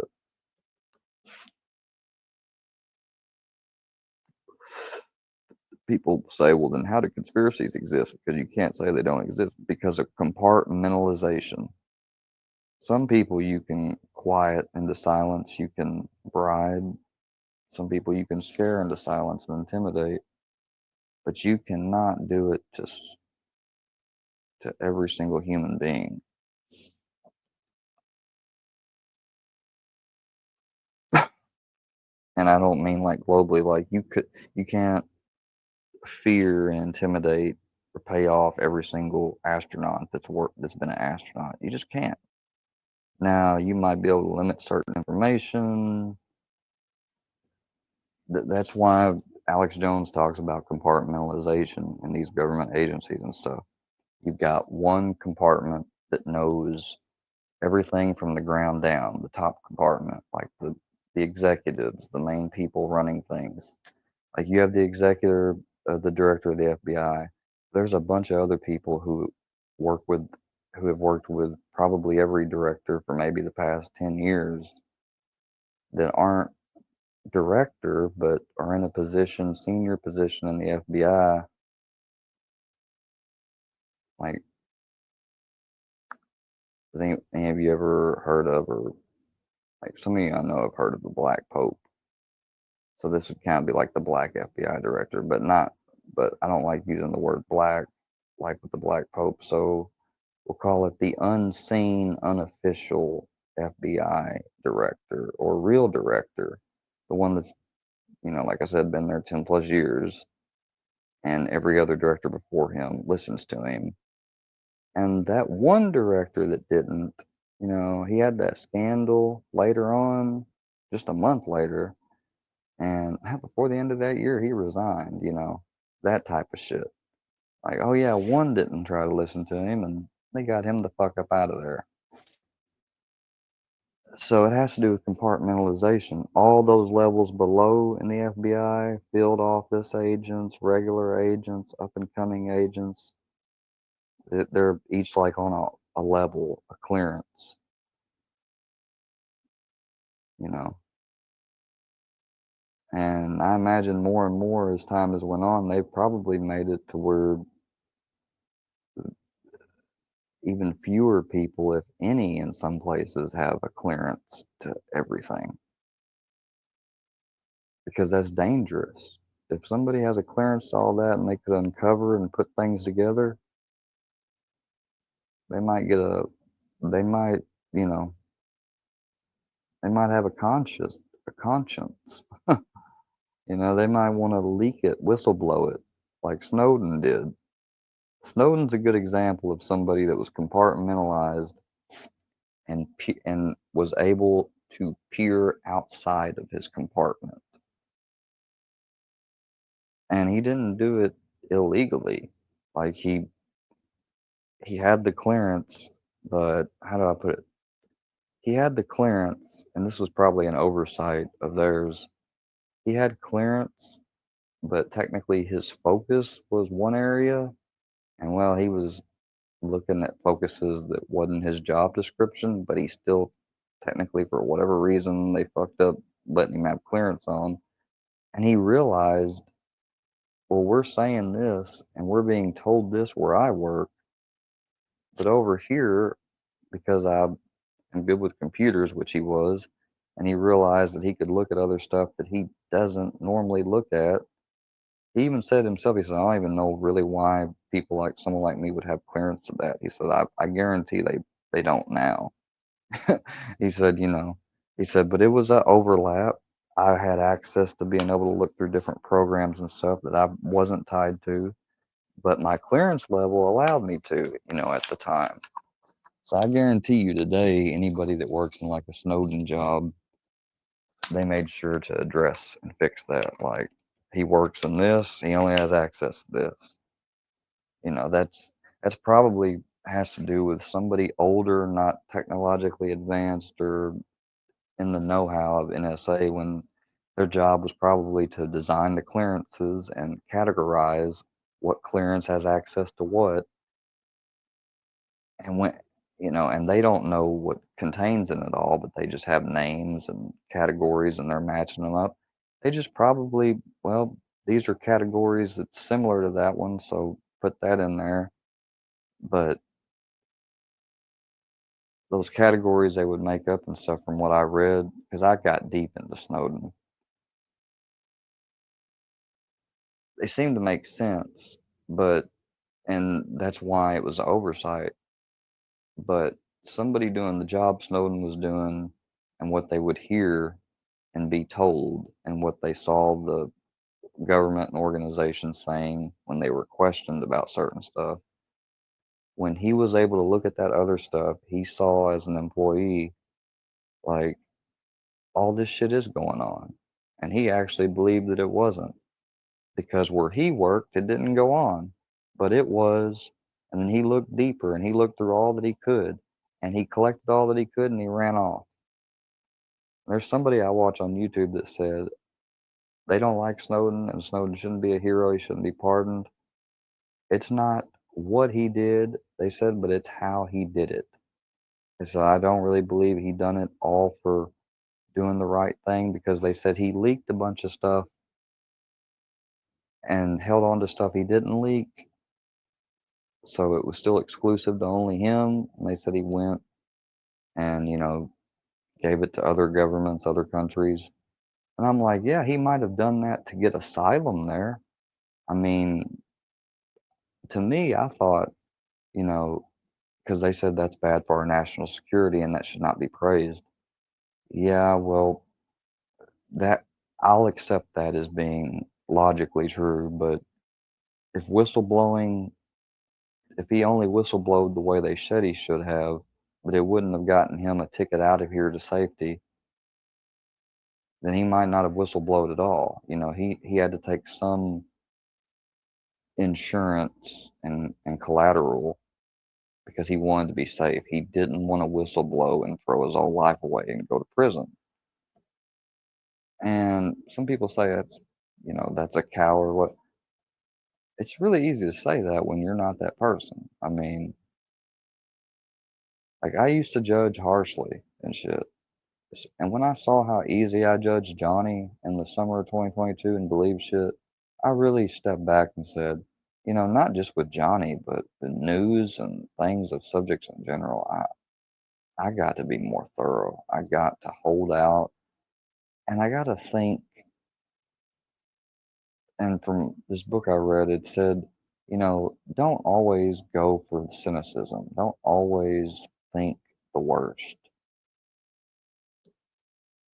And there's reasonings behind that. I don't want to keep going into them. I'm just going on one after the other. But the simple thing is that Snowden, I'm not saying he's perfect, but I understand why he did that. I've read 2 books on it and watched a bunch of documentaries, watched a bunch of interviews with Snowden. He does regular interviews. I'm not an expert, I'm not claiming that. I'm just saying, like, I'm not just talking out my ass. I was really intrigued into that, because to find out from Snowden we was being spied on, that people that thought their cameras and their computers and shit, that's why you have privacy windows. That's why I've got one on my computer. I came across a video even recently that said our smart TVs had a built-in camera in them. And I looked it up, and it turns out it said first search, some of them do, and I looked deeper and found a patent that basically makes a universal, very small but good, at least webcam good enough resolution,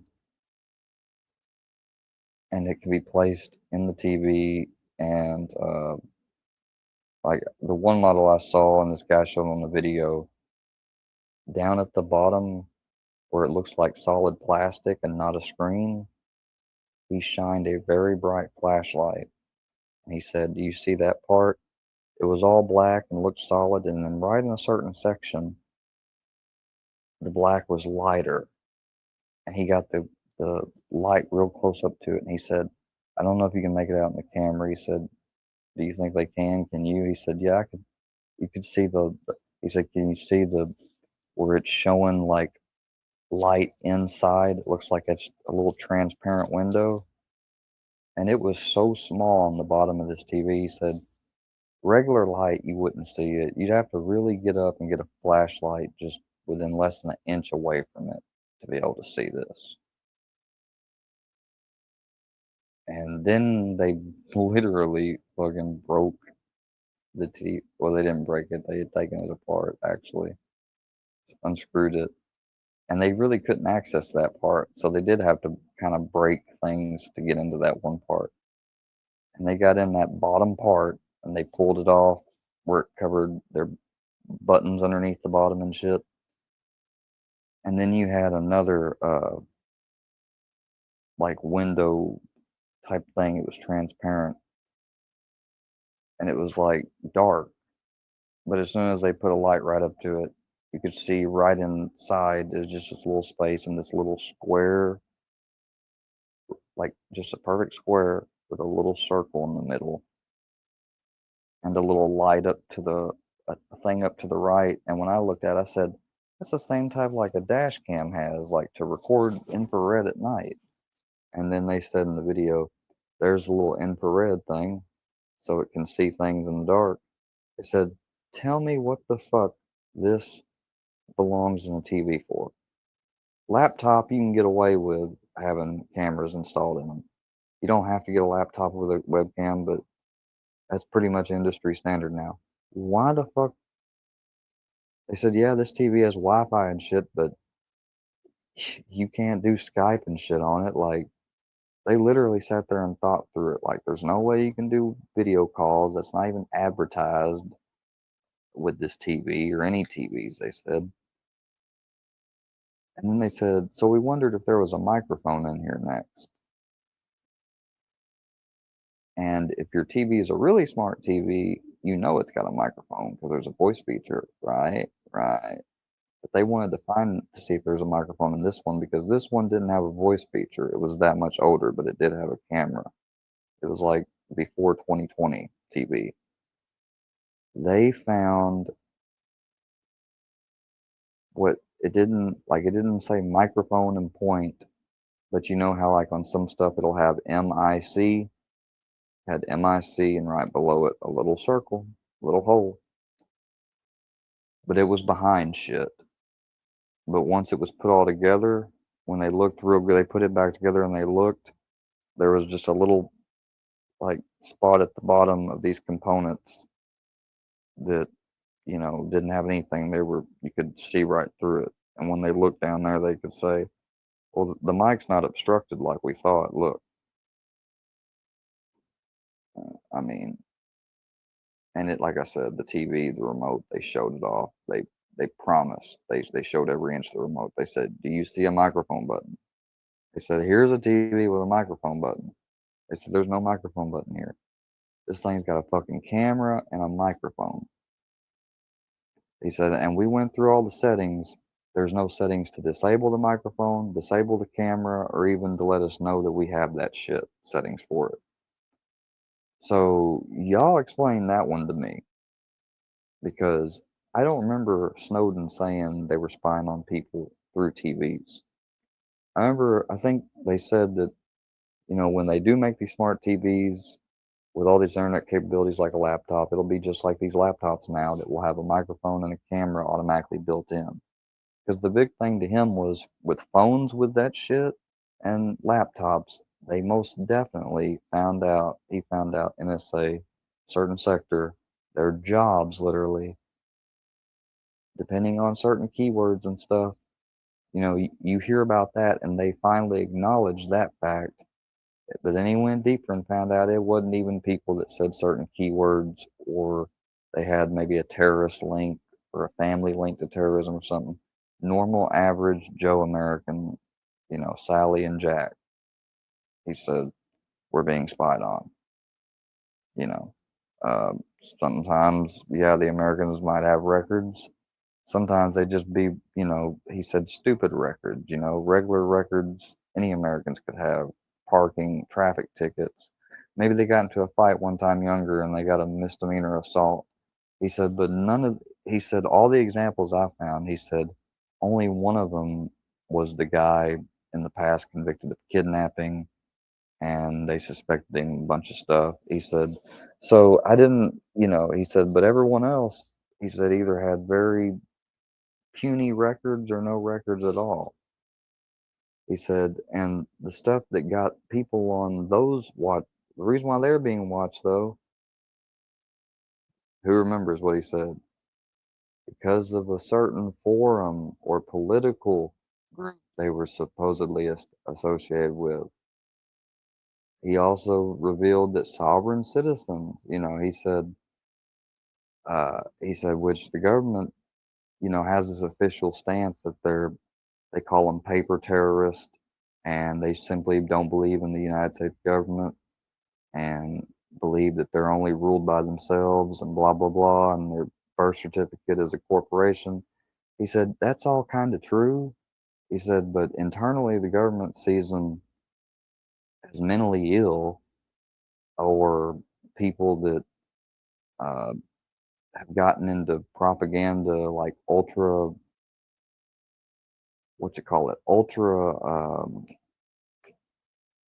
original American government like type propaganda that basically says that, you know, this certain amendment wasn't ratified and all that crazy crap. So, what are you doing up? I'm sorry you got up. I didn't wake you up, did I? Okay, good. So yeah, where was I lost at? Just people that might have been looking at Tea Party shit or Alex Jones, or if you believe that technically the government was violating the Posse Comitatus Act, or that Homeland Security and all that stuff that came out in Bush era was violations of the Constitution. People that said the Patriot Act was treason. He said those are legit reasons why certain folks were, you know, monitored. He said, and it's not like they'd be monitored 24/7, but they kept up with them. They did reports. You know, he said, and they asked him, did you ever see one where a report would eventually come in and maybe they would say, you know, this person's not a problem? He said, some. He said, you know, some of them, he's like, I'll give you an example. He's like, if somebody was thinking a certain way, conspiracy minded, like for instance, maybe they got into an argument at Thanksgiving and we hear them talking about it with their about a family member. And then later on, we hear them talking, you know, that they've come to their senses and they couldn't believe how silly they were thinking. And, you know, he said, and this is an actual quote, he said, man, the internet can be a dangerous place. He laughed. He said, he's like, in that case, he's like, yeah, they stopped monitoring that person actively, you know. He said, but they was monitoring him for nothing more than wacky beliefs to begin with, you know, and they consider them dangerous. He said, because his thinking was the reason why they're doing this monitoring of these type of people because they want to get them in a database because heaven forbid this person links up with these other persons and other persons is like, you know, I think that's the government thinking, is that if these people ever unify or try to do something, they want to have even if it's not 100% perfect list, they want to have a rough draft of a lot of info. And my mouth just was dropping. I was like, and I thought to myself, man, for you subscribers and people that watch, I thought to myself right then, no wonder that one guy, can't think of his name, I watched him one time and I really got mad when I watched him because he said, I think it's funny you guys talking about, you know, AR-15s can't be taken away and stuff like that, tyrannical government, blah, blah, blah. He's like, I'm not saying you're not wrong. He's like, you're right, constitutionally wise and stuff, historically wise. Is like, but where you're wrong is the day and age and time. He said, see, if you were saying that stuff back in 1898, 1880, you know, it was relevant then, but it wasn't really relevant then. That wasn't the issue, it was other issues. He said, now that these issues are here, you're focused on that crap. He said, and the truth is, a lot of you don't realize is that, he said, there's nobody that's gonna, he said, there's not gonna be a day where all of Americans rise up and overthrow a tyrannical government using their Second and other constitutionally amendment rights in a lawful way, that's not dirty, or, you know, or that, he said, and even if you could imagine that it'd be unified like that, and there wouldn't be splinter groups or whatever with their own agendas. He said, let's say everybody unified to do that. He said, you wouldn't be successful even if you did unify. He said, he said, if all most Americans have is an AR-15 and a shotgun maybe and a handgun or a couple handguns, they can defend themselves against other citizens and crap like that maybe if needed. But you're talking about overthrowing a tyrannical government that has tanks, drones, nukes, tons of police, National Guard, Army, crowd control, more advanced weapons. He said some Americans have machine guns. He said, you know, and I'm sure a bunch of them would be used if something like that was attempted to happen. He said, but the Army's got more, and there's more Americans that don't have that type of stuff. He's like, just plainly honest. He said, and I'm not a traitor. He's like, I'm not trying to rain in your parade, but we are not winning. He said, he said, and we would never even get to that type of unity to even make that attempt. He said, maybe some people would, or one or two states. He said, but if you think you see the whole South joining up with the North to go take on Washington, he said, I got another thing coming for you. He's like, we're more apt to see our government straighten up and do the right thing, statistically speaking, before that is a reality. That's what this dude said. And he listed these studies and stuff. I wouldn't look at them at first, and then I went and I looked at some of them. And I knew like he was right, but I wouldn't acknowledge it, not even out loud to myself. And I finally did because I was talking about it with my dad one time. And he said, no, he's probably, I mean, he's like, my dad's like, you know, yeah, I think he's probably for sure right. He said, but he said, the reason why it's still important though, because put this way, before any of us are asked to show our papers or get on a bus or go to a concentration camp or FEMA camp, whatever, he said, at least we'll have the option to stand our ground. He's like, and I know some people in the Holocaust went along and they survived. He said, but more of them didn't survive. And he said, And there's a lot of people that debate and say, some Jewish people have said, even if we had guns and stuff like that, we would never think of doing it. Other ones of them, though, other Jews that knew more than some of the other Jews and were more in the know, like the Franks, they knew that they got captured or sent off, it's 50-50 death, you know. I mean, at a certain point, it got to more than 50-50, and it was like 70% chance of death. Like, you got a little 30%, maybe you survive. From what they were hearing about conditions at the camp and stuff. And he said, so he's like, but he said, you know, he's like, I can't understand it. So he's like, more of them said that they, you know, just would not do that. They could never seem to do it. It wasn't their culture and stuff. He said, and he's like, and that's when I got it. I was like, yeah, that's not their culture. They wasn't America. He said, but we as Americans, he said, there's some of us that would go along with it and do what the government says. He said, but the rest of us would remember Independence Day, England, the Second Amendment. He said, and even if we can't change it or overthrow the government, you know, if they're tyrannical, like the Constitution says, if we can't accomplish it because of their power, he said, we can damn sure keep us from becoming slaves or, you know, numbers. He's like, we might die. He's like, probably will die. But it's like, he asked me, he said, would you rather do that or take your chances at a concentration camp? I mean, I answered obviously, like, take my chance, you know, not take my chance at a concentration camp. And he said, well, you're thinking like an American. He said, but you know, there's a lot of people that say that and think that way, say they do.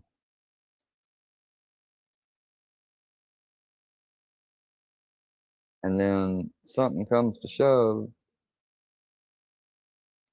and they realize, you know, it's for real. You know, he said, so he's like, don't just say that because I think it, you know, and that's what I like, respect about my dad is he would always engage with me in conversations about shit that, you know, at the time I really had no interest in, especially younger. Like, I just didn't care about. I used to tell him I don't care who's president. I don't believe in the two-party system. He's like, what do you mean the two-party? He's like, well, that's your whole basis. I was like, yeah, but you know, I expressed disappointment. I told him, I said, you guys shit on uh, Ron Paul and Rand. He's like, oh God. And I was like, there you go. I was like, you guys, like Grandpa, and you would never vote. You said you wouldn't vote for an independent because they're never going to win. I was like, that's because of all of you people that think that way. If you didn't think that way and you all got together and supported and voted him, he would win. And he's like, yeah, but he's a libertarian. And I'm like, and my argument would be, so it's either left or right, but somebody in the middle is too extreme. I said, is that what I'm supposed to believe? Like, and I remember I used to play that clip. I played it for my dad more than once. What was it? Chris Rock saying, there's some things I'm conservative about, and there's some things I'm liberal about. And he's joking, but he says, crime, I'm conservative. Prostitution, I'm liberal. Joke, right? But I heard that joke more than one time and listening to the different political stuff I did and Alex Jones and stuff. While I knew that was a joke, I still got his message behind it. Like, you don't have to be for one side or the other. You can be an individual and form your opinion on each subject and issue, you know. And I kind of agree with him. Like, I'm conservative on stuff, but other things I'm liberal on or more left leaning.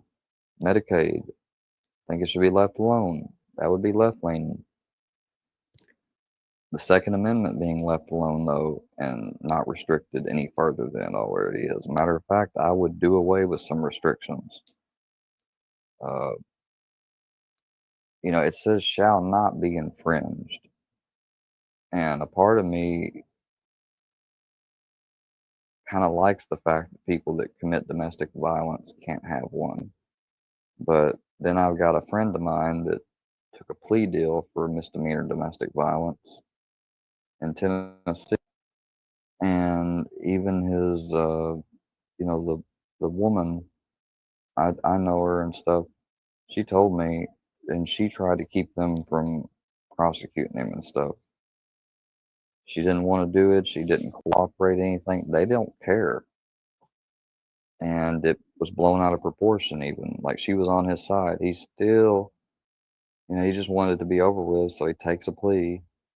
Otherwise it would have been dragged out. He might have been in jail longer and shit. So he's got that on his record. He's got no drug shit on his record, no felonies.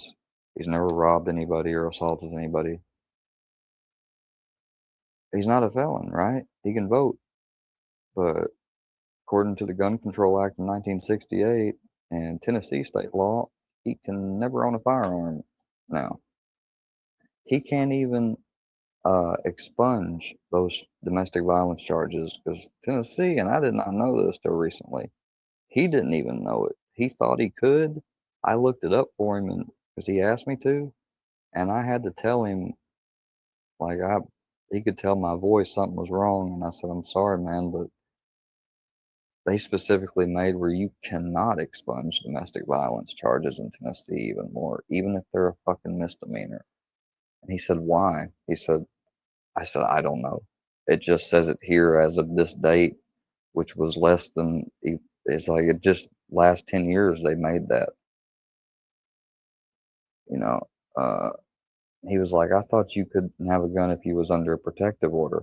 I was like, it's got to be a protective order with somebody you dated, was married to, or had a child with. So if it's a protective order for anybody else, somebody you didn't date, whatever, didn't have a child with, and aren't family, you can't have one during the duration of the order. I said, but if you have domestic violence, which means somebody in a household, whether you had kids or not, if you've got that charge, I said it's a 1968 thing federally that says no. I was like, and Tennessee made it to where you can't expunge this shit in the last decade. And Tennessee law says no with domestic violence, even misdemeanor. They said it doesn't have to be a felony level. It's just any domestic violence.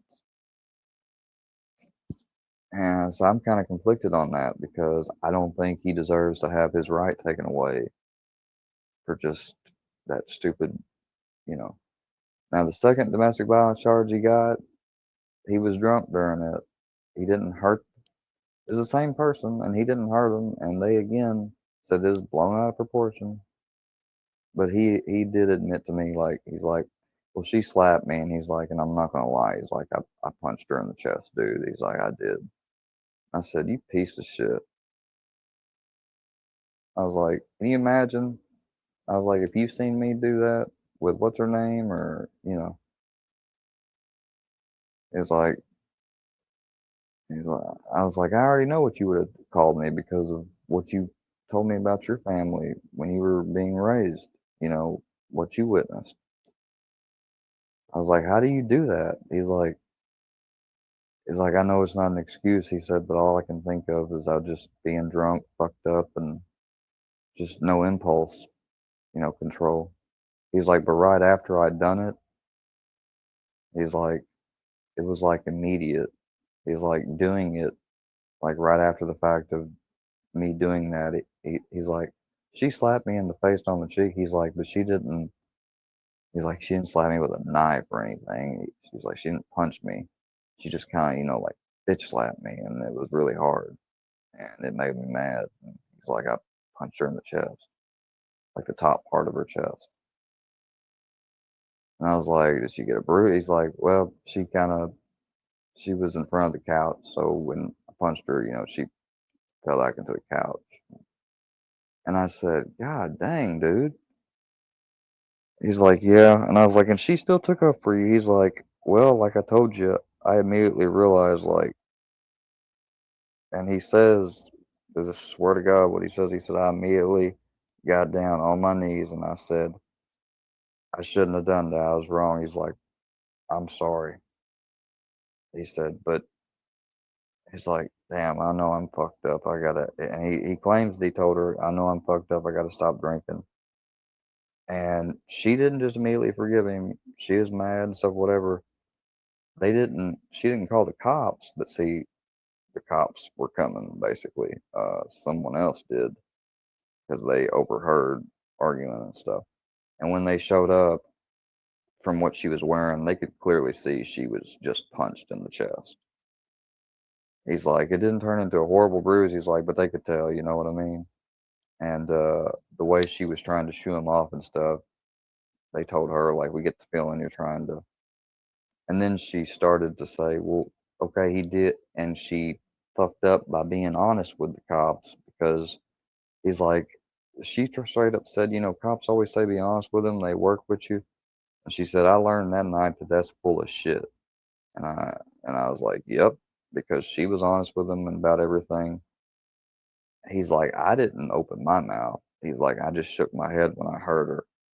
He said, and she'd closed the door, he said. And he's like, I heard her raise her voice a little bit, and then the door opened up, and she didn't come through the door. The cops did, and they said his name and asked him to stand up, and they arrested him. And I was like, well, I was like, but not in the first. But I was like, the first one you didn't hit her. He's like, no, dude, I swear to God. He's like, we just was arguing. He's like, I yelled, I argued, she did too. He's like, she didn't hit me, I didn't hit her. I was like, that's bad luck, dude. I was like, but you do deserve the second charge. I hate to say it.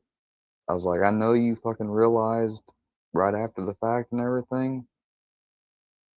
I said, but man, like, I don't know what to say. Like, he used to witness a lot of domestic violence. And another friend, mutual friend said, you know what he witnessed. And I said to him, that makes me feel like that he should even know more and be more aware and be more controlling of himself to not do that, alcohol or not. I said, or he needs to stop drinking alcohol. I was like, because he's going to end up the next one's going to be a felony level. Like, already, I told him, I was like, he's already fucked up his gun rights and got a blemish on his record, 2 of them. One of them doesn't deserve, one he does deserve. I was like, the next one's going to be a felony, and then his life's going to be even 10 times harder. Like, he already expressed having trouble with the job just with the misdemeanor DVs. I said, and he can only vote now and shit. I was like, you know, and then somebody reminded me, and I'm a little worried now because, like, I double checked the law in Tennessee, but I still told him, you've got to double check it yourself. I was like, don't take my word for it and blame me. But I let him know about black powder and stuff. And I said, but I also told him, but dude, do not get into that. Um, you know, I told him, you know, he knows what my troll situation is online. I said, dude, the only reason why I had thought about it one time and ever think about, you know, carrying and shit is because I'm actively threatened by a nut in Oklahoma that's a 3-time domestic violence felony level person compared to you. I was like, and all his buddies and shit. So, you know, I was like, you ain't got that going on. I was like, your girl stood by you. I was like, you don't have anybody who wants to, you know, owe money to or anything. He's like, no, no, no. I was like, then don't. I was like, he's like, but you set up. He said, but you said that felons carry them. I was like, yeah, dude. I was like, and the felon I'm talking about that carries a black powder gun, like, he's got people that hold shit against him for his life before prison. Like, he's cleaned up his life. He's worried about running into them, and because he's been to prison and shit. You know, I told him, I was like, if you really want to, I was like, maybe get one for home. I said, but again, you better make sure with your lawyer and shit that Tennessee is okay on that, because some states actually say no, even though the federal government says you can. Federal law trumps state, but in the absence of federal law, it doesn't mean that that trumps state law, I told him. I was like, so remember that. I was like, but dude, I was like, you can have an issue with those easy if you don't know what you're doing. He's like, I was even honest with him. I'm like, dude, I ain't even shot. I'm not even messed with myself. I haven't messed with it. And he's like, well, why even that? I said, because it was an idea, it was a thought. I said, but I don't have any desire to get into it. He's like, I thought but you said all of them are threatening. They must not be really. I was like, no, they are. I was like, I'm just not crazy enough to start walking around with 100-plus-year-old technology without learning about it from somebody that. I was like, I'm not that stupid, man. Like, I've done a lot of stupid things and come close to, you know, just disaster. I was like, but from just not doing things, think things through, learning about them. I was like, I know better. And then he made fun of me. He's like, yeah, he said it's because you about probably shot your foot off that time when he was hunting in the woods. Huh? I was like, no, dude, I didn't. I was like, I'm not. I was like, I told you about it. I didn't have to tell you about it. He's like, yeah, but you could told me about it to sound good. I was like, no, dude, I was like, if I had almost shot my foot off, I would have told you that. I was like, the truth was, I was in the woods. My granddad was away from me hunting squirrels. I had went back to the car. I put my gun up against the tree, probably thinking that I went to the bathroom. I picked it up and I sat down in the back seat of the car with the car door open and my legs outside the car. And, I had the butt of the gun on the ground. The shotgun was a 410 and the barrel above, pointed up. Some reason, just sitting there, like looking off, I was just bored, but I wasn't going to mess with it. Just for some reason, I pointed it off straight and sat it up in my lap. And I was like, it was pointed horizontally away from me up at an angle towards a tree. I was trying to look for a squirrel. And I said, I must have mistakenly, didn't remember the rule of do not put your finger on the trigger until you're ready and you want to destroy something that it's in front of. I was just looking off at a squirrel, who knows? I might have been sitting there imagining. And then all of a sudden, once while I was imagining doing it, I actually pressed it and boom! I was like, that shit knocked me back a little bit, even as a 410, because I had no grip. I was not expecting it or me intending to do it. And he's like, what'd you do? I was like, well, I was just sitting there and at least my arm was underneath it and stuff, so it didn't fall down when I got kicked back. It was still kind of pointed up at an angle. I was like, but it just went off.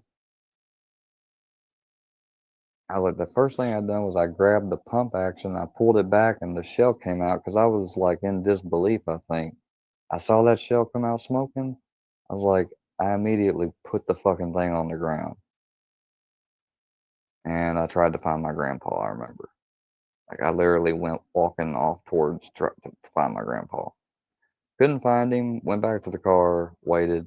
He finally came up and he asked me, he said, did you shoot at something? And I said, yeah. He's like, you didn't hit it? I was like, no. I was like, probably really didn't even see something or shouldn't even, he's like, yeah, it's okay. Years later, I told him, I said, Grandpa, remember that time we went squirrel hunting and I shot my gun? He's like, and before I could even say anything, he looked over at me. He said, you didn't mean to shoot it, did you? And I said, yep, that's exactly correct. I was like, how did you know? He's like, well, he said, I either figured it was that, he said, which I didn't want to think, and it worried me. He said, but I tend to, he said, in my mind, I thought you just shot it just to shoot it for fun. Like you didn't want to shoot any squirrels. He said, I knew you didn't want to kill no squirrels. And I didn't. Like, the idea of hunting didn't fucking appeal to me. But I was going to do it because I wanted to do something with my grandpa. But I never did shoot a squirrel. And so he's like, I just figured you just, aimed at the tree or something. He's like, but I knew you lied to me when you said that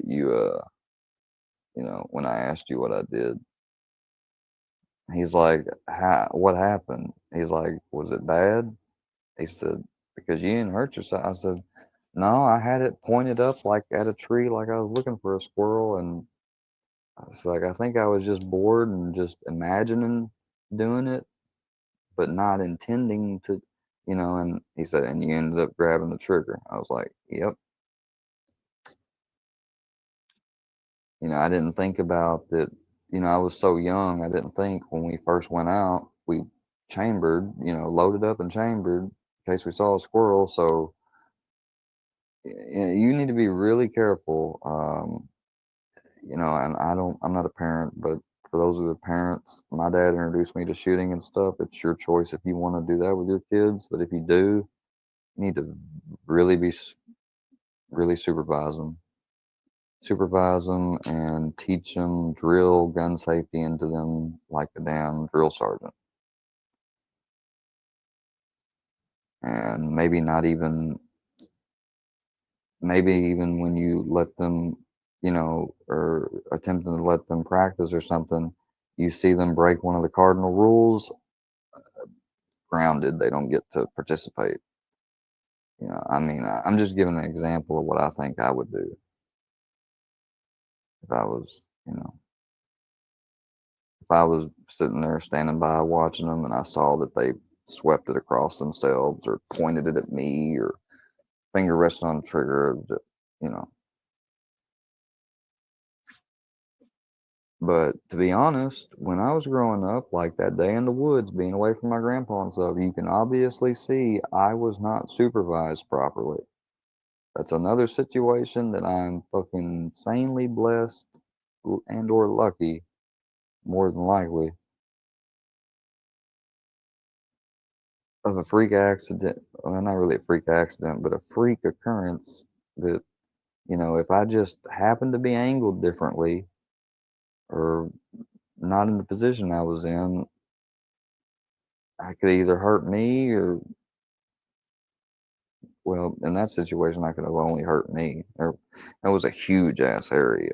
I mean, there wasn't shit for miles. My grandpa would basically hang pieces of toilet tissue on tree branches to mark our trail. That's how big of a fucking forest type area we were in.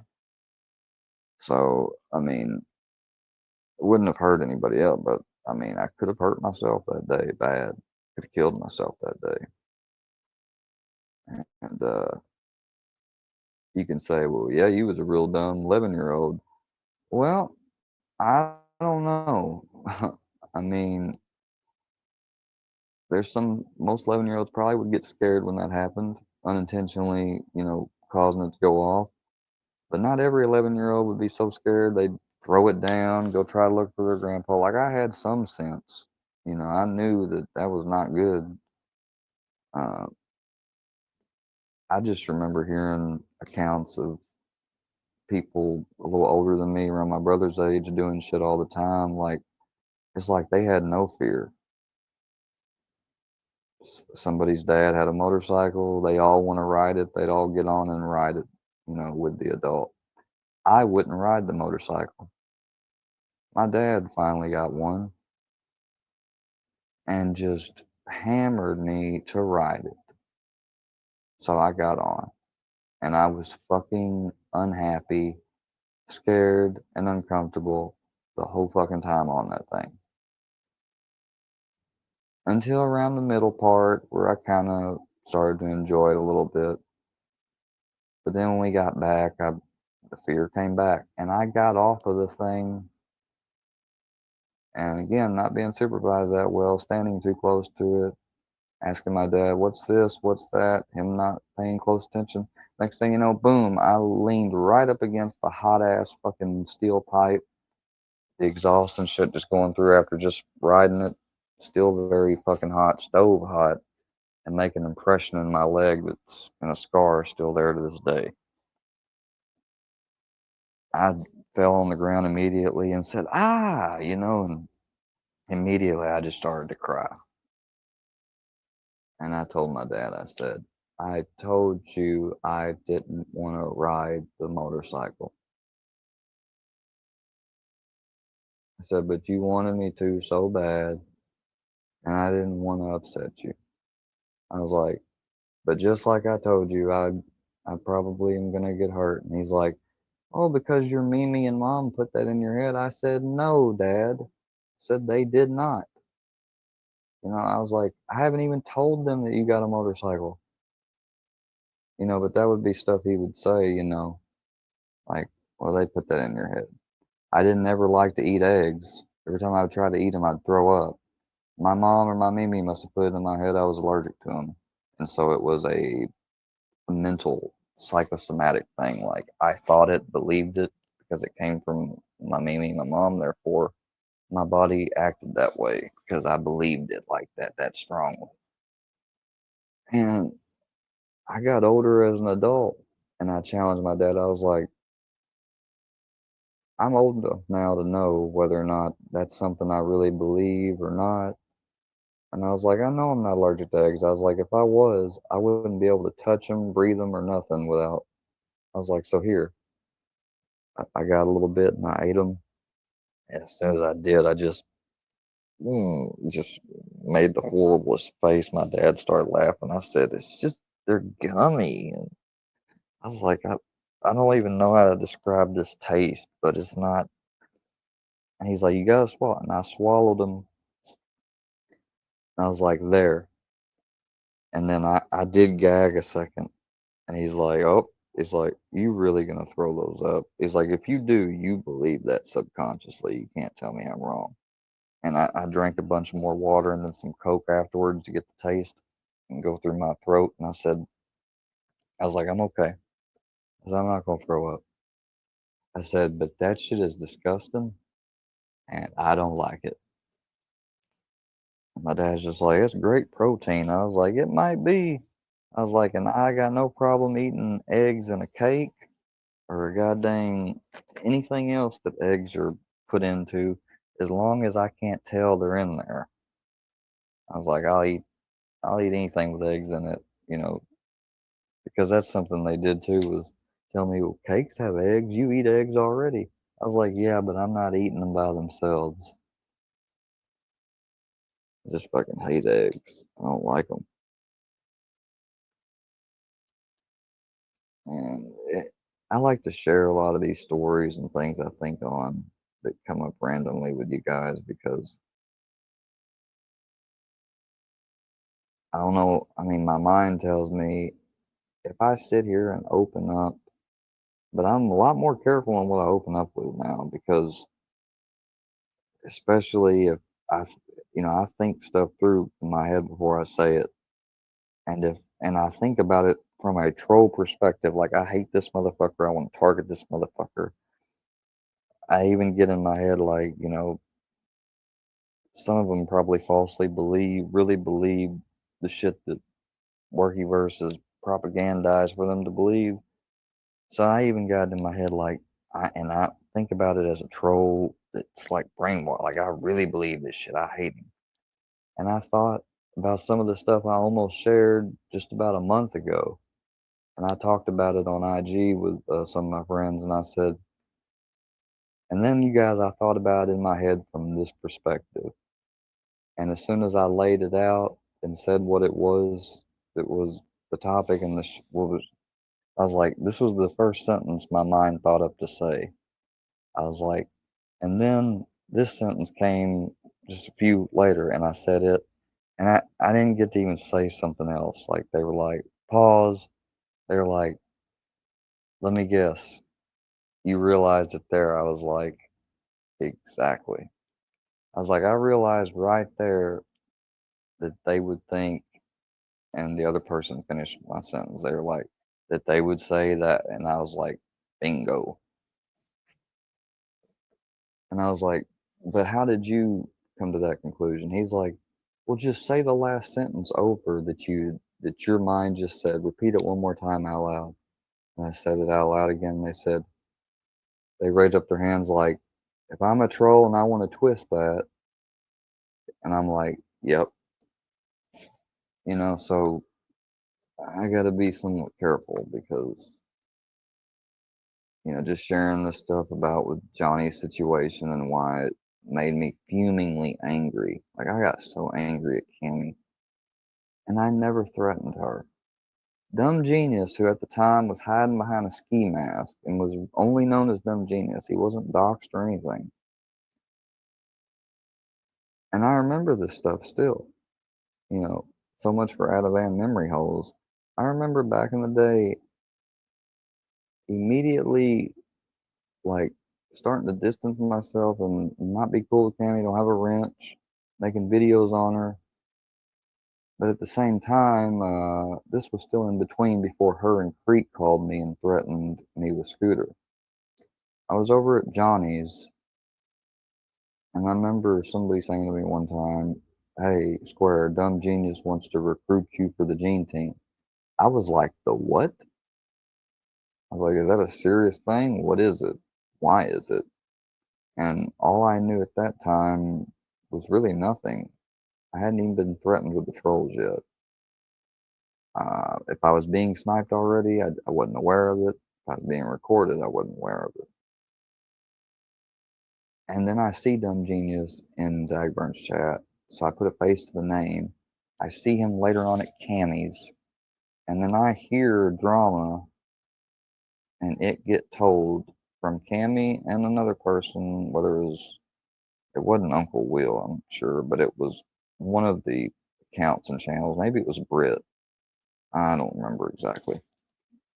But they brought up Dumb Genius threatened Cammy and her kids. And he done that so brazenly at that time because he's hiding behind a fucking ski mask, for Christ's sake. He probably didn't think he'd ever be doxxed. Fast forward a month later when she finally goes to get a protective order because in that past month, from later on getting her to threaten me with the scooter and making me into a locale like Turkey or Johnny Goble, that Scooter and all his people, which now translates to Scooter and all the people that would form the Workyverse, that were in the Dirkyverse and in the Freak Squad community, those people. I didn't know them at the time. So still yet, not aware of the danger, like I confided in her and Creek and I said, to be honest with you, I'm not even going to cap. I started to break down and I said, please don't do that because I have mental health issues. And I said, I'm trying to imagine being in Dagburn's shoes or that Durkee dude and this being my reality. I was like, no, please. I was like, please, I don't deserve that. I was like, I'll shut up about it. And I did. I did. And somebody brought me up in her chat one day though, and I was just watching from the bushes. And she made a comment about me. And then later I heard her say concerning old Shane Reacts. She literally said, this woman, I wouldn't fuck him unconscious. Quote unquote. From Cammy Victoria. Yeah. I wouldn't fuck Shane unconscious. That is just such a fucked up thing to say. I'm not white knighting. Shane has fucking been more of an asshole to me overall. But back then, he was a brand new person on YouTube like me in the same sector. I was trying to get to know him and be cool and go to his channel. And I heard her say that. And so when I shared that with Shane and shit, and I started talking again, it's like, I don't know, just from being threatened to that point and seeing how she acted, pissed me off again, angrily, again, back with her false allegation, pissing me off the most. That reactivated it. So I did it. And that has to be the time where she said, all right, fuck it. And she sicked the trolls on me and simultaneously said he hadn't shut up after this long. So you know what? I'm going to get him to where he has to legally shut up. She filed a protective order. I should have fought it and I would have won. Because back then I could have shown the shit of Jean being the one that threatened her kids and her family. I could have demanded her to produce that. There wasn't enough of an organization to where I doubt she would have faked evidence, especially in a court case. She just doesn't strike me as that stupid. I don't know. I mean, she don't seem like she would be as stupid as Brookie. But then again, Brookie was smart enough when given the chance to drop it before she goes through and potentially gets perjury charges and more, lying to the court. She dropped it. So, that was my fuck up for ignoring the protective order. I had an experience with a family member in the heat of the moment after an argument during a visitation, go and file one on me. They did not follow through on it. And I believe that is where, and when that happened, I asked legal advice about it and got told pretty much, I pretty much got told, I think, from the person that told me, was just to like massage and make me not worry. And they said, you could handle it without a lawyer yourself. They said, but it's really nothing. That was a complete lie. But then again, it wasn't, because see, she didn't say or lie that we dated. She didn't say we had kids or nothing. So when she got her order, it didn't restrict any of my constitutional rights, besides just contacting her directly and shit like that, and or talking through a third party to try to talk to her or whatever, which I had no desire in. But Brookie, and see, they learned that too, the Junkieverse did. And that's why when Brookie filed hers, she made up and took on the bogus, imaginative theme to put on there that we dated and that I had her mobile number and wouldn't stop calling it, which is just bullshit. I've never had her mobile number. Like I said long ago, all right, Brooke, if that's the case, surely you recorded some of these threatening calls or voicemails. Play some of them. I was expecting them to make AI shit and like really go all out to make it sound like it's a voicemail message recording with the voicemail robot talking, all that shit. They didn't make shit. They didn't even try to use something from a clip or live when I was on the phone or nothing like that. I couldn't believe it, but I said later on, I was like, notice how she never showed any. I was like, and this is after the court case. I was like, she's still claiming that it was a win and that I really did. Okay, now that the court case is done with and I won, even though you're still trying to claim to be a victor, since you can't use the excuse of I can't put anything out until the case is through while the case is ongoing. Well, the case is not ongoing now. Why don't you show the proof I called you? She hasn't to this day, and she can't because none exist. That little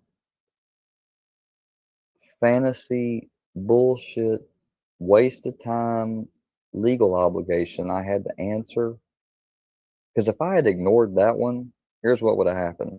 It would have been granted. It would have been granted under the conditions that we dated under the false assumption, because me not showing up equals something called acquiescence, which means my silence is default acceptance of the court's ruling and interpretation and conclusion. And since I'm not there, they only can go by her shit if she shows up. If she didn't show up, then nothing would happen at all. It would just fall off. But you know, so just imagine if I hadn't showed up, I would have been listed down in that paperwork on public record as being her ex-boyfriend from out of state, several states away. It's like an 8 or 9 hour distance travel. I have no car. The nearest Greyhound terminal is an hour and 20 minutes away from my position where I'm at. And that's in Memphis and Jackson. St. Louis is 3 hours. You see my options for like a bus or something to take up there? I still have to get there from here. And guess what? Uber and fucking Lyft don't operate in my area. Well, they used not to. I might be able to get on there now and get a Lyft or Uber from somebody, but they would probably be at least 80 miles away, have to drive here to get me, then drive me an hour or so to that terminal. And no one's going to do that just to date somebody long distance. And I've not dated anybody long distance since the fucking 8th grade. I lived in Missouri, and my dad was moving to Nashville. I would come back to Missouri to visits, though, and I had school friends from there because I grew up and spent most of my years there already. I was new in Nashville. I ran into a girl there that I knew through mutual friends or met through mutual friends. While I was there over the summer, we got close. We made out. We started dating. But of course, when summer ended, I had to go fucking back to Nashville. And we were going to do it that way because we concluded that even if I end up staying through Nashville through all of high school, I will always eventually come there every holiday, every summer, and I'm going to probably end up coming back and living there too. Because at the time, I was like, I went to Nashville under protest originally in 8th grade. And even after being there, especially going to that fucking private school, I was not much too happy. But, you know, I was a kid, it was reality. It was what it was. Plus, according to my mother, I was made sure and not allowed to not go because if I had stayed and reached the teenage years in Haiti, I could have potentially, and once you get to a certain teenage, my dad had custody, won it through court, but from the understanding of what I was told, if I wanted to go to my mom's once I could drive, or even before I could drive at 15, maybe even as early as 14, but definitely by 15, 16, I could have moved back and lived with my mom. The courts wouldn't have made me, like, I would have been old enough to make that choice at that point, especially if I said reasons why, and, and my mom was like, and you would still have 2 years probably, or 2.5 till you're 18. That's 2.5 years child support, you know. And it's not that my mom wanted to get it, it's just that my dad was paying child support already. And I'm not going to get into all of it, but let's just put it this way, it wasn't totally fair. That's all I'm saying. Not saying people shouldn't support, but that system, some of you probably know better than me because I'm not a parent, but it's not great. It's fucked up. But that was my mother's thinking, was that, you know, he's so worried because he's paying, you know, over there, that he wanted you definitely to come with him. So, you know, you're in Nashville and it's less of a chance that you would, you know, come. And to be honest, I ended up telling my mom, I was like, Mom, honestly, I'm not going to discuss why with you all, but I told her, and I kind of hurt her feelings that time. But I told her, I said, Mom, I felt that way when I was younger, but things are a lot different now. And those things is what I'm not getting into about. And I wanted my mom to do more. I wanted my mom to care about herself more and to stand up. But she could always just list the reasons why she couldn't. And sure, a lot of them were valid, but some of them I thought about them all, and I would say to her, you know, this and this and this, though, it doesn't have to be, and it's not really that way, because, and I'd explain it to her, she'd be like, you sound like so and so, but she's like, and I know you're right on some. She's like, but we're talking about, I mean, I am blah blah blah years old, and I miss my mom and I love her, but the fact is that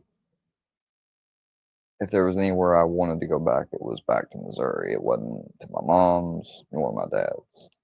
I told my mom that. I was like, it, you know, I said, but honestly, I said, if you would do just 2 things I wanted that you should do, and you've even said yourself you should do, Mom, but you act like that you're spiritually or karmatically or by world standards trapped. I said, I would pick you if you did those things. I was like, but as long as you never do them, I was like, and I said, and I can't even, I was like, but it's true. I gotta say it's true. I was like, I would stay with Dad. I was like, not because he's better, but I was like, compared to one to the other, I was like, the lesser of evil, I guess.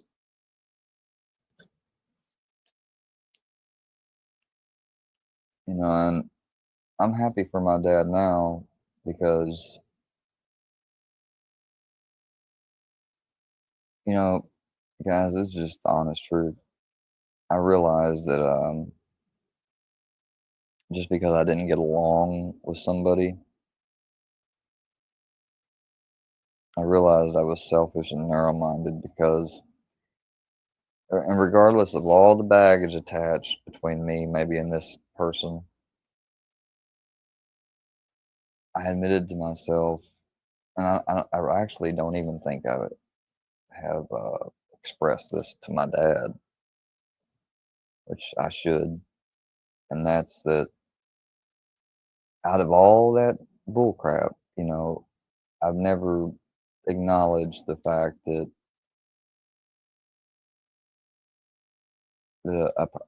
somebody did, and they are not 100%, but we'll say 85%, the main, or 80%,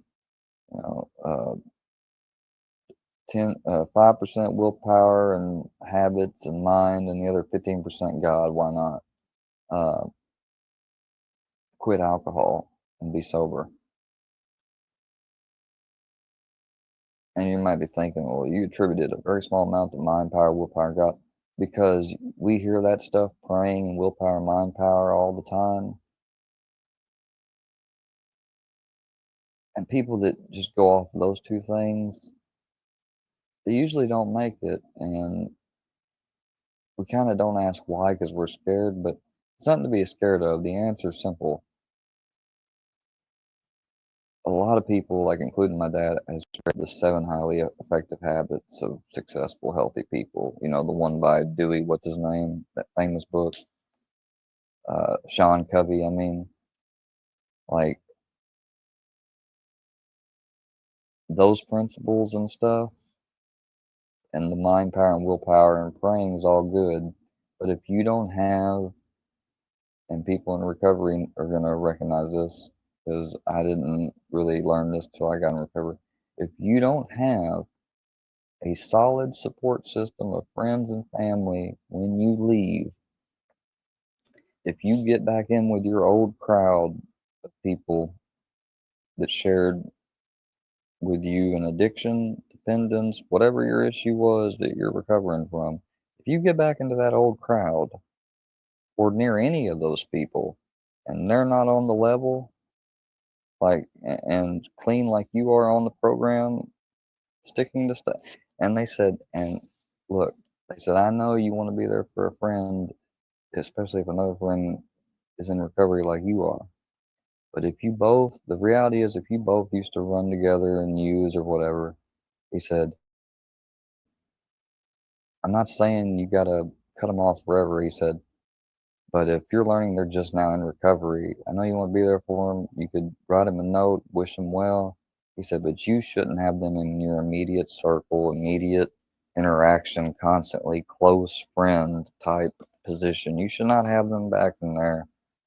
This specific author recommended, and the group counselor I was in and heard this agreed and stood by it. He said, for 1 year. He said, in other words, if you haven't witnessed and seen them for a year, stay in recovery. He's like, I'm not saying they can't have any bumps or they can't, like, oh, if they relapse once, it's a no-go. He said, but if they relapse, he's like, it's all contextual. If they relapse once in the last 12 months, he said, but if they relapsed every month in the last 12 months and, we're waiting until the end of this month to find out if they finally have broken it, like, you see what I'm saying? There's different, it just all depends. He said, but for real, if they don't have some type of track record, he said, you know, he said, personally, this is what I do. I got into recovery.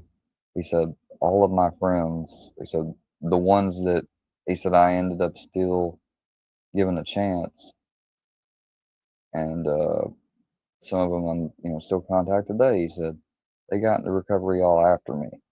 He said, but the bulk majority of them didn't stick with it, got through it, fell out, didn't ever, take it seriously, just said they were doing it, went, quit the next day. What? He's like, I never brought them back around. He said, they was around, I'd run into them. And he said, one day I came real close to taking into peer pressure. This guy begged me like, man, I'm straight. He's like, I'm not doing nothing but drinking a little bit now. He's like, I'm not going to tell you to drink or drink around you. And he's like, well, yeah. He's like, that's reason. He said, I started thinking that's reasonable. He said, and I swear to God, I kid you not. He took his cell phone and he walked away. And he said he walked over by where the air was. And he's like, I was going to put air in my tire. He didn't know I would walk that direction, so I did. And he's like, as I walked that direction, he's like, I completely heard him on the phone arguing literally about the price of some crack. And he looked at me when he saw me. He's like, man, for real? Like he's like, and I grabbed the air and I said, I'm getting air, man. He said, the last thing I said to him was, man, just get help, man. He's like, I'm here for you. He's like, but he's like, I just shook my head. And he took his hand and just threw it at me like, oh, who needs you? I was like, dang. I was like, so he never got clean? He's like, I have no idea. That's what I asked him. I was like, so the dude never got clean? He's like, no. He's like, but the important thing is, he said, whether your friend started rehab before or after you, whatever clean time you have, if they don't have as much, he said, and even if they have as much, he said, sometimes they may even have more clean time than you. He's like, it's not healthy always. He's like, I can't explain it. He said, but he's like, there's instances of people here that work here. All of us work here. All of us have been through recovery. Some of us have more time than the other ones. There are people here with less time that have stayed true to their recovery compared to people who had, he's like, I'm talking a decade of clean time. He said, and you would think that they would be the best thing for all of us. He's like, that guy with a decade of clean time took two people out with him. They went along with him. They used to run in the same social circle. He's like, he's like, not every case is black and white. It's like, just because something looks good doesn't mean there's not another side. It's crazy, people. Like, and to tie that in with something, we're talking about recovery, right? Can y'all imagine somebody creating something here called a recovery verse? And while this quote unquote recovery verse group was going on, you have live streams and groups and stuff dedicated, supposed to be talking about recovery, being there for people, supporting them in recovery, promoting recovery. Oh, and by the way, while in the recovery verse, bashing this or that person, we currently want to bash and trash because we see them as a junk box or inactive addiction.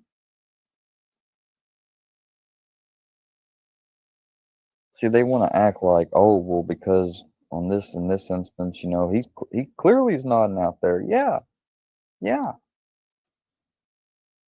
that wasn't an active addiction, and I didn't come up with this. I talked about all this and I said it to the counselor, and they said it's simple. You weren't an active addiction. They said you were an active dependence, though, but you were in recovery. You were working your program. They said, truth is, they said, I don't know why, especially they said in a state like Massachusetts. I was like, my medicine was wrong. They said, not the medicine being wrong, the dosage. They said, you were overprescribed even in recovery. They said, that's the truth, Ian. You were overprescribed in recovery. But they said, but it's different than being overprescribed with a doctor at a pain clinic. He said, there's plenty of people that are getting overprescribed, are asking and feigning symptoms to appear to need more medicine and getting it from doctors, and they're aware. He said, that situation is different than being somebody in recovery, somebody that has come and said, look, my life's out of control. I need your help, doctor. They said it's even harder when people try to do it in abstinence. Like you had the mind to make sure, okay, I want to go to a medical a recovery place that has not just one, but a mix of different systems like abstinence, peer support, group, psychological, psychiatric, and medical. He's like, that's what you came to. He's like, and he said, there's a push. We're trying to get that to be the standard. He's like, because forever the standard was abstinence. He said, and in certain places, abstinence-based programs and stuff that they dominate still. And that was in 2019, 2020. Now, like I remember coming back to Missouri when I came back out of rehab, and I never saw as much advertising and promotion for Suboxone and methadone until I came back from literally rehab. Before I went to rehab in Missouri, I never heard of Suboxone. Never come across it in the street, never had it prescribed. I didn't even know something like it existed. I knew about methadone, and I did try to look into methadone once, and I got pretty much told there's no doctors around here, the nearest one's this far away, and especially in the beginning, you got to go in daily, and when you do get to a certain point, they only let you take home a certain amount. It takes a while to get to the point where they're allowing you to take home 30 days worth of medicine. They said like you'd be used to at the pain clinic. So methadone was off the table. Like I said, also they have a set number of patients they can take, and there's only, that one doctor that's an hour away. I was like, well, why not just go over to that state or the other state? They said you cannot do methadone treatment out of state. That's one of the other things. Like if I'm a resident of Missouri, I don't know if it's still that way now, but at the time, because I even called and looked into it, somebody told me they may not know what they was talking about. I called and looked into it. They said, yeah, if you're not a resident of the state of Tennessee, I was like, is that a law? They said, no, it's standard policy. We just don't. So that's up to the treatment places and the clinics. I imagine probably maybe some of them don't always do that now, but I get also that it's suspicious. Like perhaps somebody wants to go out of state to get methadone, so maybe in their state, and back before like 2016, people were doing that shit. Doctor shopping was going on up until 2016 in Missouri. Florida was the first state to implement a drug monitoring system. Missouri wasn't the last, but we still fell way behind in terms of catching up. You know, I had somebody I worked for that was a client, and I didn't get no benefit from it, and I didn't technically have to take him down to Florida, but if I didn't, he'd get somebody else to, and then I'd be out of a job. And he got medicine in Missouri, but he did not get Opanas, 30 milligrams, 120, but he did in Florida, in no good old Sarasota, Florida. It blew my mind. Like I was saying to him, like, you know, you're gonna mess up, you're gonna get in trouble. He's like, dude, you don't know what you're talking about. And I was like, whatever. I was like, please tell me though, if anything happens, you're not gonna try to put no blame on me. He's like, no.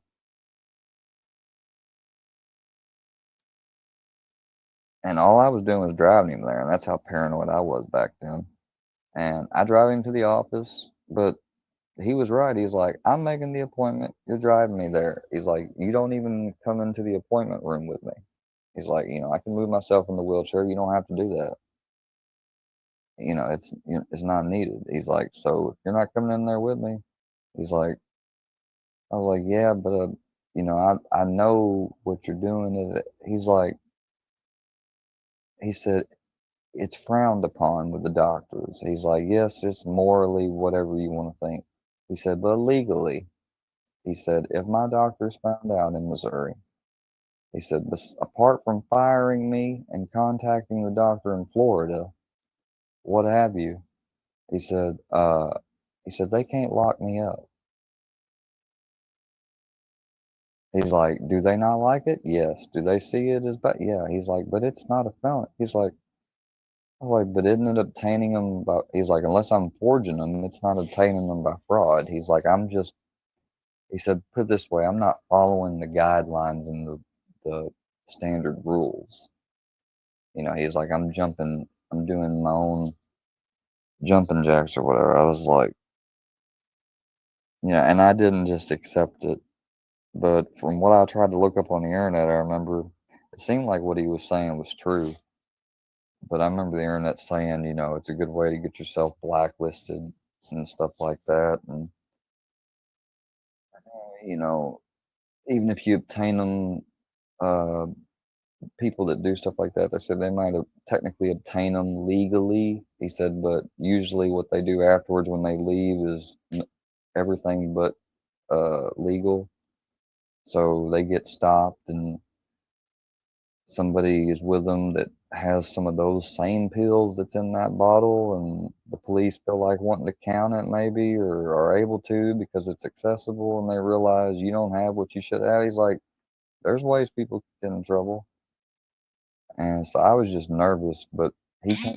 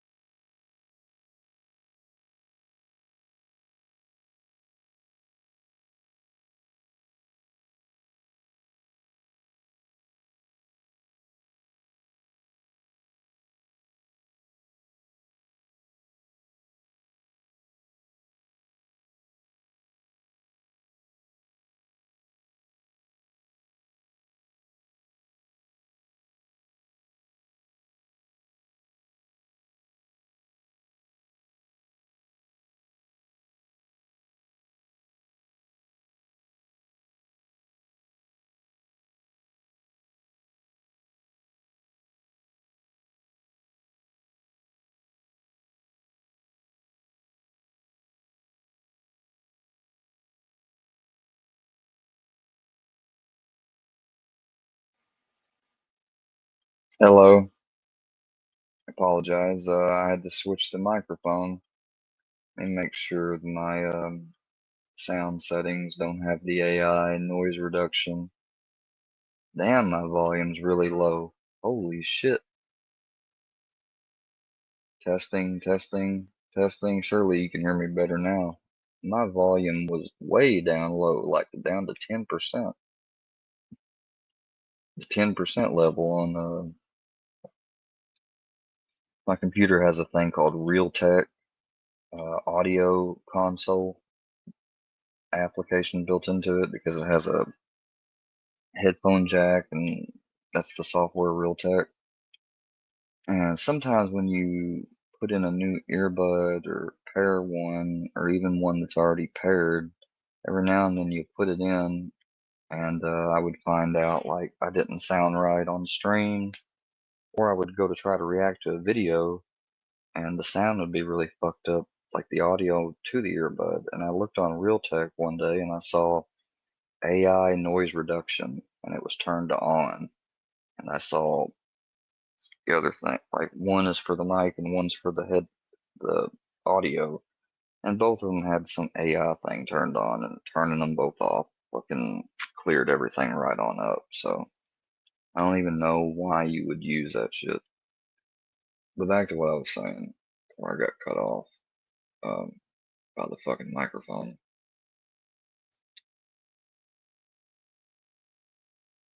It just scared me that like here was somebody that wasn't even 40 years old just yet at first when I started taking care of them. And they was in their mid 40s up as long as I took care of them. And then they passed away. Like they legit passed away before I think they were even fully 50 fucking years old. And they was in a wheelchair pretty much permanently from the late 20s. They started having the health issues and shit early mid 20s. Finally started to be in a wheelchair right at the cusp of turning 30. Was in a wheelchair through their 30s. And then I came around near the tail end of their 30s. And they wasn't always in a wheelchair completely. They had some movement, could get up, but they could not walk. And I also was told it's a combination of he was kept on prednisone way too long, and prednisone, number one, it caused blindness in one eye, so he lost eyesight in one eye because of the steroid drug prednisone. And it done something else muscular, I think, as well. It's caused a complication and all that. And on top of the injury or whatever. And essentially going through all that, trying to get compensated, and like he tried to, like it really devastated him losing his eye.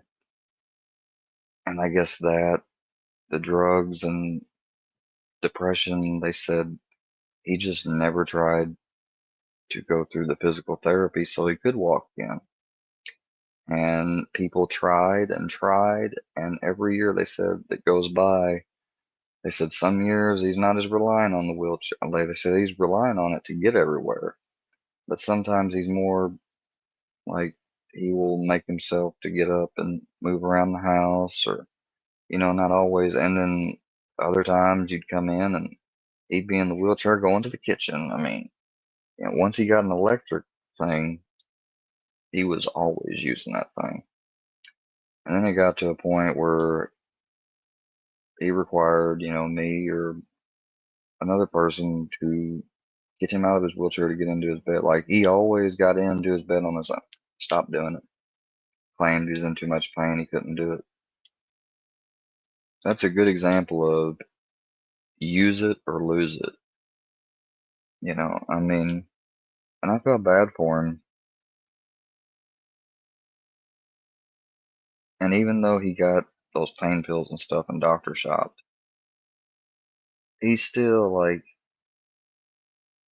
and this may sound like addict explaining or whatever, or past addicts planning in my case, but you know, one of the things I noticed myself compared to myself at one time and other people that I'd seen, I was like, well, he does get extra different, more strength pills. I was like, but he never, you know, he got 4 of those Opanas a day when he'd go to Florida, but he couldn't go to Florida every month. Obviously, it's not practical. But when he did go, he got 124 a day. He would take 2 a day. You gotta keep in mind, normally he's taking the hydrocodones. These were Opanas. I think they were technically both Schedule 2, but Opana is like, I think oxymorphone, and it was 30 milligrams compared to hydrocodone, which he got 10 milligrams. He got 4 hydrocodone a day, but they were only 10 milligrams. So can you just imagine? Every month you're getting the hydrocodone in one state.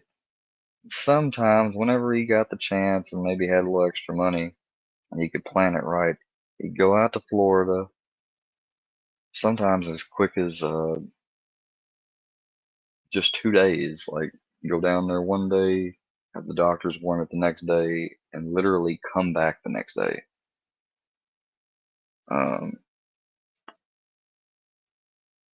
And can you imagine like coming back with your regular script and now you got an extra script and it's Opanas 4 a day, 30 milligrams.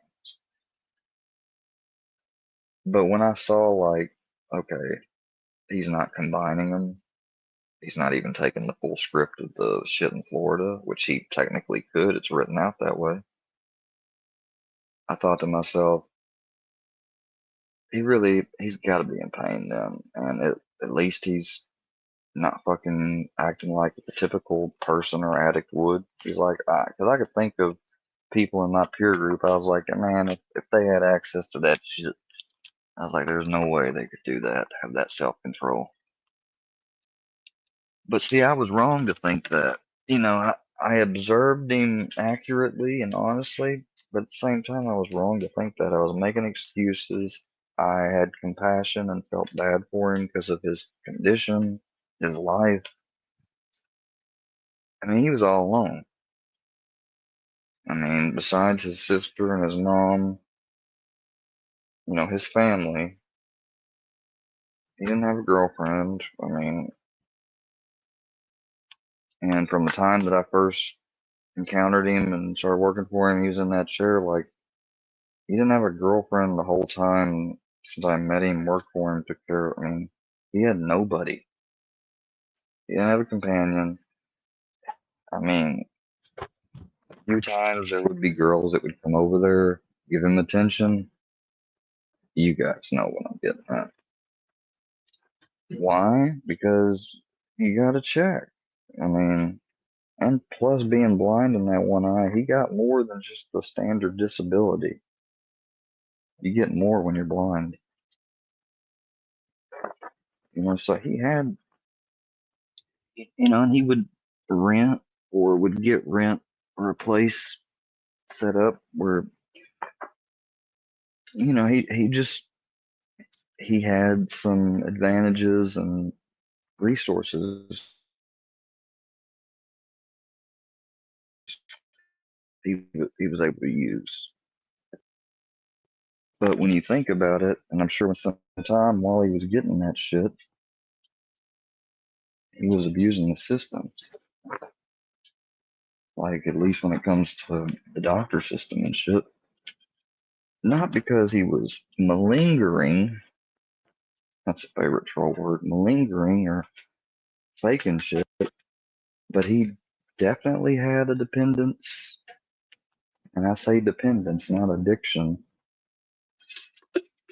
Dependent. He had a damn dependence for sure. I would be saying addiction if he took all 4 of those Opanas along with the hydros.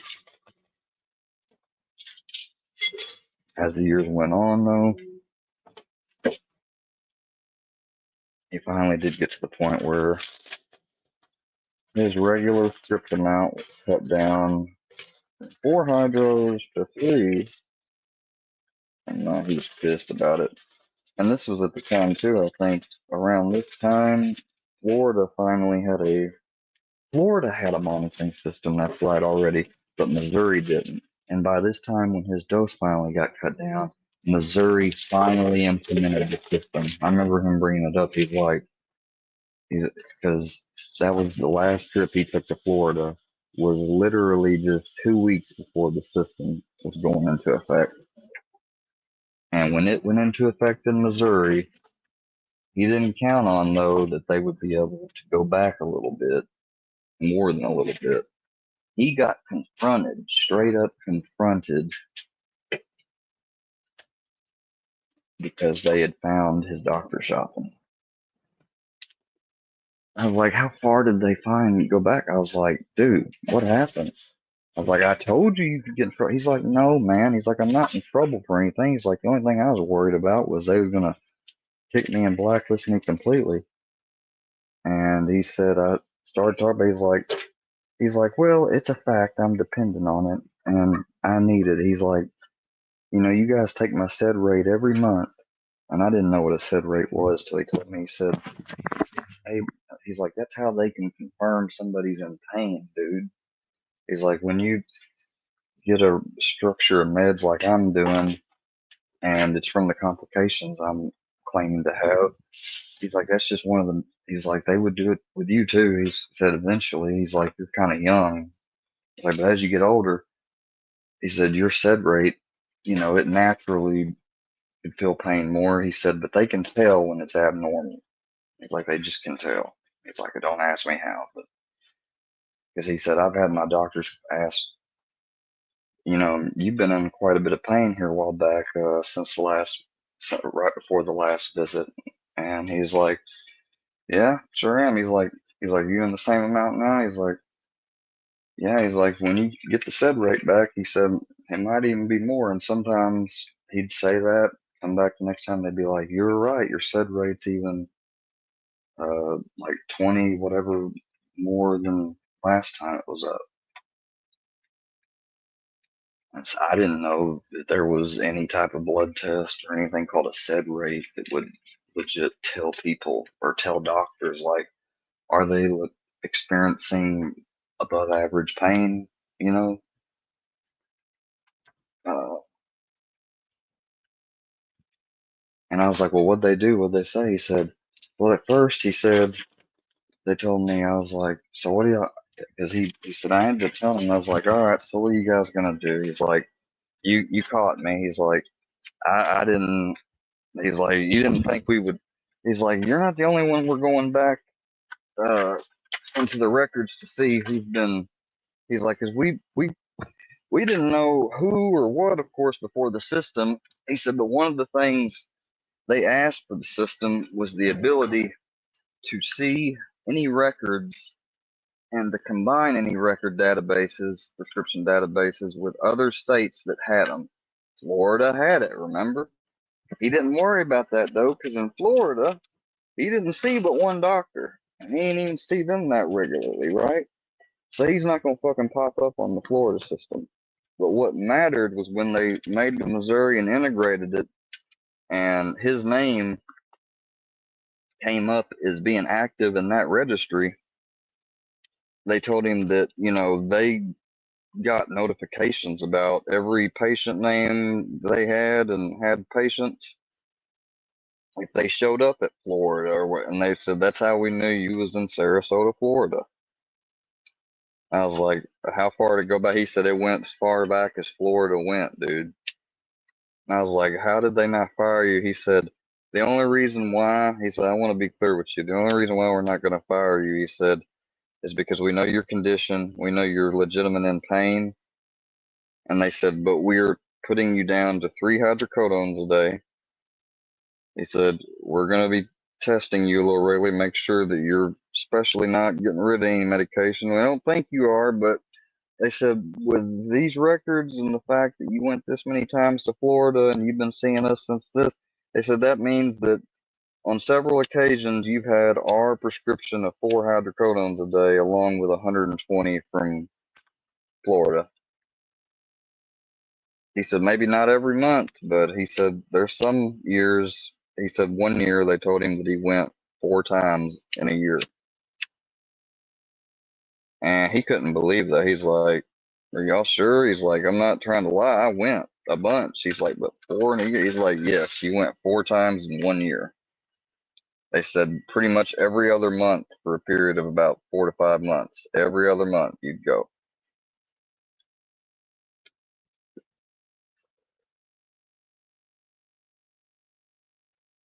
They said it's not criminal. They said it was done in the past, but he said they changed my dose and everything though. He said if I had done it maybe a year and it had been a year or more and I hadn't done it since, he said they specifically said, you know, you literally did it just a couple weeks before we got this system online.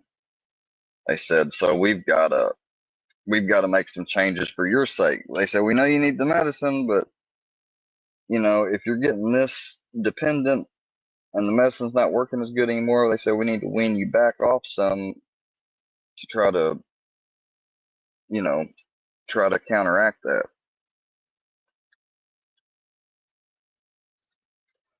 And I told him, I said, man, I was like, so they no legal. He's like, no. He's like, I straight up asked him. I was like, well, I was like, he's like, did I break any law? He's like, you know, are you guys going to turn me in to law enforcement? He's like, I said, you didn't break any laws technically, but you know, they said, come on, you got to know what you're doing is not right. And he said, I tried complaining to them that the 4-a-day was not good enough at that current point. He tried to get them to put him on oxycodone. They said, we know. They said, but you're going to have to trust our judgment. You don't need to get on stronger stuff. And they said, and the fact that you were taking this stuff along with this other for so long, they said, no wonder you're in more and more pain and it's not working as good. They said, give it some time. They said the Opana is still in your hair and your body, even if it's not in your blood and your urine. They said, give it some time, let all that get out. They said, we'll check back on your dosage in 6 months and stuff. And I said, well, man, it sounds like they're right. You know, and I remember him telling me at that point, I was like, man, it sounds like they're right. I was like, that's good news all in all. Like they just want to make sure and take care of you. And he's like, yeah, whoop-de-doo, I'm not going to jail. He's like, you know what, Ian? Just get the fuck on out of here. He's like, I'll see you tomorrow, all right? He's like, and maybe if you want to keep working, keep your fucking opinion to yourself. I don't even know why I talked to you about this shit. And I was like, well, damn, dude, really? I was like, you know, I was walking out and I said, you know what? You want to fire me? That's your prerogative. I said, but I fucking told you when we was doing that stuff. I'm like, man, I was like, you're hedging on that, you know, it's not illegal and they won't do nothing to you because you're a legit patient. But man, you said you came and you thought you came close yourself to them kicking you to the curb.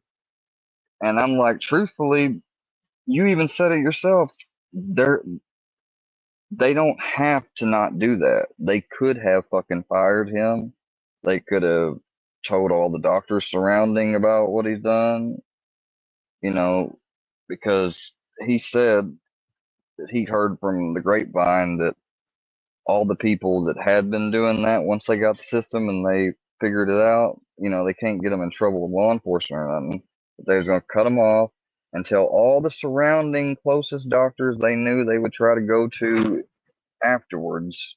They sent them the list and stuff too, because it's not breaking HIPAA, especially if the doctor can justify, well, I'm concerned they're going to go to this colleague next and they're going to, you know, abuse you know, they're going to abuse that doctor.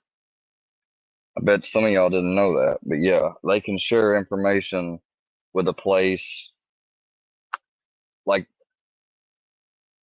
I think what it was, he said, was that they'd call and they want to inquire about a past patient and see if they signed up, made an appointment there, and they can find that out no problem anytime.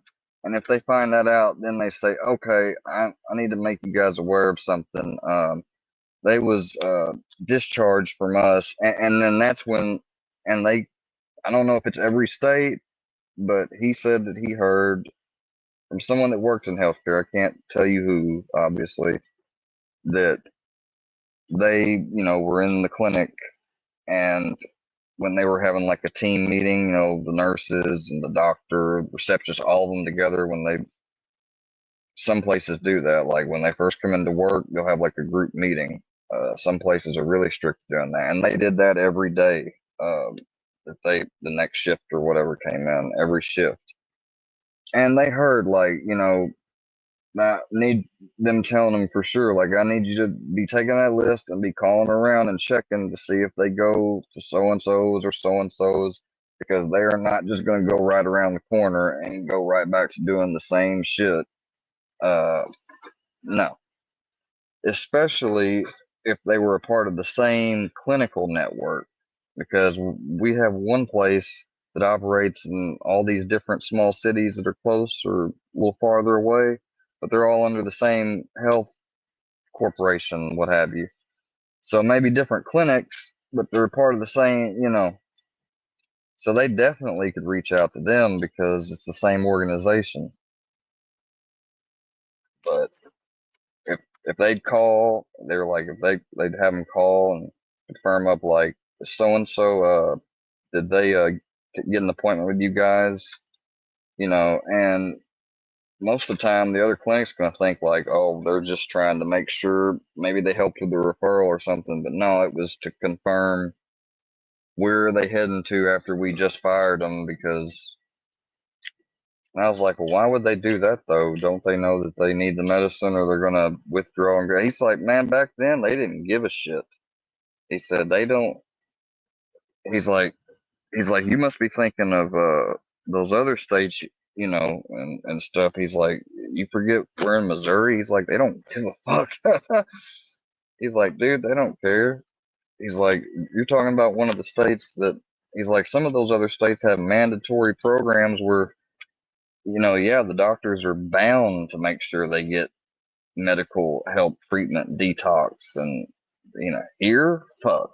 He said they can cut you off Xanax's cold turkey and be free of any responsibility, even though they know there's a guarantee you're gonna have a seizure if you go off on cold turkey. He's like, getting off Xanax's is worse than opioids. I ended up asking my mom about that, and she said, usually I would tell you to not listen to him, but she said he was telling you the truth there. He said benzos are more dangerous and worse than opioids. Like, she said, opioids are bad for you, but you won't die from coming off opioids. You'll wish you were, but coming off a huge benzo amount like that, I knew of a guy that probably took sometimes between 8, who knows how much more maximum, the very minimum, at least 4 to 8, I remember. 4 to 8 blues a day. Not 4 to 8 peaches or white Xanaxes, which are the smallest milligram. 4 to 8 blues. 2 blues is a bar, yeah. So that's 4 bars a day if he just takes 4 of them. Wait, 2, 4 to 8 blue. 4 blues would be 2 bars. If he takes 8, that'd be 4 bars. So that's 4 bars a fucking day. One of the last clients that I remember having, they took 3 Xanax bars a day. So imagine taking that much minimum, if not more, if you got it. And I'm talking about somebody, may they rest in peace, but back in the day, they was what they call trapping in the streets, It's trapping. They got busted on a keychain camera and microphone.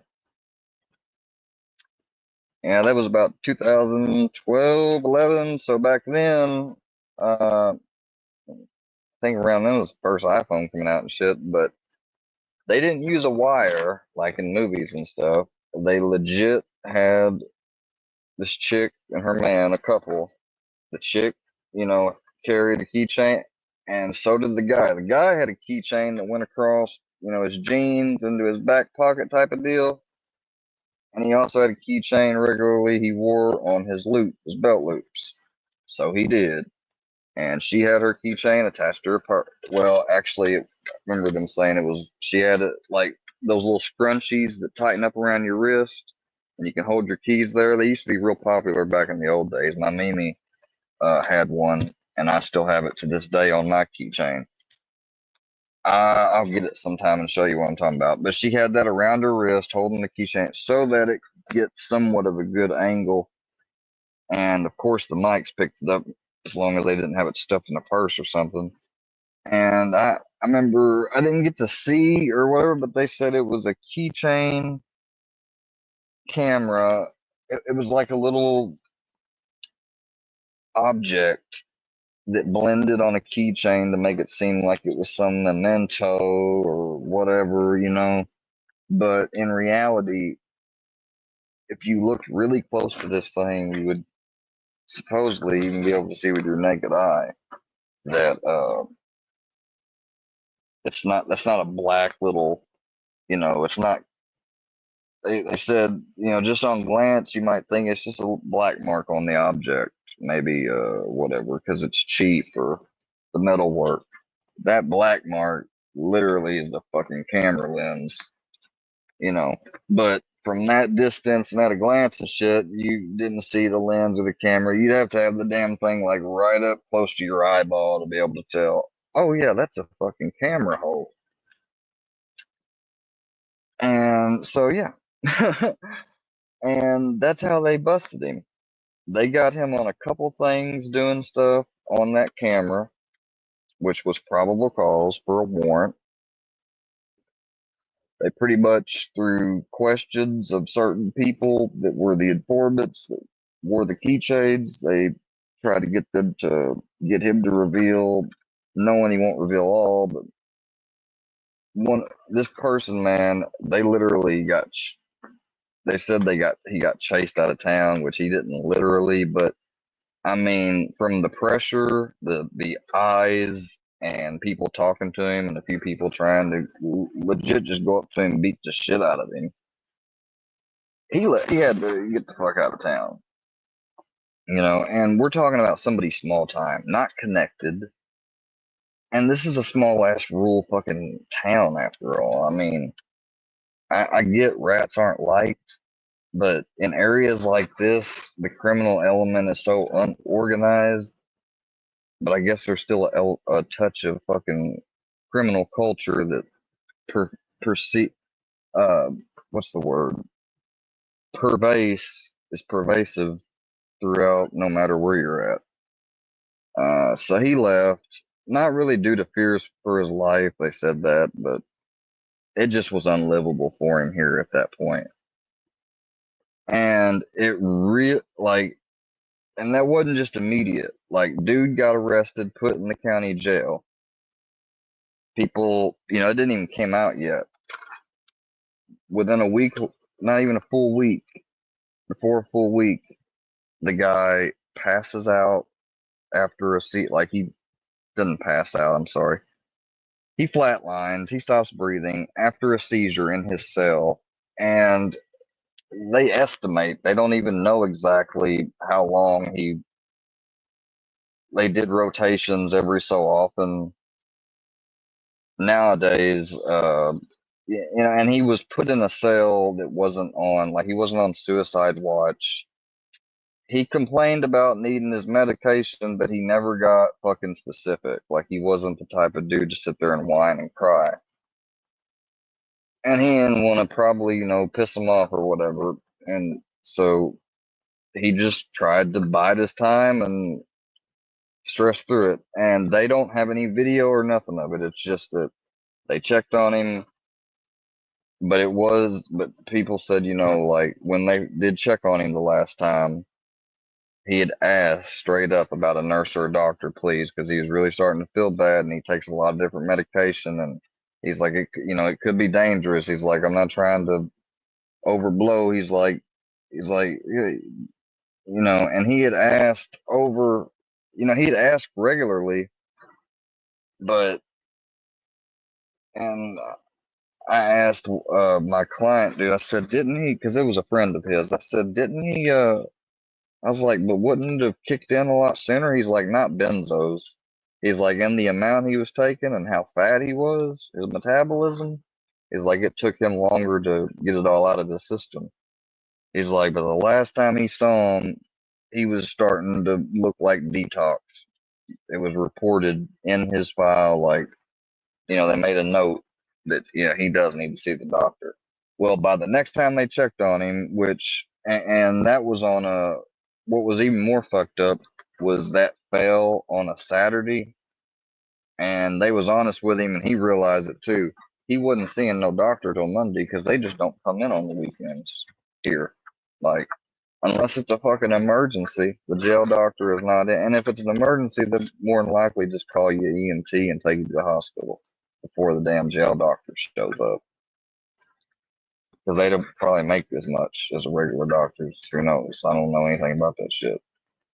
But, I mean, he was found dead later on evening that day, next check. And, I mean, deceased. And cause of death had to do with, it was like, I remember what's his name saying it was polycause. I was like, what's polycause? He's like, well, the Xanaxes, dude, the detox, the seizure from coming off Xanaxes, which they for sure was able to determine he had. I was like, he's like, don't even ask how, man. He's like, because he's like, this is the last I'm gonna tell you about it.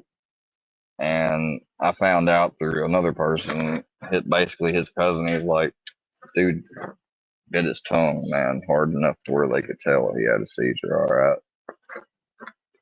And I was like, oh, okay. He's like, yeah, when you do a seizure, man, he's like, you fucking, you flip out. I mean, like, your tongue, your teeth bite down on your jaw. He said, I've had one before, and when I come to, he's like, I was so fucking sore and shit from all the jerks. And he's like, I had bit on my tongue,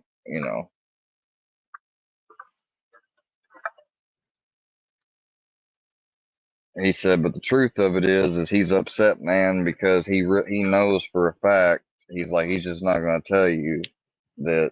The truth of it is he had a seizure. He was detoxing. He didn't feel good. He's sick all around. And those complications and all of that with his poor health, weight, obesity, he's like, he suffered cardiac arrest, I'm imagining. Maybe right after his seizure, who knows? Maybe he slowly after the seizure came to. He's like, and may have sat there staring at the ground or up the ceiling. I mean, and then eventually he got to where he couldn't breathe, and slowly, he's like, we don't know. He said, but all we do know is he had a seizure. After that seizure, something happened to where eventually he stops breathing. He said, and just we hope to God that it was quick, because we kind of want to think that if it was prolonged or he didn't die right after the seizure, why didn't he call for a guard or push the button? Maybe he couldn't get to the motherfucker. He's like, I don't know, man.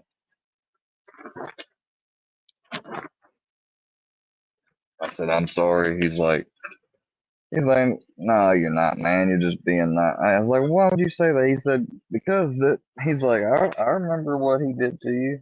And this is a true story. This guy that passed away, not a friend or person of my age group or generation, but I still ended up coming across him, knowing him, because he was in my brother's group of generation and stuff. One time I went to the casino one night, and I took him over there with me, and I went over there. And he asked for a ride because I just got done with the client, his friend, and the guy I worked for gave me something to go take and drop off over to me. I did. He asked me what I was doing. He's like, let's go to the casino, man. He's like, I'll give you a little something. I was like, I don't need anything. He's like, you sure? I was like, yeah, dude. I was just smoking at the time like that. Like he was offering me, I think it was Xanaxes actually. I was like, no. He's like, please take me, man. He's like, take me over there. He said, I'll put gas in your car, fill it up. He said, and he's like, fuck, I'll even give you some smoke, all right? He's like, and if you're real good, he's like, fuck, I'll give you something to play on something. He's like, come on, man. I was like, all right, all right. So I take him over there. He goes to slots, I think. He ended up giving me $20, And just as quick as he gave that, I fucking blew through it. I think at first I won $5, and I kept going, and I just lost the rest. I don't even remember what I played. Oh, uh, blackjack. That's what I played. Blackjack. Yeah. Anyway, so that got done, and I started getting real bored. I looked everywhere for him. I went around all the slots probably more than twice, back and forth, back and forth. This was when the casino was still all on the riverboat.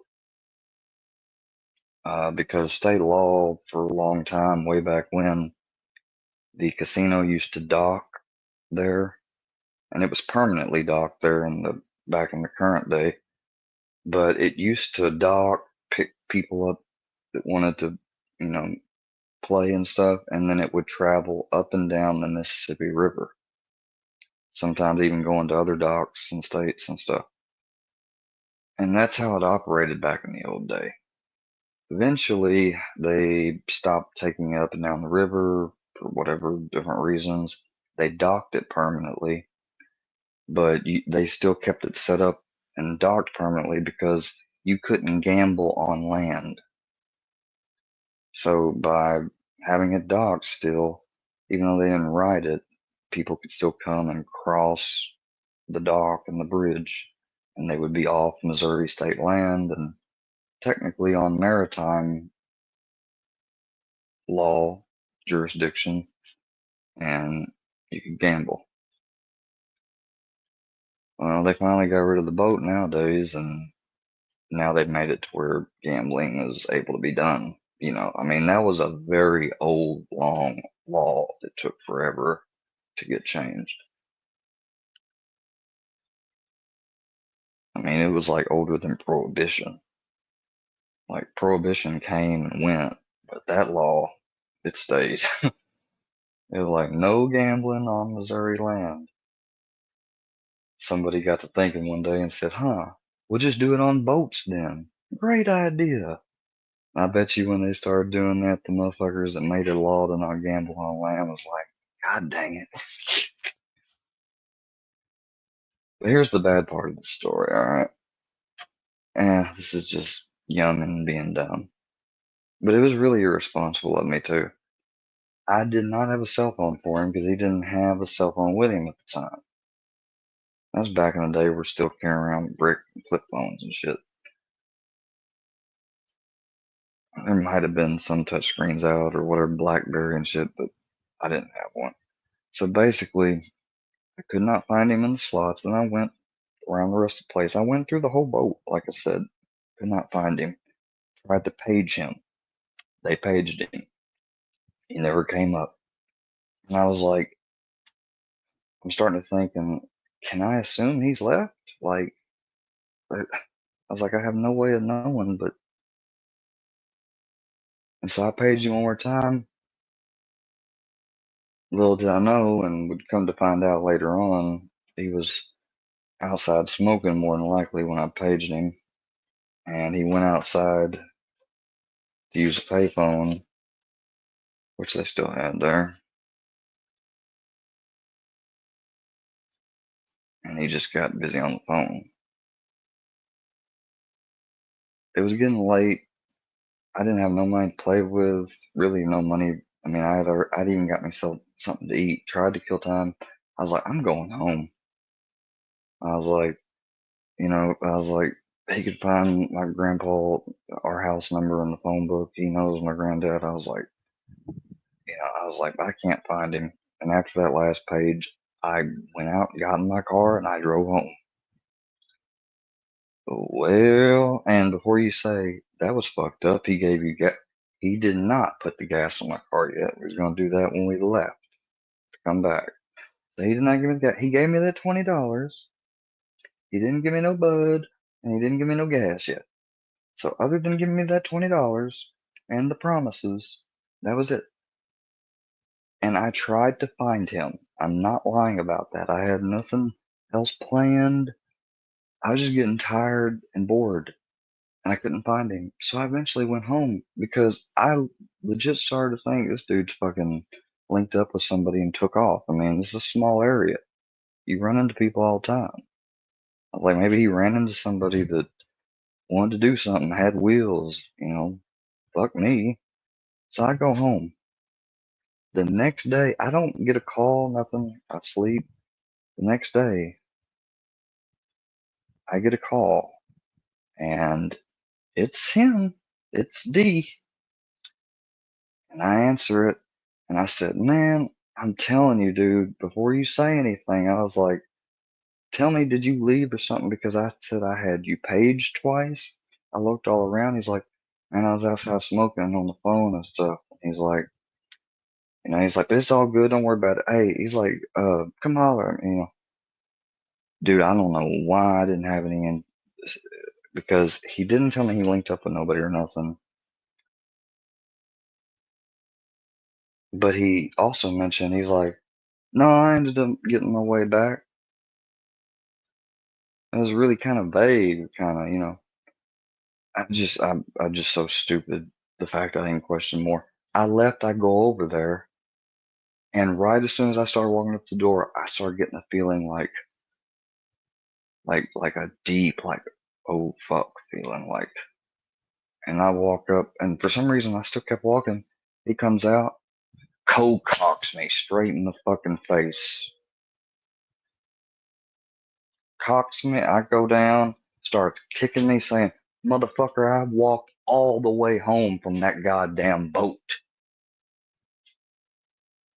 And he kicked me a second time, and at that time, no dude, older dude, he's like, man, leave him alone. He's like you ain't never ran off on somebody or something. He's like, stop kicking him. He's like, you're 3 times his size. He's like, just make him pay you back any money he's paying. He's like, I ain't spend no money with him but $20, but still. And he's like, he's like,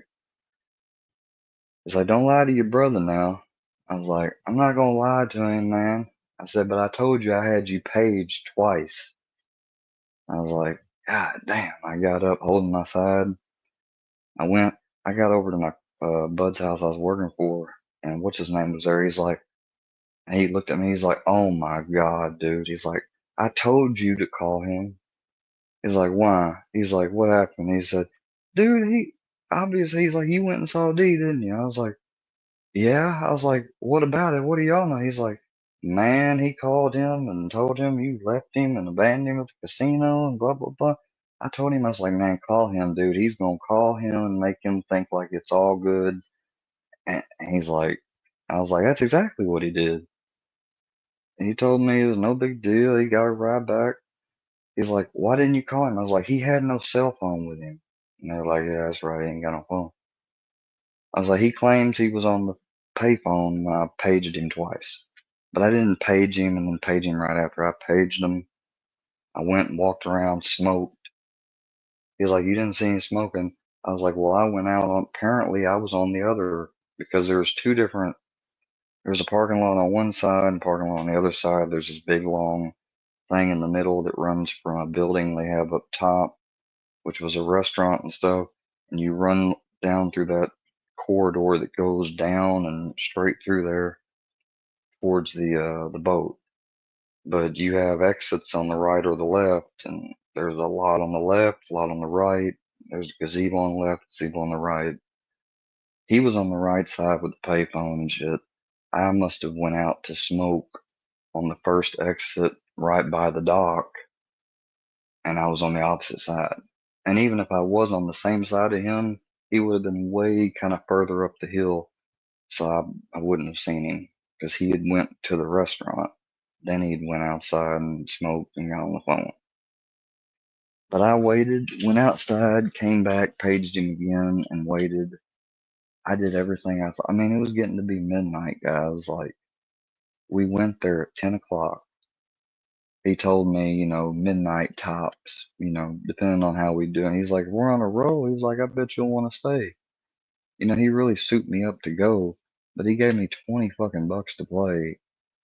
And then he just fucking took off. Like, I didn't even come with him. Like, shit. The fuck is a person supposed to do when like, that's 10 o'clock, right? Gives me the money, boom, takes off. I'm probably done playing with that $20 by 10:40, and I think that's a very generous estimate, overestimate. And then I don't see him from 10:40 to 11:40. And I was looking around. I didn't start to try to page him till just a couple minutes after 12. So for a full 20 minutes, I'm going round and round and round and round and round, looking everywhere. In the casino part, mind you, I didn't go up the hill because it's a long walk up there or nothing. I went up there when I eventually left, and I said, well, if he's up there, I'll see him. It's just crazy. And stupid. Having paged again, probably around 12:10, 12:15ish after coming in from smoke. And that's when I said, fuck it. And I finally walked up all to the hill, and I'd say I left out of there about 12:20. And according to him, he began looking for me then at just right at about 12:30, 45, 12:40ish. And I didn't even get to ask him why didn't he look me up in a phone book or anything. And I asked what's his name. And I'm not gonna say his name. The guy I worked for, buddy, I asked him, find out from him if he tried to call me or my house or anything, because I don't have nothing. He asked him, he said, did you try to call? He said, fuck no, the dude brought me here. He knew I didn't have a ride. I was going to put gas in his car. So he's like, why would he leave? He's like, and he said, well, man, he didn't know if you didn't leave him or whatever. He said, you practically gave him that 20 bucks, but then just took off. You said that you'd be by the slots. He said that he went around the slots 2-3 times, circled around every slot thing, booth, whatever around the slot. He said he went through all the nooks and crannies of the casino. He's like, he swears up and down he did. And he said, and I can tell you this, he's not lying about when he got home. He said, because I had accidentally called him, didn't mean to, but I called him when I was just getting back in, and he answered because he had been up watching Big Bang Theory, I remember. And he said, what? I remember I didn't know I was calling somebody, but then I could hear something. I picked my phone up. I was like, oh shit.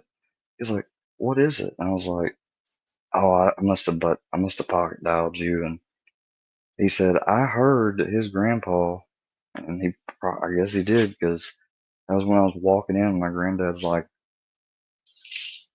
it's 12 something. He's like, that's an hour and, 30ish 5 minutes later than, last time of 40. And I said, I didn't know what to say because I didn't want to say I'd been to the casino. And he was on the phone. He said, tell him you were doing stuff for me and I had you take me to the casino, which was something he knew that I did for him was sometime. And he said, go ahead and tell him, And I said, man, what's weird is I was just at the casino. He said, what? And I told him I was over there with D. And so he told D, he's like, his grandpa did get on to him. And I know what time he got home. He's like, well, dude, that's all fine and good, but the little shithead fucking abandoned me, dude. And you know me. He's like, even if I'd called somebody that late, they ain't coming to get me. He said, I walked. And he said, that is true. And he's like, he walked from the boat in Crothersville to where he lives in the square of Hayti. He's like, that's at least a good like about six-ish, almost between 7 miles. He's like, it's 5 miles from both cities. He said, you take the distance of the casino to the distance of his house and the distance between two cities. I was like, God damn. He's like, yeah. He's like, I gotta say, I'd be pissed off at you too.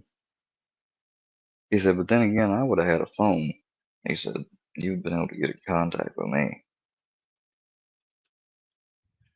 And he's like, but I told him, I said, you shouldn't have beat him up, man, because he couldn't find you. He's like, I believe him. He tried to page for you. He's like, he probably shouldn't have left. He's like, I told him you should have hung out till around 1 to use absolutely sure. Like, you could say, like, I'm only been here an hour and he's no sight of him. He's like, but I told him he was wrong for sucker punching you, luring you over there like everything was cool. And he's like, and you was a dumbass for going over there. He's like, you ought to have known that he wasn't gonna be cool with that. He's like, especially if he didn't tell you he walked and you had no idea. And he just was like, hey, come on over real quick. He's like, he's like, could you not? I was like, man, I didn't sense anything. I was like, but when I got there, he's like, let me guess, you all of a sudden, he said, you started feeling something. I was like, yeah, but I didn't.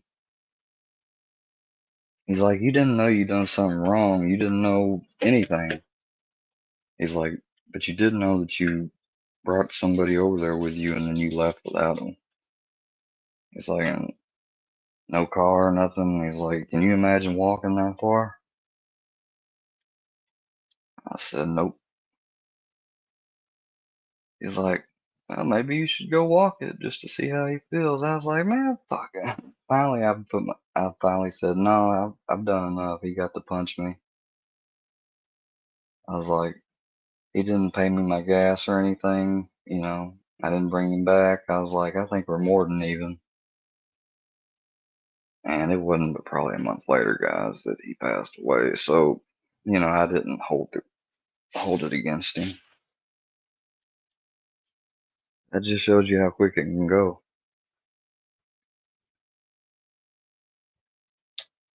He got indicted after the buys. They came and they broke him under the warrant. He got bonded out,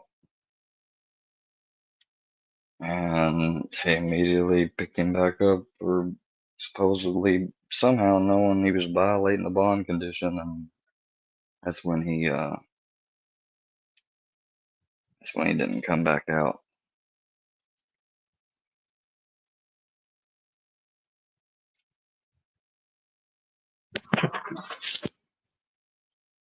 I started to think and worry, like, you know, am I gonna die young?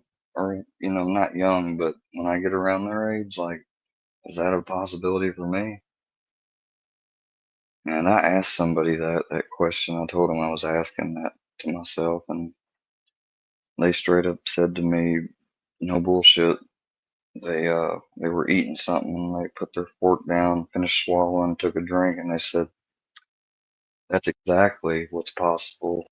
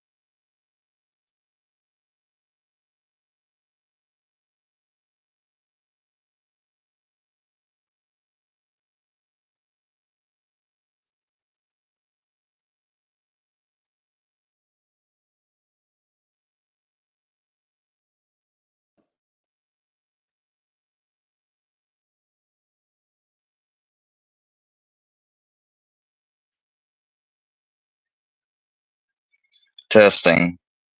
Look, guys, I don't know how good this microphone's coming through. I'm on my phone.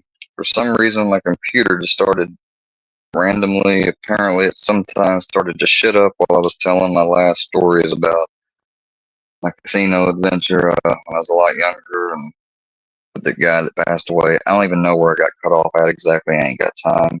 I was going to be wrapping it up, and when I looked on the computer, I'm glad I did because I realized that nothing was being picked up. And the viewership had dropped way down. So I guess people probably assumed, oh, he fell asleep.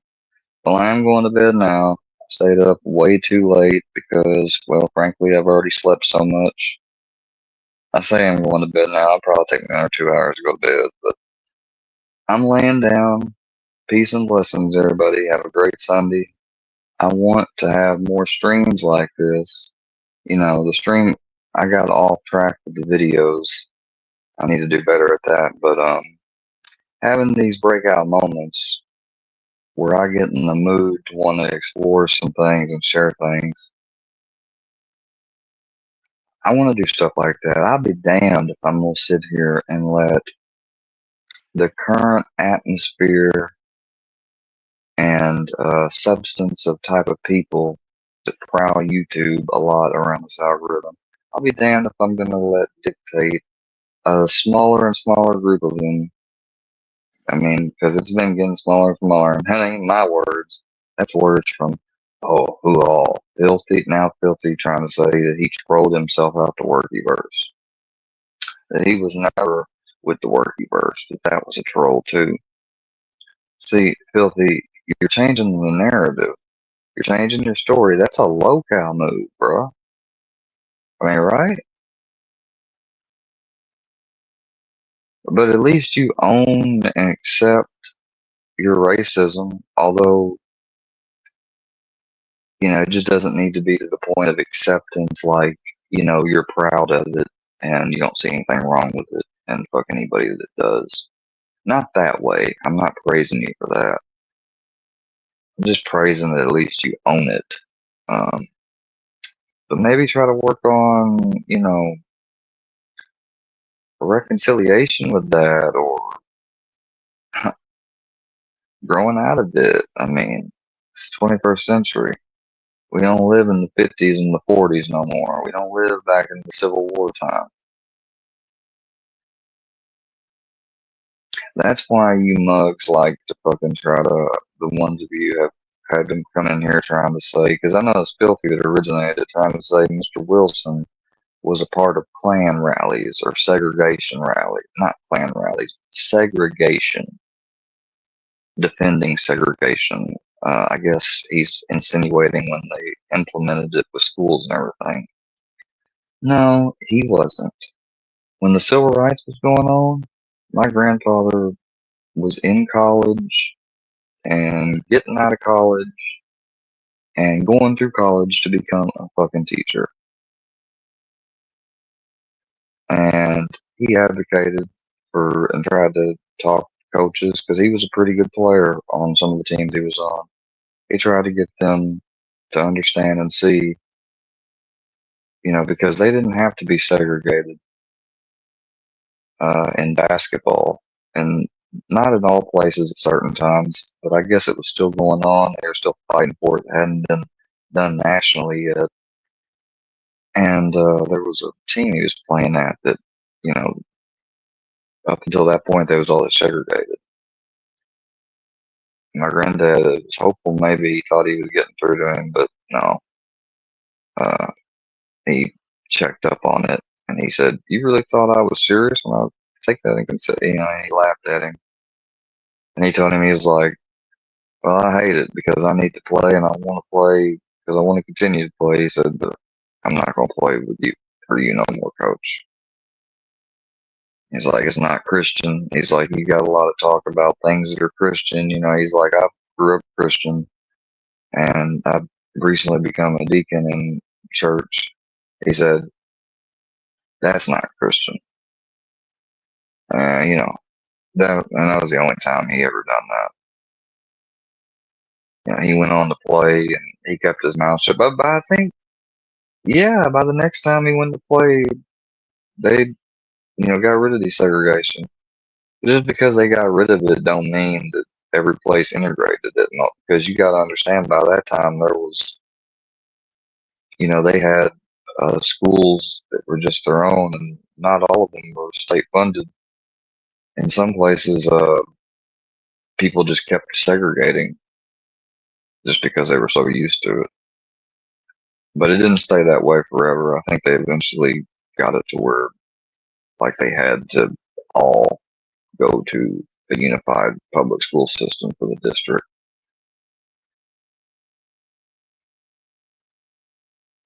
Well, probably what ended up happening, there was some private white schools and black schools that ended up being made when they tried to unify everybody, nationally, that would give the options of some families and stuff to send their children to a place where being a private school, they could guarantee, like, that's the only thing. Technically, they couldn't discriminate, but I mean, it's not like you had people driving up in droves to First Amendment or audit like people do First Amendment audits. You didn't have people going up to audit a private school to see if it would admit a black. I mean, you just didn't have this shit back then. And it was crazy. I mean, just thinking about it, I can't. It seems comical to me. And I don't mean the fact that it happened. I mean just comical that it lasted as long as it did. And you might say, well, how could you laugh at it? How could it be comical? Because it's ignorant. Like, I will never understand people's ignorance and humanity's ignorance in general, even my own ignorance. I'll never understand it. I'll always hate it. And it's one of the quickest things that gets me angry. And if I don't laugh at some of this crap, I'd be driving myself over the wall all the fucking time.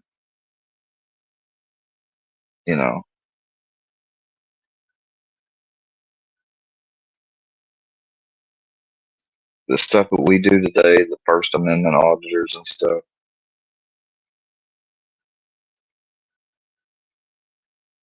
there's so much we take for granted today that people wouldn't even dream or be consciously possible.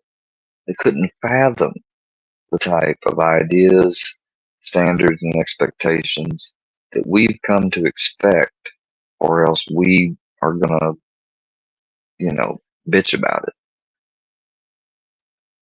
They didn't. No.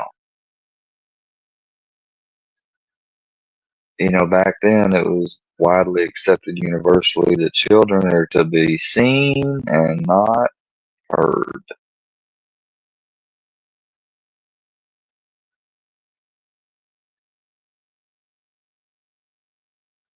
That's a form of, and people may laugh, but that technically is a form of oppression. That's not discipline. That's not obedience. That's a old phrase that simply means, adults during this time didn't mind and didn't care for their children to be seen and, people aware that they're there, family, friends, etc.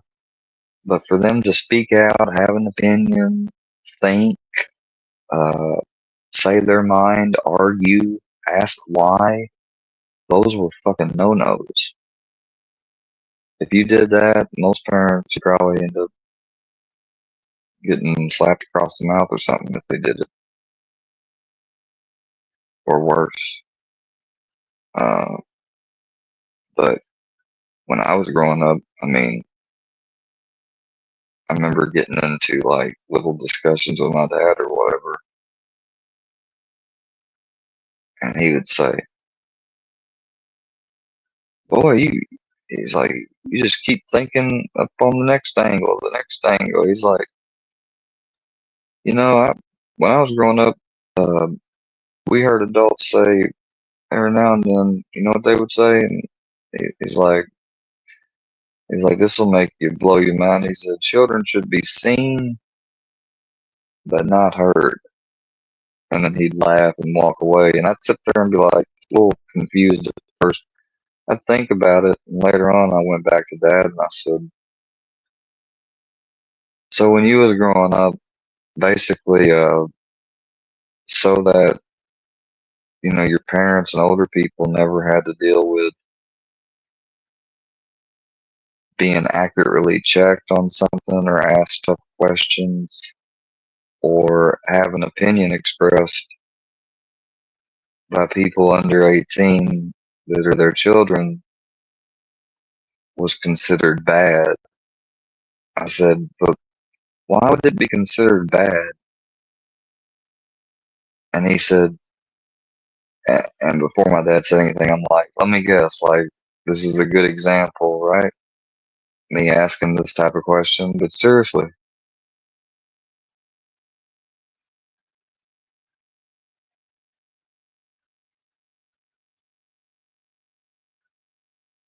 And my dad said, you know what? He said, I heard my mom and dad say things, and I got to thinking about them.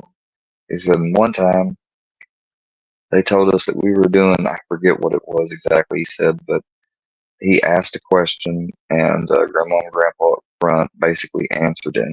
And he was sitting in the back next to my uncles.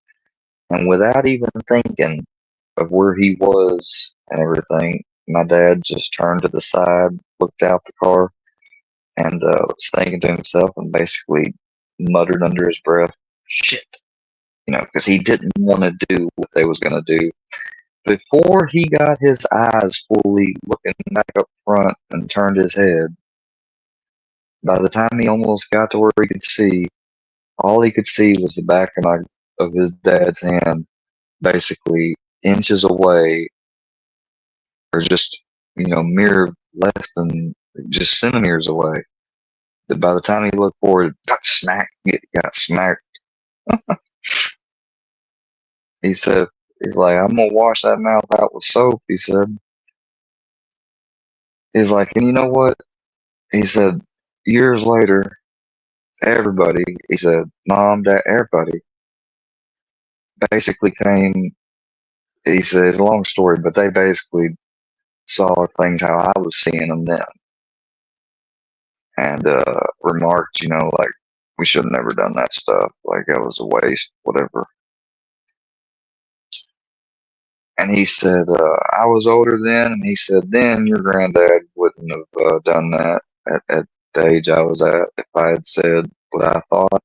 He said, I thought about saying, and you guys used to, you know, get on to me, and, you know, he said, but one thing I learned at that point and kept myself from saying it to my mom and dad was because their intentions, he said, their intentions were right, and their intentions weren't done for the wrong reason. He said, so I learned right then, I thought to myself, you know, like, why be a dick to my mom and dad, you know, and try to tell them I told you so, you know. He's like, that's what being raised in, you know, he said that's what that being raised in that time period, my generation, that's the type of stuff that I would think and I would learn through what I went through. And it's interesting, you know, it is interesting. And I'm sorry that if people didn't get to hear any juicy stuff about somebody that we've had a separation with recently. But I meant what I said on my community post. I seriously got tired of stuff. Been fucking drowning on here too long. I seriously meant what I said in the community post. I promised on more than one occasion to Miss Harlow. Because I felt bad for what she was going through. Feeling, you know, partly responsible because I know some of it is technically because of me. And it's really not healthy for me to feel responsible for that shit. Like, I can't help it. Because it's not my fault. It's other people's free will. Twisted, fucked up rule and standard that, you know, you're cool with me or whatever, we're going to fuck you, attack you and shit, you know. That's their free will decision to make that up in their head and to follow it. That's them. That's not on me. But I made it very clear to that person that even if we fell out, I said, and I hope you will agree with me. And I said, and I mean this, even if it's, I said, even if it's straight up your fault. And I hope you mean the same if it was my fault. We don't release, like, I was like, I can't control you, but if you agree with me not to ever release stuff that we shared back and forth, I was like, it's something that's happened in the past with freaking people that either buddy trolled or at once did try to maybe be legit cool and then turned or flip flopped or never was cool. I was like, it's happened with that back and forth. And all that is shit the trolls want. So that's all they want.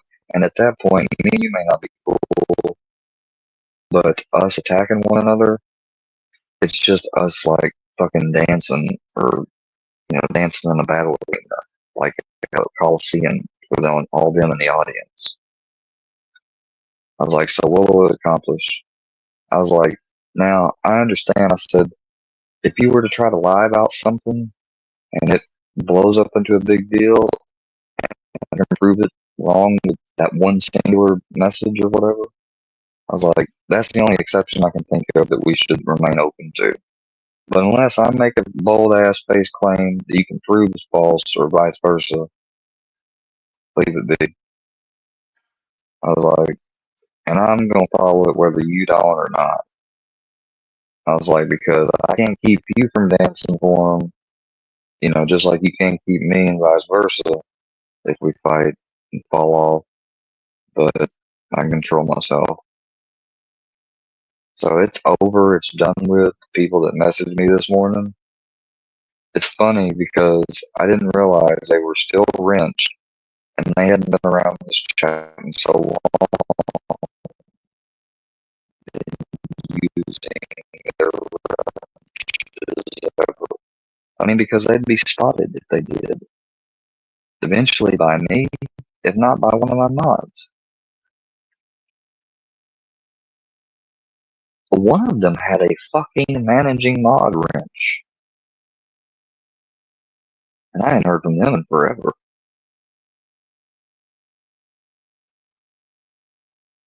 And they didn't even bring attention to the fact they had wrenches or nothing. I just happened to bump into them all. One yesterday and two this morning.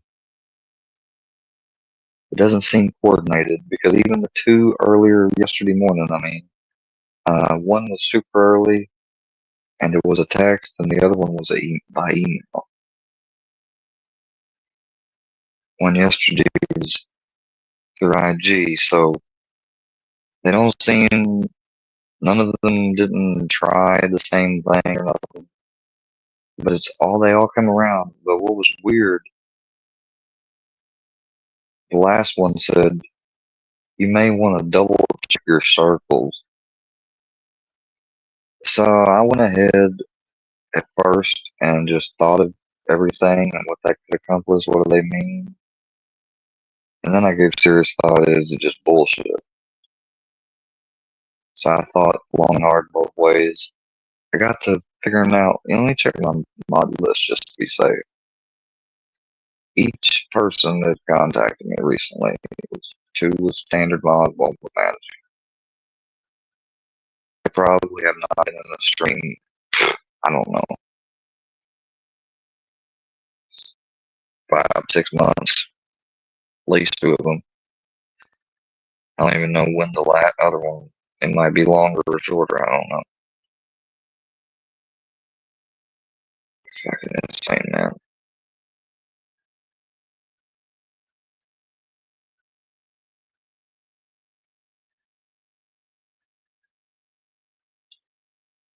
I know y'all want us to fight. If there's, I mean, the whole drama, entertaining the trolls, and letting them in the chats. That's the whole reason why this started.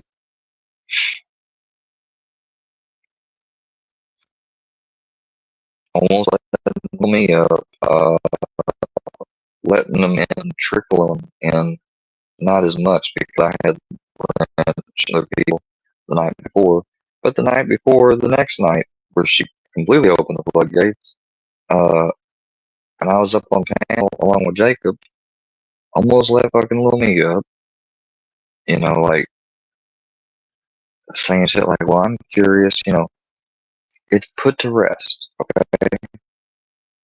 I don't wish any ill will, and I'm not talking about production, I'm in collaboration with my partner. Or listen, I can speak for them as well as me on this issue unified. We addressed it, we put it to rest symbolically, we clapped back just initially, and at what was being initially said, but that's it. Even if they do a whole nother thing about us or whatever, or her especially, it doesn't matter. There will be no more clapbacks. You know, we're gonna. I don't know about. I think is pretty much what this. I know I am. I'm gonna start embracing the philosophy. I don't give a shit what current day people say about it in some spots. If I know factually in my head and my heart it's bullshit nonsense, I'm not entertaining it. That's why on some of these comments that keep being left with dumbass comments, and I got stuff set up where the notifications don't bother me. When I do go to my app and check them, yeah, I see your replies you're doing, trying real hard to get me to respond. The only reason why I replied there in that type of comment section, it's a troll comment section, is so just in case you try to use it for propaganda, the person viewing the actual propaganda bullshit, they can see my comment and see what my response is. That way, they're not just made to deceive side, they're also getting the truth, which then gives them the ability to look at both and whatever like their own eyes. You know, but I can't do that for everything, and I'm not going to. So I'm going to pick and choose and do a lot less because, you know, I've worked on myself. I know people, many different people, Pizzaverse, not in Pizzaverse, subscribers, even people that have watched that I'm in contact with on social media, but they don't participate in chat just simply because they don't want to be targeted. I've maintained and kept up that it's not a great big list, but a small list of people that still like to watch. And some did mod. One never did mod. They chatted, but they never wanted to wrench, and they stopped chatting. And there's more than just, you know, a couple, but only these many small fraction of a couple still watch. Like I still hear them. I haven't heard from one of them in a minute, but the other two, yeah. But they don't come in the chat or nothing because they don't want to be attacked. I had one mod one time have his whole family threatened. But, you know, they'll say everything I'm saying is just fucking make believe. And I could reference his old YouTube name and stuff, but I'm not going to. I was asked not to. You know, I've got to respect some of the people, and I do, but I won't lie, it fucking hurts. Like, when a person tells you, hey, you're I think you're nice, and you're harmless. I've had a couple tell me like, dude, I know you're harmless, but you got these people that hate you, and I just got stuff going on and thing that I'd love to be there, but not at the expense of being targeted and stuff. And he's like, and I'm not saying people shouldn't be there for you. He's like, if I didn't have certain things and concerns going on, he's like, I would. He's like, but he said, one in particular said, but I'm a parent. I got kids. I'm not doxxed, and I want it to stay that way. He's like, I don't think you're going to dox me, or I'm blaming you to dox me or cause it, but it's a risk that can happen, being around you. He's like, I'm sorry, man, it is what it is. He's like, but I will still watch you, I will still support you. He said, I'll even donate to you. I told him he didn't have to and stuff.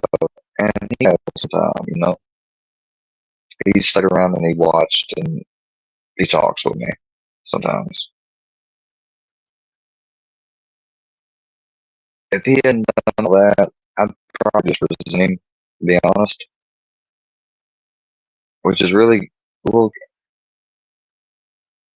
just such a hard position because on one hand, it could be selfish, like, dude just trying to protect himself. But at the same time, like, goddamn, like, I mean, people acknowledging that's the way it is. I don't know why I don't know why more people aren't up in arms and mad and reacting to me sharing this, because if this type of environment can be artificially created for me to be in and go through because of a group of people, just being obsessive, compulsive, controlling, always stalking, scheming, etc., like, it could happen to anybody. And you ought to care. Everybody ought to care, even if it's not happening to you, because it can't. And some of you, it probably never will, but for the other ones of you, it's not will, but when. When will somebody decide, oh, that's a good locale target? Or if they don't even subscribe to the locale, just target. That's what troll groups are and do. Robert used to try to say and equate a troll group to like targeted individual, same scenario, or not the same scenarios. The only thing that's relevant is the phrase targeted individual is similar to what the modus operandi of these trolls online and YouTube is. It can either be targeted individual or targeted individuals, right? So one person or more than one person. Some of them just focus on only one. Others like to do a variety. Or they do a variety because sometimes you got some of them, the targets that lay off, don't come on for a while, or try to be sporadic to catch the trolls off guard, but it's nearly impossible to do, no matter who you are, once they find your channel link and shit and they put it on the bot. So that's the end of that. Just realize, guys, that it may seem like I've made up my mind or got my position already. If you saw and witnessed anything, I know you straight up saw, I've talked through and walked through my thought process on certain stuff.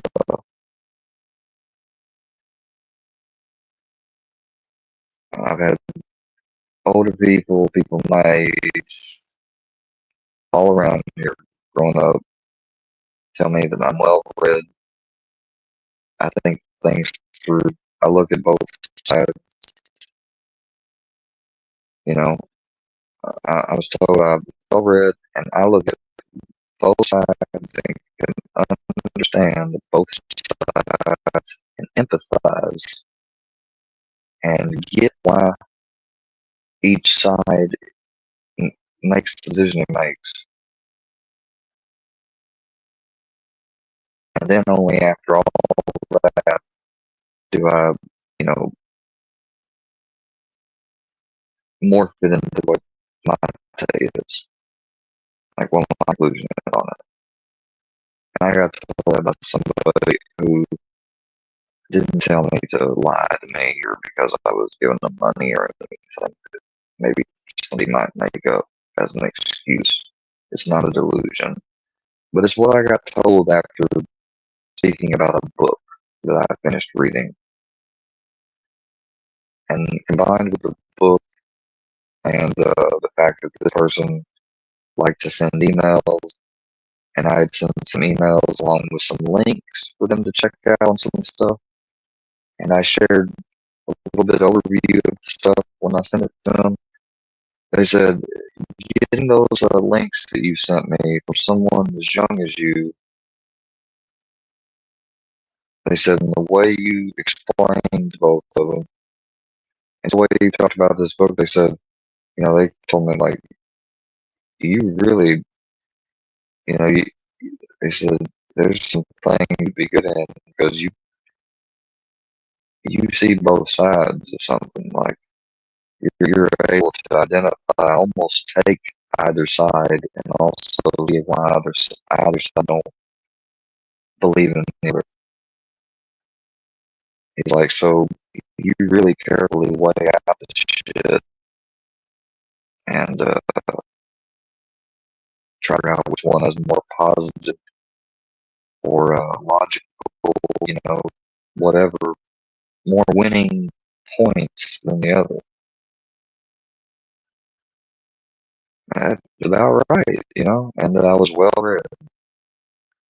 He's like, tell nobody. He said, one of the links you sent me was the freaking Washington Post.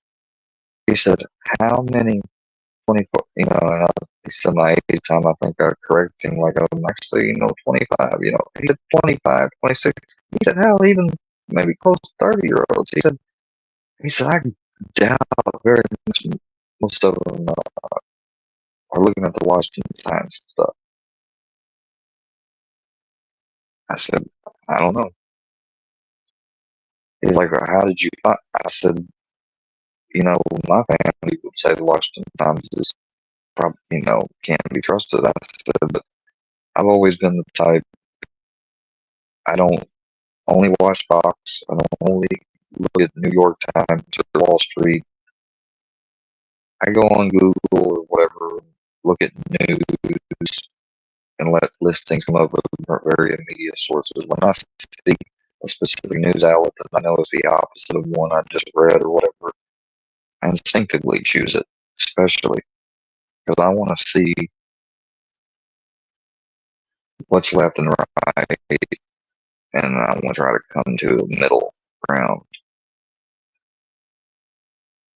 I just regret ever buying into some of the news stations about Bernie Sanders. The ideas sound good and nice, wholesome, but the reality of it in the current system and other things about Bernie is disgusting. At one time, I was just about to like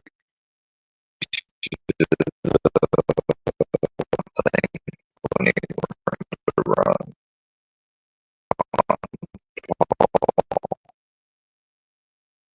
That's when like switched advocated and wanted to vote for Ron. I think it's Ron that they're trying to run. I just son around. Either one, I would back up.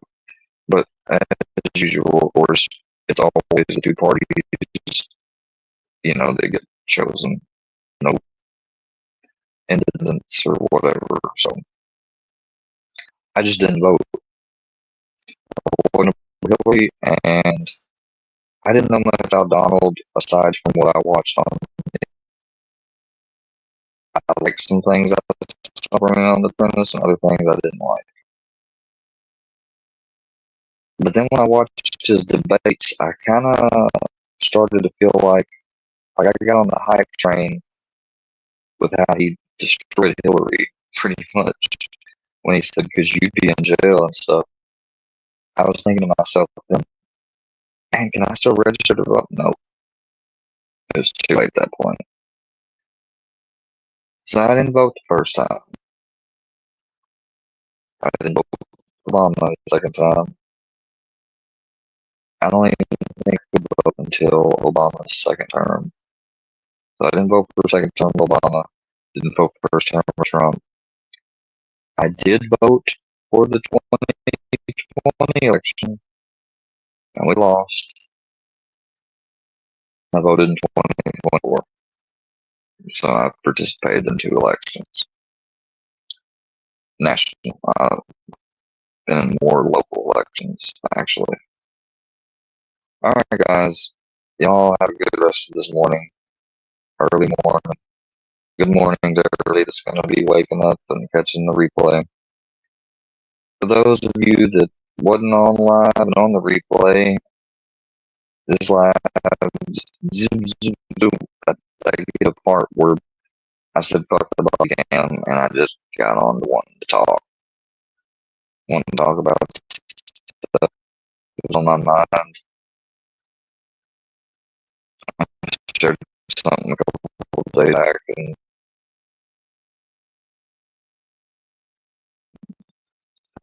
thinking,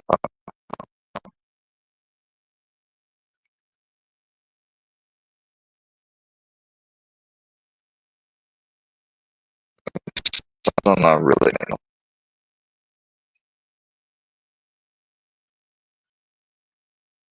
But it's just pussy motherfucker, goddamn piece of crap, nasty picture. It just screams out, which, you know what, I thought was actually cool at one point. And my dad could tell I was thinking it was cool. And I was talking about it one time. He said, "You know what the class clown is?"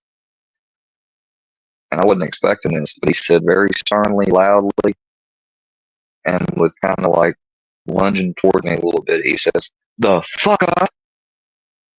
And he gave me a look like, "You want to be that?" And looking at me angrily, like, it got my fucking attention. And I just, from that point on, the rest of the ride was quiet. And I didn't ever become the class clown. But if I didn't have a dad like that, I just might have went to school that day and started and making it to where that would be something I'd always be.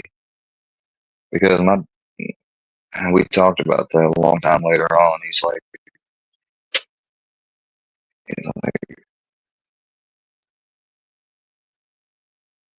I was actually kind of criticizing my dad, and he's like, yeah, but he said, I know, he said, because I told some people about doing that in the ride to school one day with you.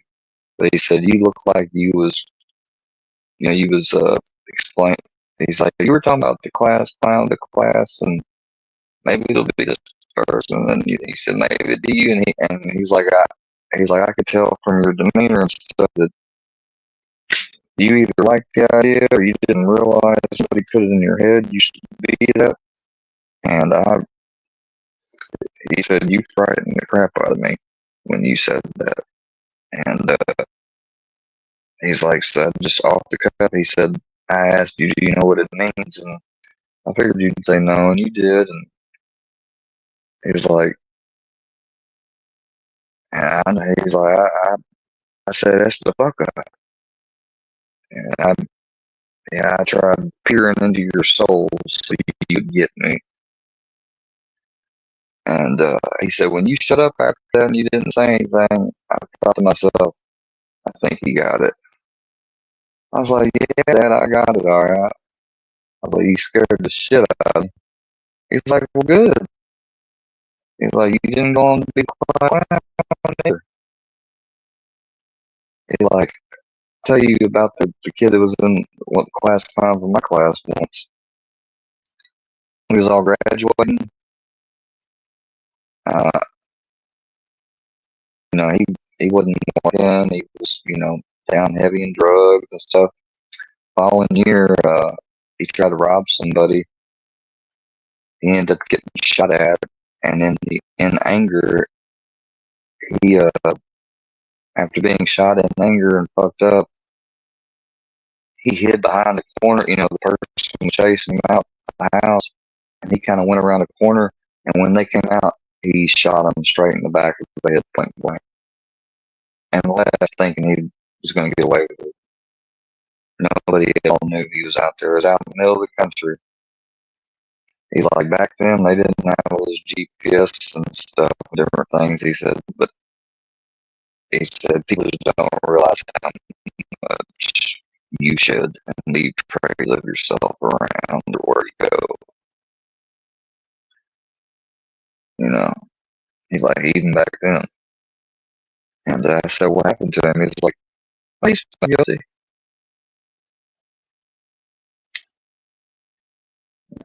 I was like, is he still in jail? My dad told me he didn't last a full year. I was like, what do you mean? He was like, he got a life sentence. They didn't give him the death penalty. And he's like, that's why I think he should get his life. He said the really bad ones.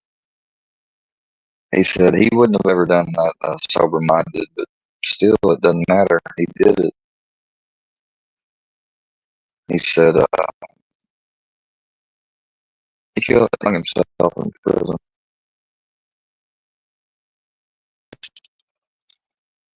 Yeah.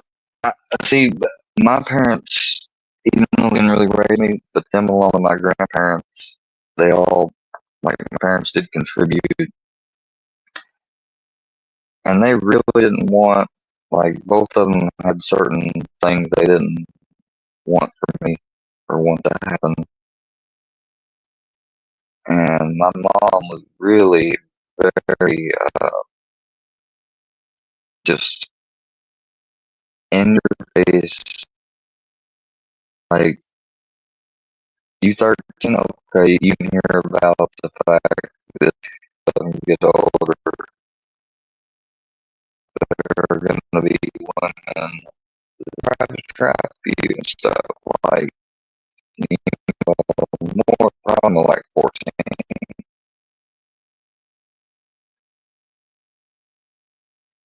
Don't ever take a condom from somebody and use it.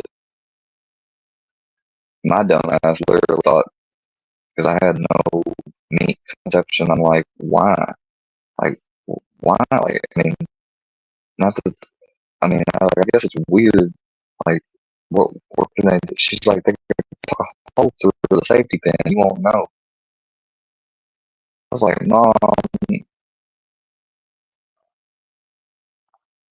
She's like, no. She's like, I didn't do it with your dad or nothing. That's what she's like. She's like, but I'm a woman. And she's like, I've been around women all my life growing up. I mean, she's like, I have known plenty of different types of women. Women who would do that to you or any different guy, especially if the person was rich or whatever. She's like, and I know women would never do it, even if the guy was rich. She's like, and guess what? There's more of them that will do it, rich or not rich, than there are that won't do it at all. She's like, then there's some that wouldn't do it for people that are poor, or just anybody, but they will do it for rich ones. You know? She's like, there's a lot of them too. And I was like, why me, man? But as I got older, I shared some of this with that guy I took care of that I was talking about earlier that went to Florida. I took to Florida once. He said, I bet at the time hearing some of that shit and whatever, besides scaring you and shocking you and just really launching you from being raised by your grandparents, not knowing any of that stuff, never hearing about it, them shielding you from it, you know. So then all of a sudden, boom, here's your mom breaking reality to you now that you're in puberty. He's like, I tell you what, though, he said, that wasn't common for me growing up. He said, but looking back, he said, maybe that stuff, maybe that's why you went through some of this stuff I had. He's like, you should be thankful your parents were like that with. He's like, they couldn't raise you technically all by themselves, and, you know, mainly your grandparents did, but at least they still tried to, you know, your parents still both tried to, he said, give to you in your life and give to your brain and your mind, you know. He said, because I used to be mad and would bitch about both my mom and my dad and my wife growing up. And he would tell me, that's real easy to feel sorry about yourself. But he said, remember, he said, a parent that wasn't there for you and did a lousy job maybe keeps doing a lousy job. Be mad, be pissed off. He said, but you had parents that might have done a lousy job sometimes and didn't do things always right, but he said they both gave you value and done things for you even when they weren't raising you. He said some people are lucky they're raised by their grandparents. They might have one of their parent figures that come back into their life or never leave their life. He said, you both of yours. He said, you didn't have your mom that long. He said, but you had your dad, you still have your dad. You have your grandparents. He said, you had your dad's grandparents. He said, and you had your mom's grandparents. He said, man, you know what? Actually, screw you. You know, he said, you shouldn't be sad. He said, because he said, you've been given just about everything. I was like, that's not exactly true. He's like, I don't mean material. So, he's like, I mean, you've been given everything. He said, the word, you can make the right decisions. He said, even if you make a mistake or mess up, he said, you've got the right mind and been told the right stuff. Certain things you should never have happen to you. He said, if I do, it's because you didn't pay attention to your parents. He said, if everything you told me is true, he's like, which it don't make sense to lie about it. He's like, this ain't nothing to flex. And he's no longer with us. You know what? My friend was right. He was right. I'm thankful. And I want to have more of these streams by God. I don't give a fuck about the troll. I don't care what they might say. It's irrelevant. But friend, I know about it. I apologize for, you know, some of the pauses and stuff. I've got to be careful how you know, if I'm gonna, this makes me feel better when I do this and share stuff with people. But if I'm gonna do it,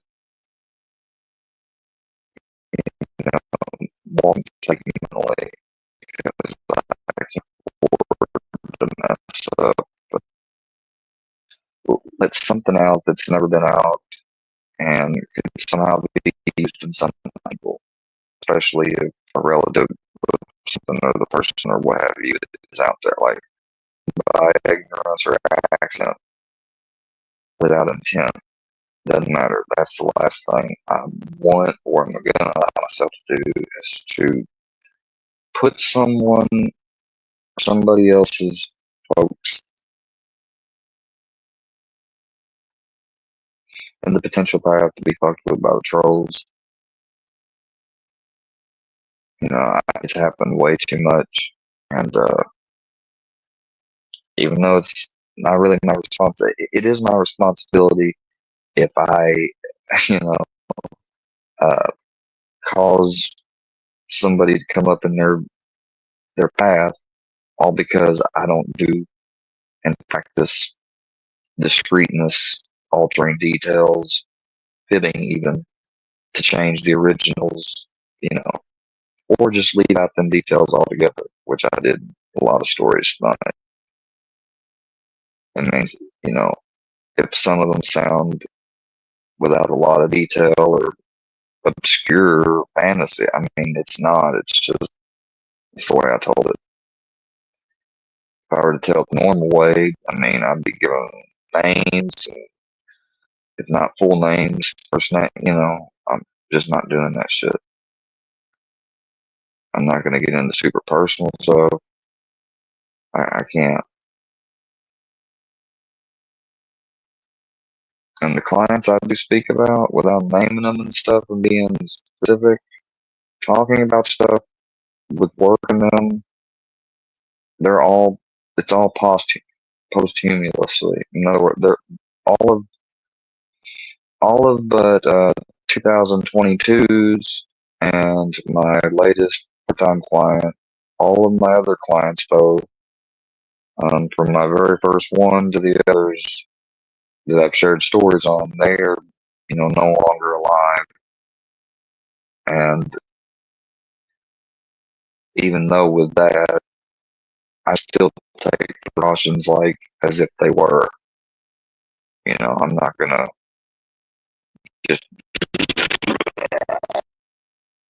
lay it all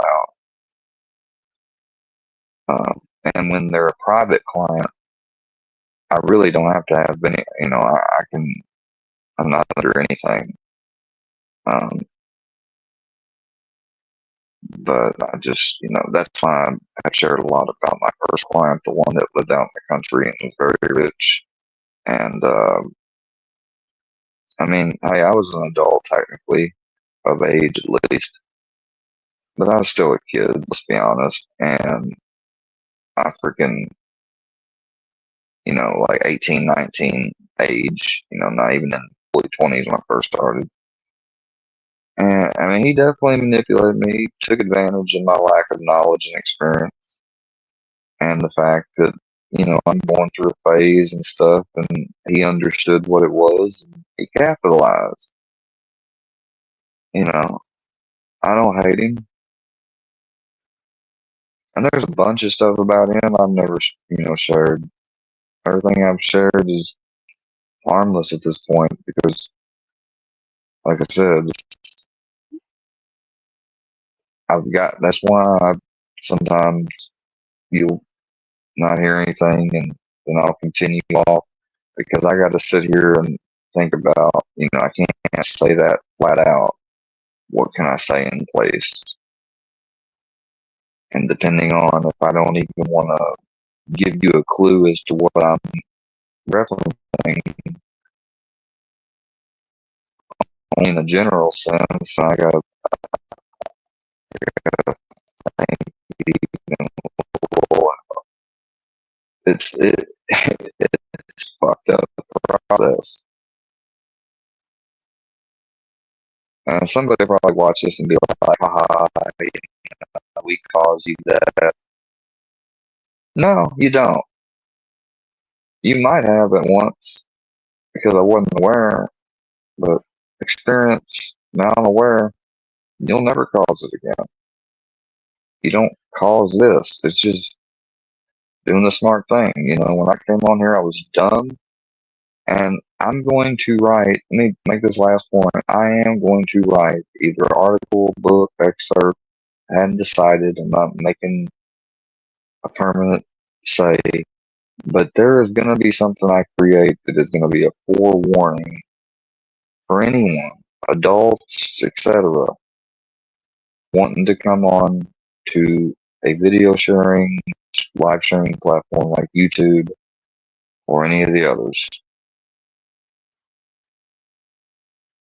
I mean, I'm legit serious because it's going to be, but if I could have gotten distributed in my hands on before I jumped in and would have read it, let's just put it this way. If I still somehow got fucked up, that'd be my own fault for not taking heed.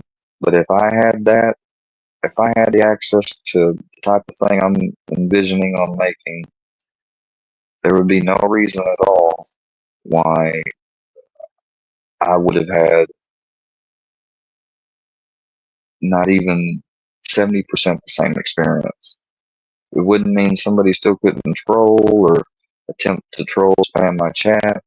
But as far as being able to get my docs info in hand, like my doctors and all that, like if I had any clue at all,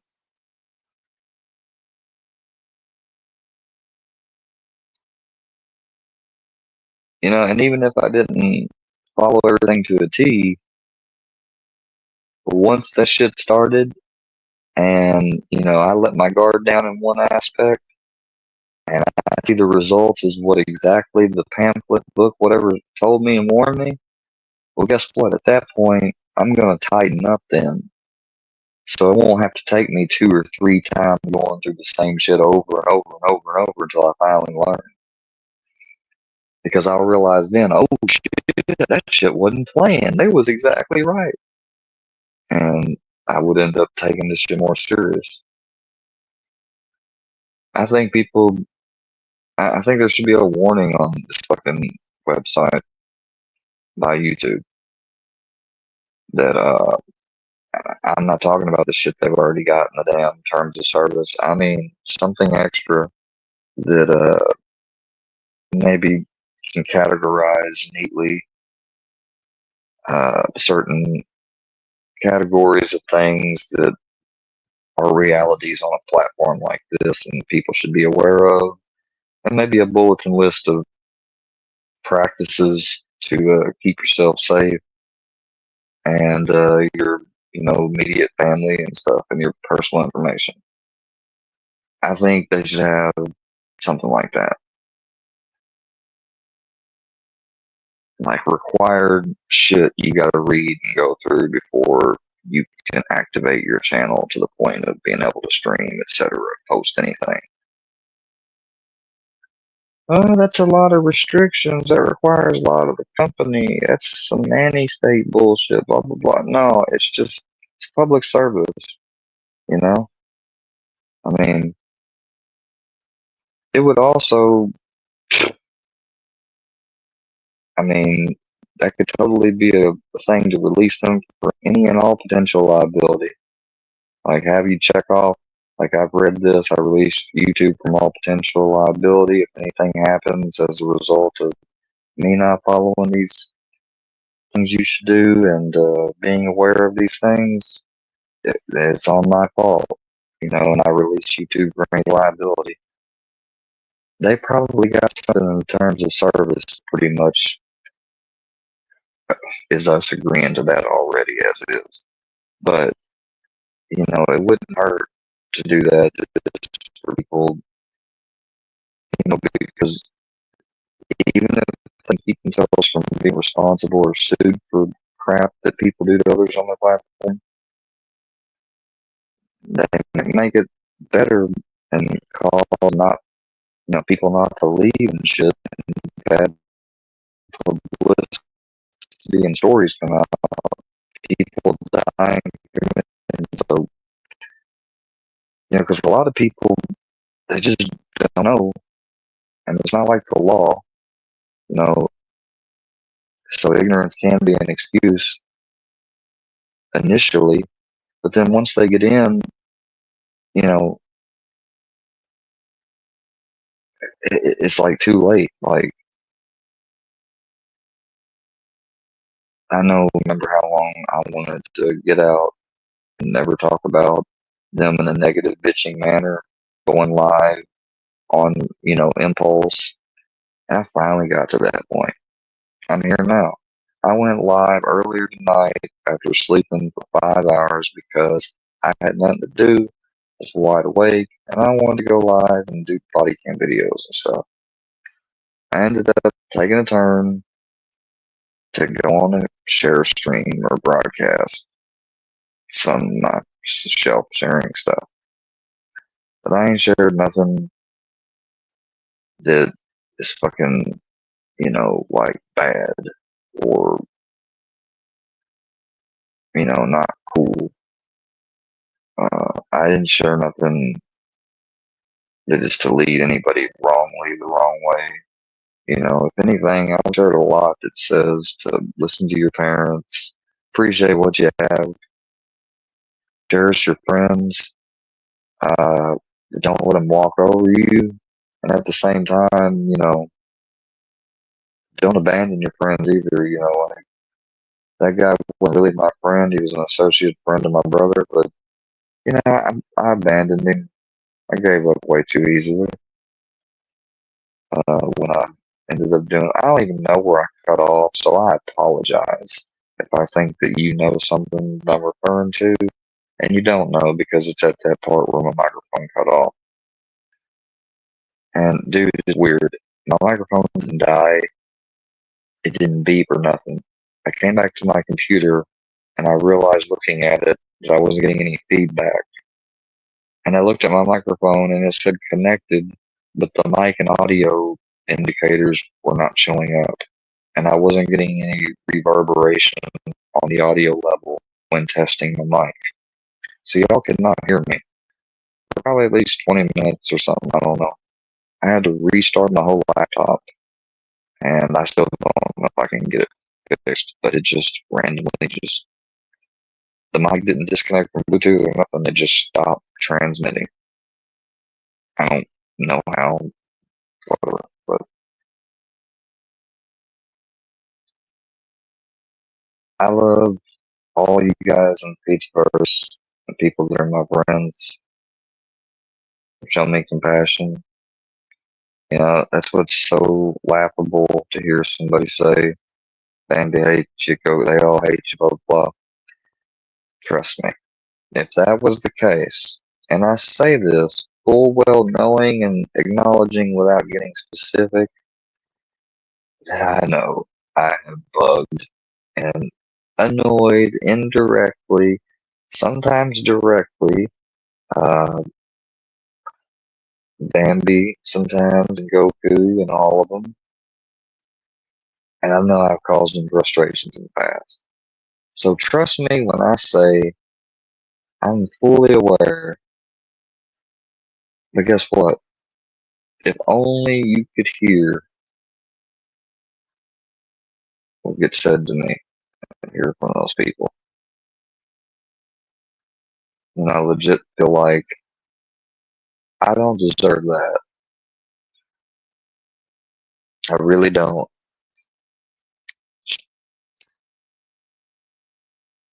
And I'll even acknowledge it back to them, like, damn, like, and usually I'll do it in text because it's hard to express it without fucking getting upset that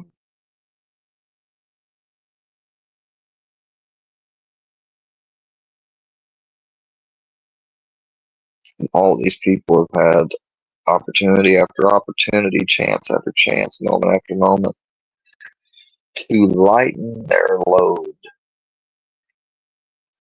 It's a fact. It's a strategic fact. It's a fact pros use for pressure in different ways and tactics. That if they just let go of Square,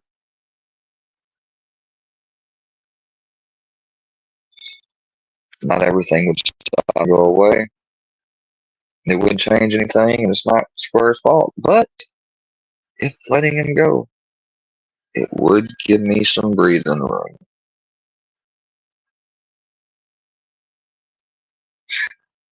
Now, I don't care if any of them have thought about that because, frankly, I mean, I'd almost expect everybody to say, well, yeah, I mean,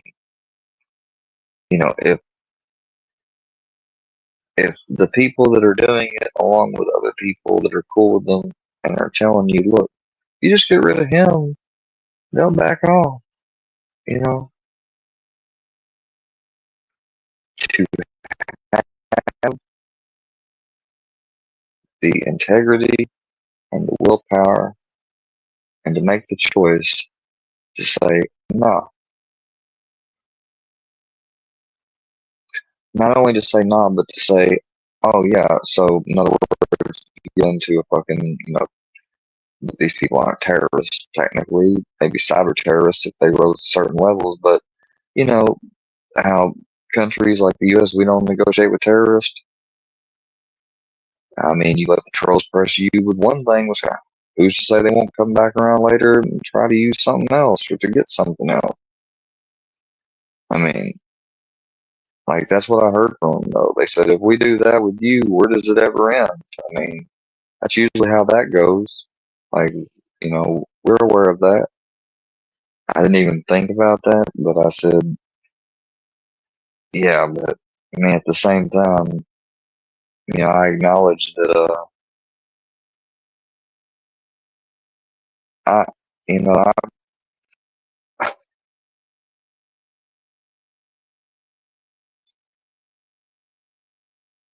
I'm not going to bring it all the way up, but just know I've acknowledged things with the people that you try to say hate me, can't stand me. And I was scared because I said, I could acknowledge this and they could freak out and be like, are you serious? But I let go of my fear and I said,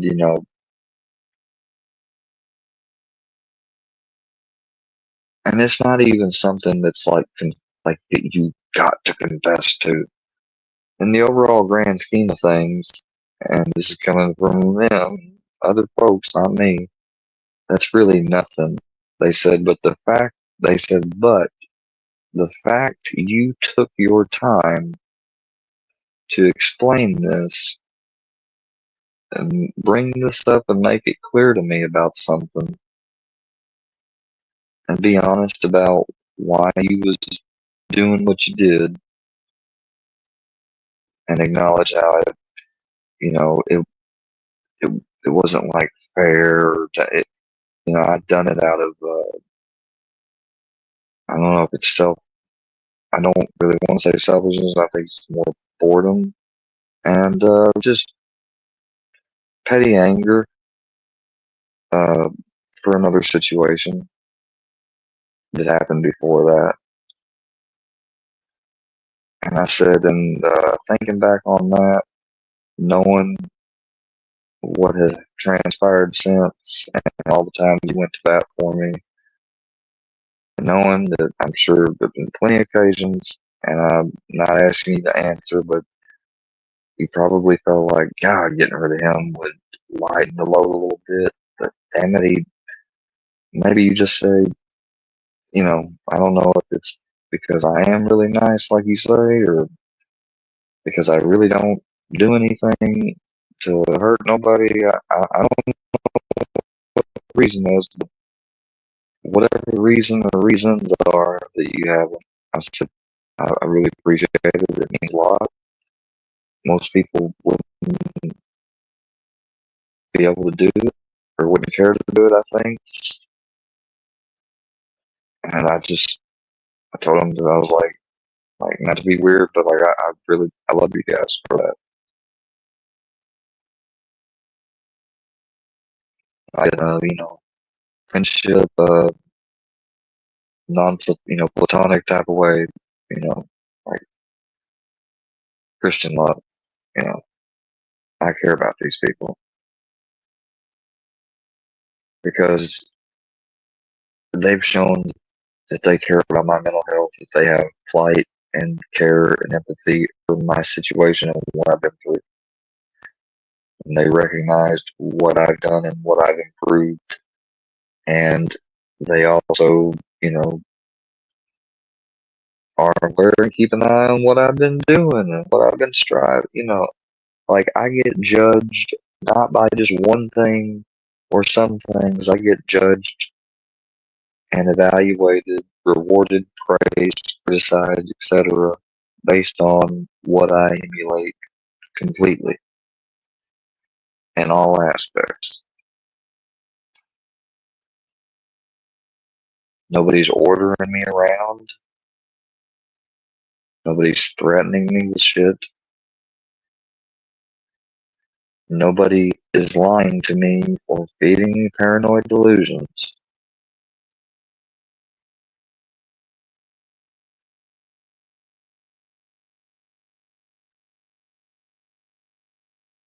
And I might sound like a broken record, but just for some,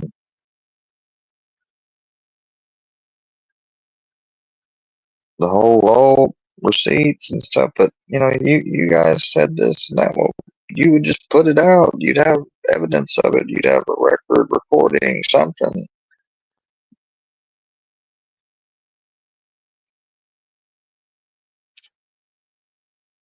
And I get it because I myself would tend to not believe what I'm about to say, but when you're in the position of being baited to react all the time, why in the world would you want to post something that everybody would interpret as you posting to prove something opposite of controls? And let's say it does prove it without a shadow of a doubt. Have you shown something that proved something without a shadow of a doubt before, and they just ignore it? Or did they submit and say, "Yo, you got us, that's true"? What happened in your experience? And I said,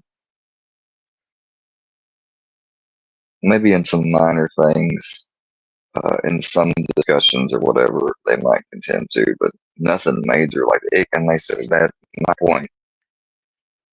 Yeah, give themselves a little credibility. They might agree with you on some things because it's outright, and minor. Who cares?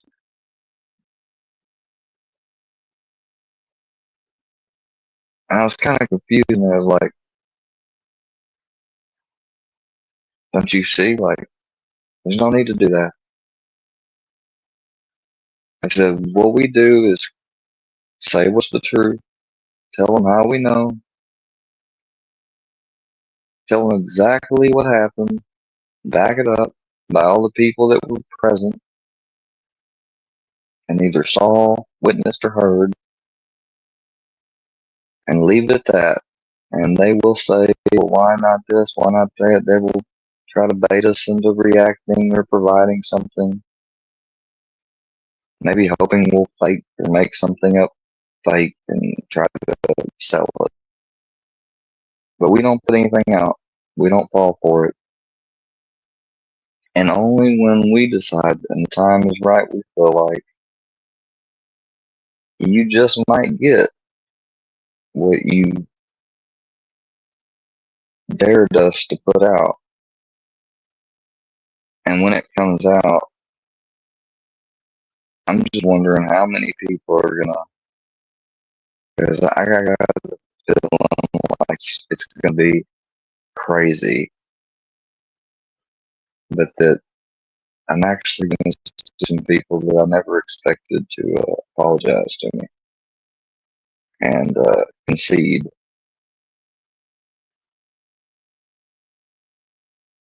Go ahead, laugh it up. I know he's like never. Some people are like, well, hey, I guess we'll see, right? If I'm lying, I'm lying, and we'll never release it. Then again, what if I'm not? Oh, and shout out to I am George W, aka George. Um, I enjoyed your live stream today, bud. Earlier today, well, yesterday technically enough. You got Ghost of Shadows right, nail on the head. Same with the others with Whitney and stuff. She just goes where drama's at. She was over at Deadly's, and Deadly,